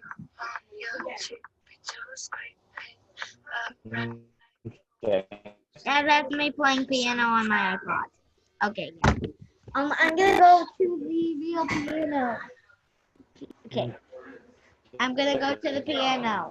Also, Amy, is that your screen off, or is that your Okay. thing that blinks? Yeah. Is it your screensaver? Is your screen off, or is that your power thingy? What's it called? The what you That's call it? well, That that's blinks. your I name, want I to be think. able to see you, Amy. See you, not look at your interesting you. Interesting, confusing thing you that blinks. Okay, let me put you here and move so I can get to the piano. Yeah. Yeah. There's stuff on this chair. Okay. Good, you're masking up. What Hey, what? wants me to play? I can play several things. Hey, Lawrence. Yes. Yeah, I was talking with Tim. I'm thinking sometime maybe later in the. Okay, I'm going to play this song that I. Okay. A song Later that in the year, I might go visit Indianapolis. Yeah, that would that'd be so nice. It's funny. Okay. He lives right down the street, but we haven't seen him because mom. Like I took mom out right now. She didn't even get out of the car, but she still had gloves and a mask on. Right. Very worried.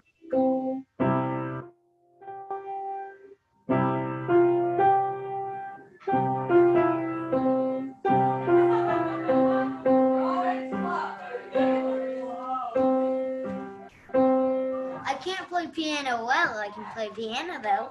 That's good. I can play. That was Vera Jacka, right? What? Vera Jacka, Brother John. Yeah, that was Brother John. Let me go. You know what I thought it was, Frank? What? I thought it was that song about the lions. One doesn't have a nose, one doesn't have a tail. Iga like it. Iga me. Lahu. Sancho Lahu. Yeah. Iga me yanji. Iga me way ba dunchi. It sounds a little bit like it. Why? I'm Yeah. gonna play River Road. I don't know what the song is specifically, but I can play the music for it. Sort of. I didn't say I could play music well. I just said I could play piano.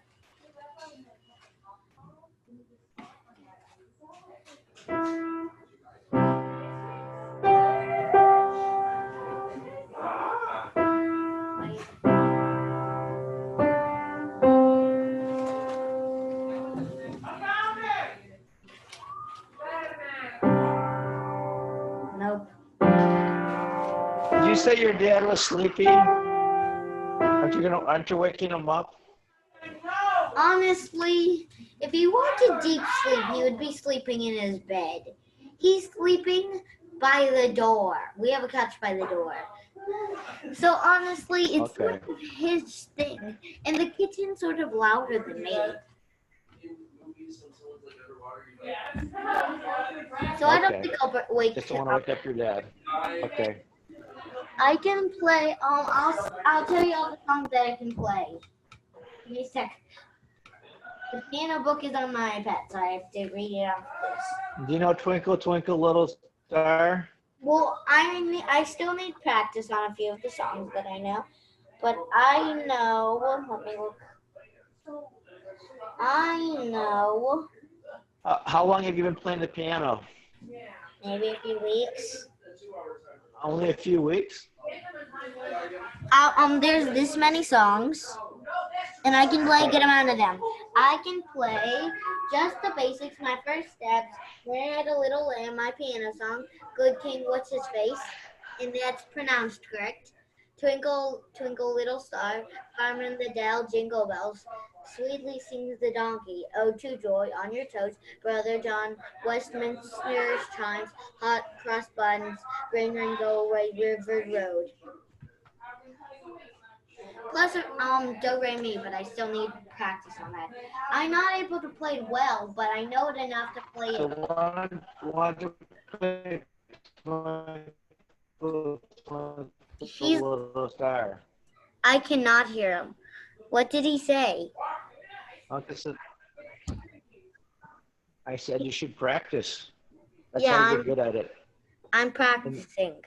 And then you'll be able to play well. What song should I play?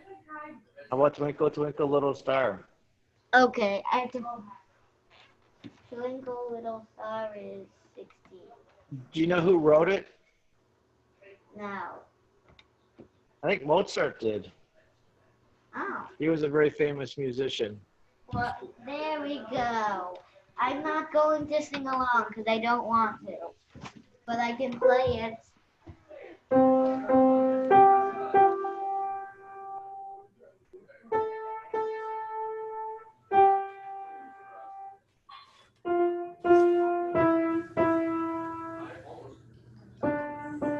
Do you want me to keep going?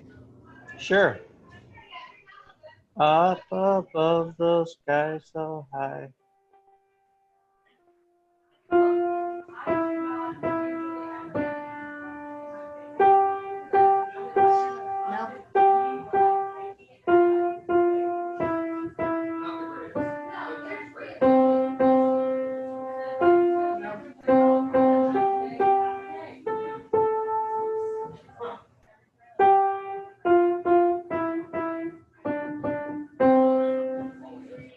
Nicely done. What else? I can play. Where is it? No, what's it? I could play. Where is it? I could play. Oh, also I can play Song of the Moon. I think. Which one? I can play good song. Good King. What's his face? Seriously. Okay, Good King Wenceslas. Yeah, that's a Christmas song. I don't know if I'll play it well, but I can play it. It says the lines are good King. What's his face? Might say you should learn my real name. Wenceslas Saint Okay. Day. Try it out someday. And there's not music that goes with it. Wait. No, wait. Wait. Sorry.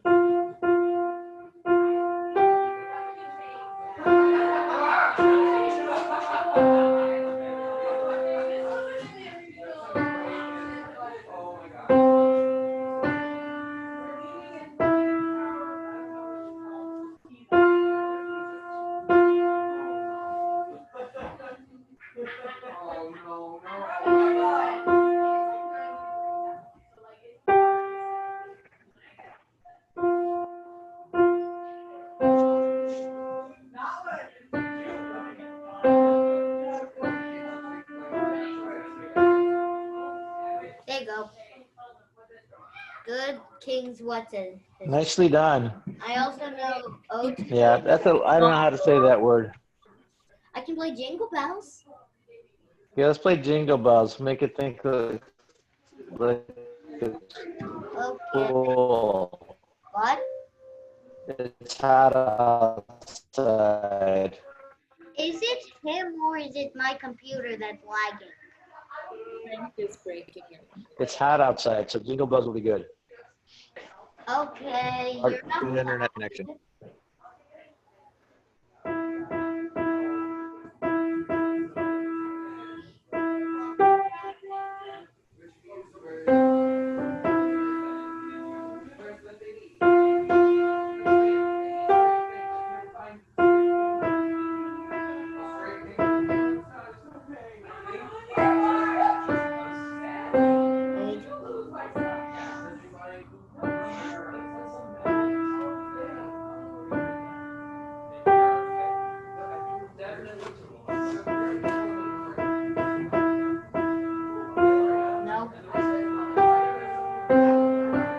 nice. You still need work. Nope.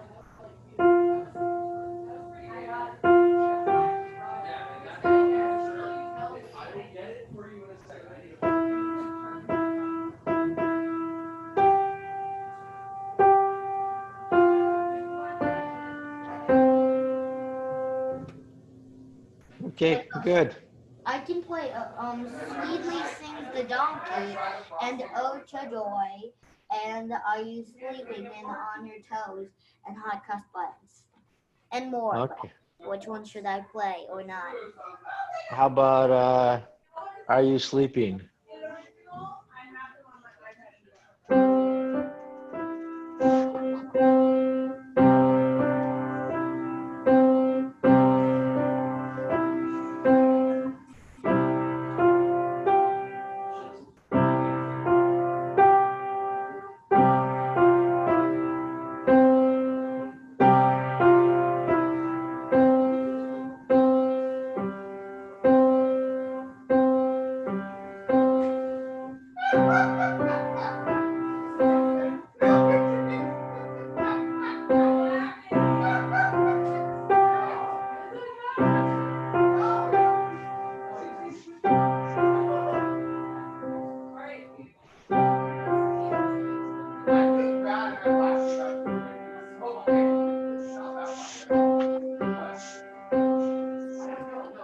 Done.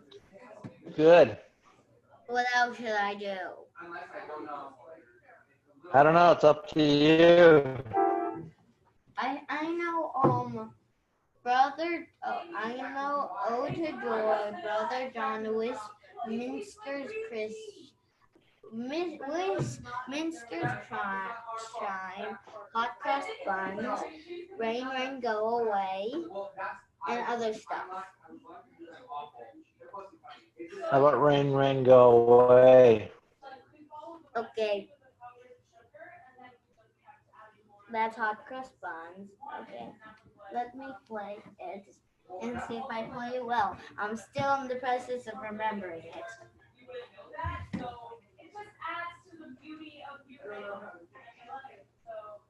Wait.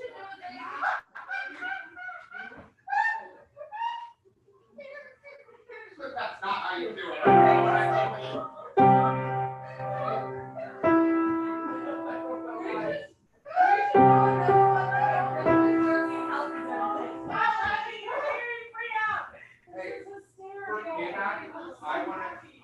Wait, that's not the right note.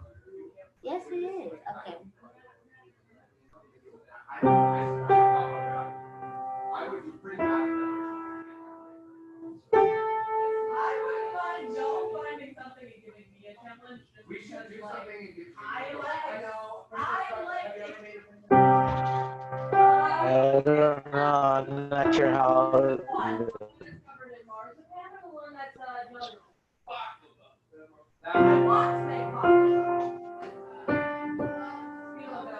No.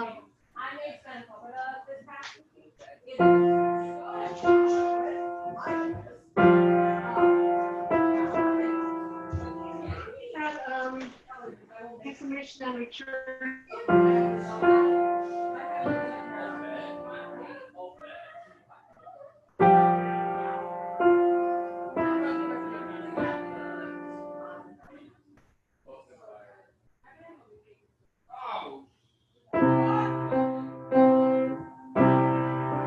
Wait. It's good enough, right?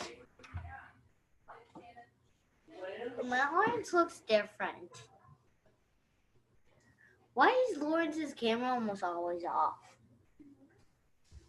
Sometimes I turn it off if I'm cleaning stuff up in the room. Ah. What else do you want me to do? I think I wanted to hear you play piano, but then I wanted to say goodbye to you because I'm gonna go right now. Yeah, I think I'm going to do the same thing, Zaylin. But it was nice to meet you. Thank you for playing the piano. Yes. Keep on practicing. I assume I will be seeing you guys next year. That's my plan. I Where plan do on you being guys there next live? year. Maybe I'll meet you in real life. That'd be fun. I think that'd be so nice. And anytime you want to contact us, have your mom send an email to the group and we'll be able to hear from you. Lawrence, where do you live? I live in Indianapolis right now. Hey, that's not too far from me. I'm in Berwyn, Illinois. Yeah, I know you're pretty close. And I think, if I'm correct, your mom, your family, and the Caffarellis know each other. Yep, we're an hour drive away. I've been to her house several times. So anytime you want to get a hold of us, your mom has the email to send to us. If you go, Mom, can you send the group an email from me? Hopefully your mom will send some, Zaylin says hello. Yep. And So, where do you live? I live in Park Ridge. Where's Park Ridge? It's much closer than Indianapolis. I'm about a half an hour, 45 minutes from where you live. I live near the airport, O'Hare Airport. Wow. I might run into you sometimes. You guys live around me. That's nice. It's not all the way in like Texas and over there or up by New York. No, we're Zealand. This is not pretty goodbye. close. Maybe if we, have you ever, it's just, we went to see the Caparellis sing. What? Gina's mom, she's a professional singer. Yeah. Yeah, we saw her perform once. That was kind of fun. So. You're closer to Frank. You're closer to me than I am to Gina. Gina's an hour away from me. Nah, yeah. Well, maybe someday we'll meet you and your parents. Yeah. Well. Okay. Yeah. Well, I'll see ya. I'm gonna go again, but let us know if you need to contact. Okay, bye-bye, Zaylin. Hey, Lawrence. Bye. Okay. Boy. Talk to you soon. Take care, Lawrence. Talk to you soon. I'm going to the other room I'll to see you if too. Claire's Bye-bye. back. Bye, Zaylin. We'll see you, Zaylin. And Amy, are you still there? I'm gonna go. Yeah, I'm still here. I'm still here. In case anybody else wants to show up. I'm going to go too. Take care. Nice talking to both of you. Okay, bye. Bye, Lawrence. You're frozen looking. Oh, I'm still here. Bye, Zaylin. Again, bye, Tracy. Bye, Amy. Bye. Bye, Amy. Bye, Tracy. Wait. Bye, Lawrence. Bye, Lawrence. Hi. Bye. Do you guys have to go too? I probably need to do some work, so I'm keeping the room open for anybody else who wants to hang out. But it's at home, so I don't really have to go anywhere. Well, I have to. I have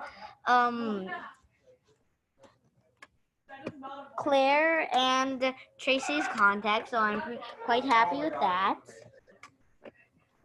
Tracy, now that I have your contact, I'll probably be texting you a lot.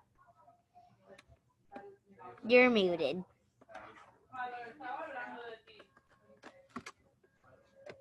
I don't think talking to me muted will help you. No, I said, don't text me too much because I'm working. I might not respond right away.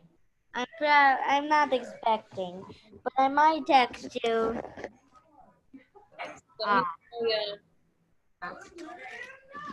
Amy, I don't have a reason, but I could get your contact. I don't have a clue why, but I could.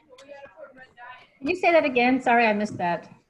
I could randomly get your contact for some reason. Eventually, you'll probably be useful.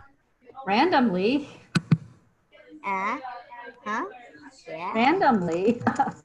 I don't have a specific reason to get your contact. would get Tracy's so I can mail her stuff. Is that? Oh, that's your Gmail. Okay.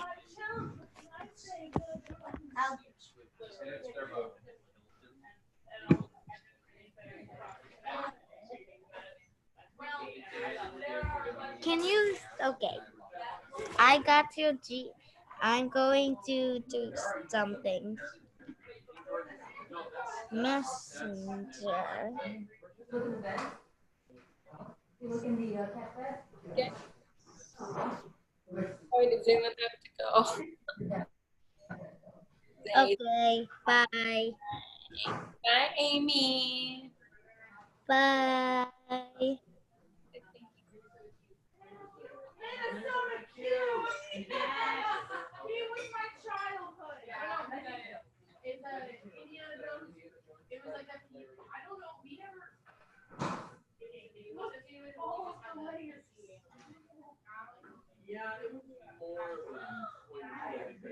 Did I send you a message? Did I just send you hey?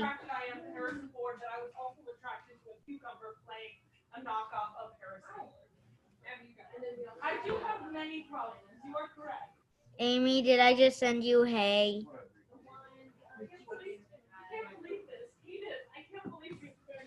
Yeah, I did get your message. I just got it. Does it say it's by 708 or Jalen Marshall? Oh, it says 708 because I don't have you as a contact. That's why. Ah, I am changing you to Amy. And what's your favorite color heart out of the emojis? Oh, any color is good. I like all different colors. I'm making you red. Okay. And do you have a picture of you? Yeah, I do actually. Because you can send it to me. And also, if you want to make it, have say Zaylin, just put create new contact, and you can make have special weird things. Okay. Like say Zaylin, and then I will eventually get your thing. What's it called? Gmail. Yeah. Okay. Well, I don't really know if I have a reason, and I assume you have to get work done. So I think I'm gonna go. Yeah. And I don't think Claire's coming back. I'll be back in a sec. I'm gonna see if Claire's gonna came back yet. Okay. I have no clue.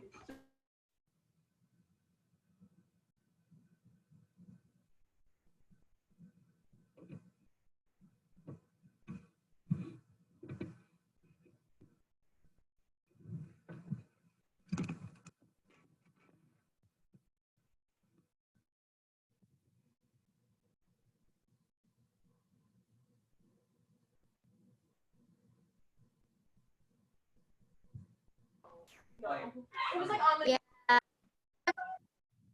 She isn't there, so I'm gonna leave because I think I don't have anything to talk about. And I assume All right. Well, thanks.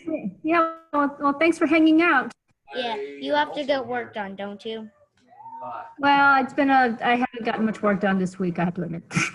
What bubbles by you? Are you typing something? Yeah, I was trying to send you a picture and just respond to you so you knew you had the right. I'm gonna send you a picture of me so you can put a picture of me by my contact. Okay. Yeah. Okay. I will let you do your things because I'm pretty sure, if I heard correctly, you're doing work. Yeah. All right. Well, take care, and we'll see you. I think sometimes we have a get together of Chicago people. So what? Sometimes we do a get together of people in Chicago. So I think it'd be nice to do something like that. I'm in Chicago. I know. All right. Take care. Yep. Bye. See ya. Probably I might text you. So yeah. Okay. Bye. Bye-bye. Oh wait, Claire's back. Finally. Oh, Claire's back. Maybe I won't leave after all. Yeah. I have like 30 more minutes because we bought hummingbird and wild bird feeders. So you went shopping? Is that the reason you never came back? Yes, I went shopping. Okay, do you want me to stay on this call? Because I will if you would like. But if you please stay on this call. You know, you can do Zoom on your phone next time, so you could do it from the store. But I can't send myself the link. Hey, Hey, Jalen, can you send me the link off of Messenger? give me a sec. I'm editing this thingy to make a picture of a May. So would you like me just to call you on Messenger, or would you like us to stay on this Zoom meeting? I'm going to call you on Messenger. Let me get my iPad. I hope it's fully charged. Okay.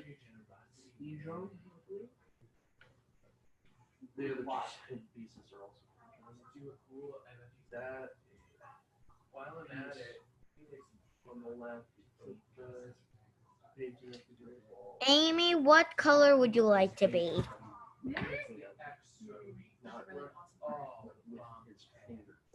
Aren't they all the same? Yes, but one's vivid. Oh, you know what? Just pick the one you think that you like the best. I'm doing original.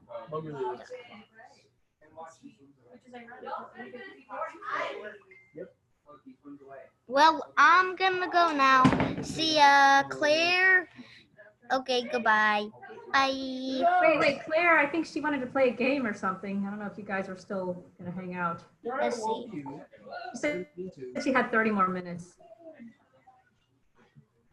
Okay, I'm just gonna call on my iPod, so you can get back to your whatever you're doing, and I have your contact, so I can text you. Bye. Oh, okay, all right, but I mean, you know, I can just leave it open, and I don't have to interact with you guys that much if you guys want to stay on Zoom. But if you think it's easy to care. I think she's calling me, so let's see. All right. Claire, would you like to be on the Zoom meeting or on this? Okay, I'm gonna hang up on this. All right. Bye.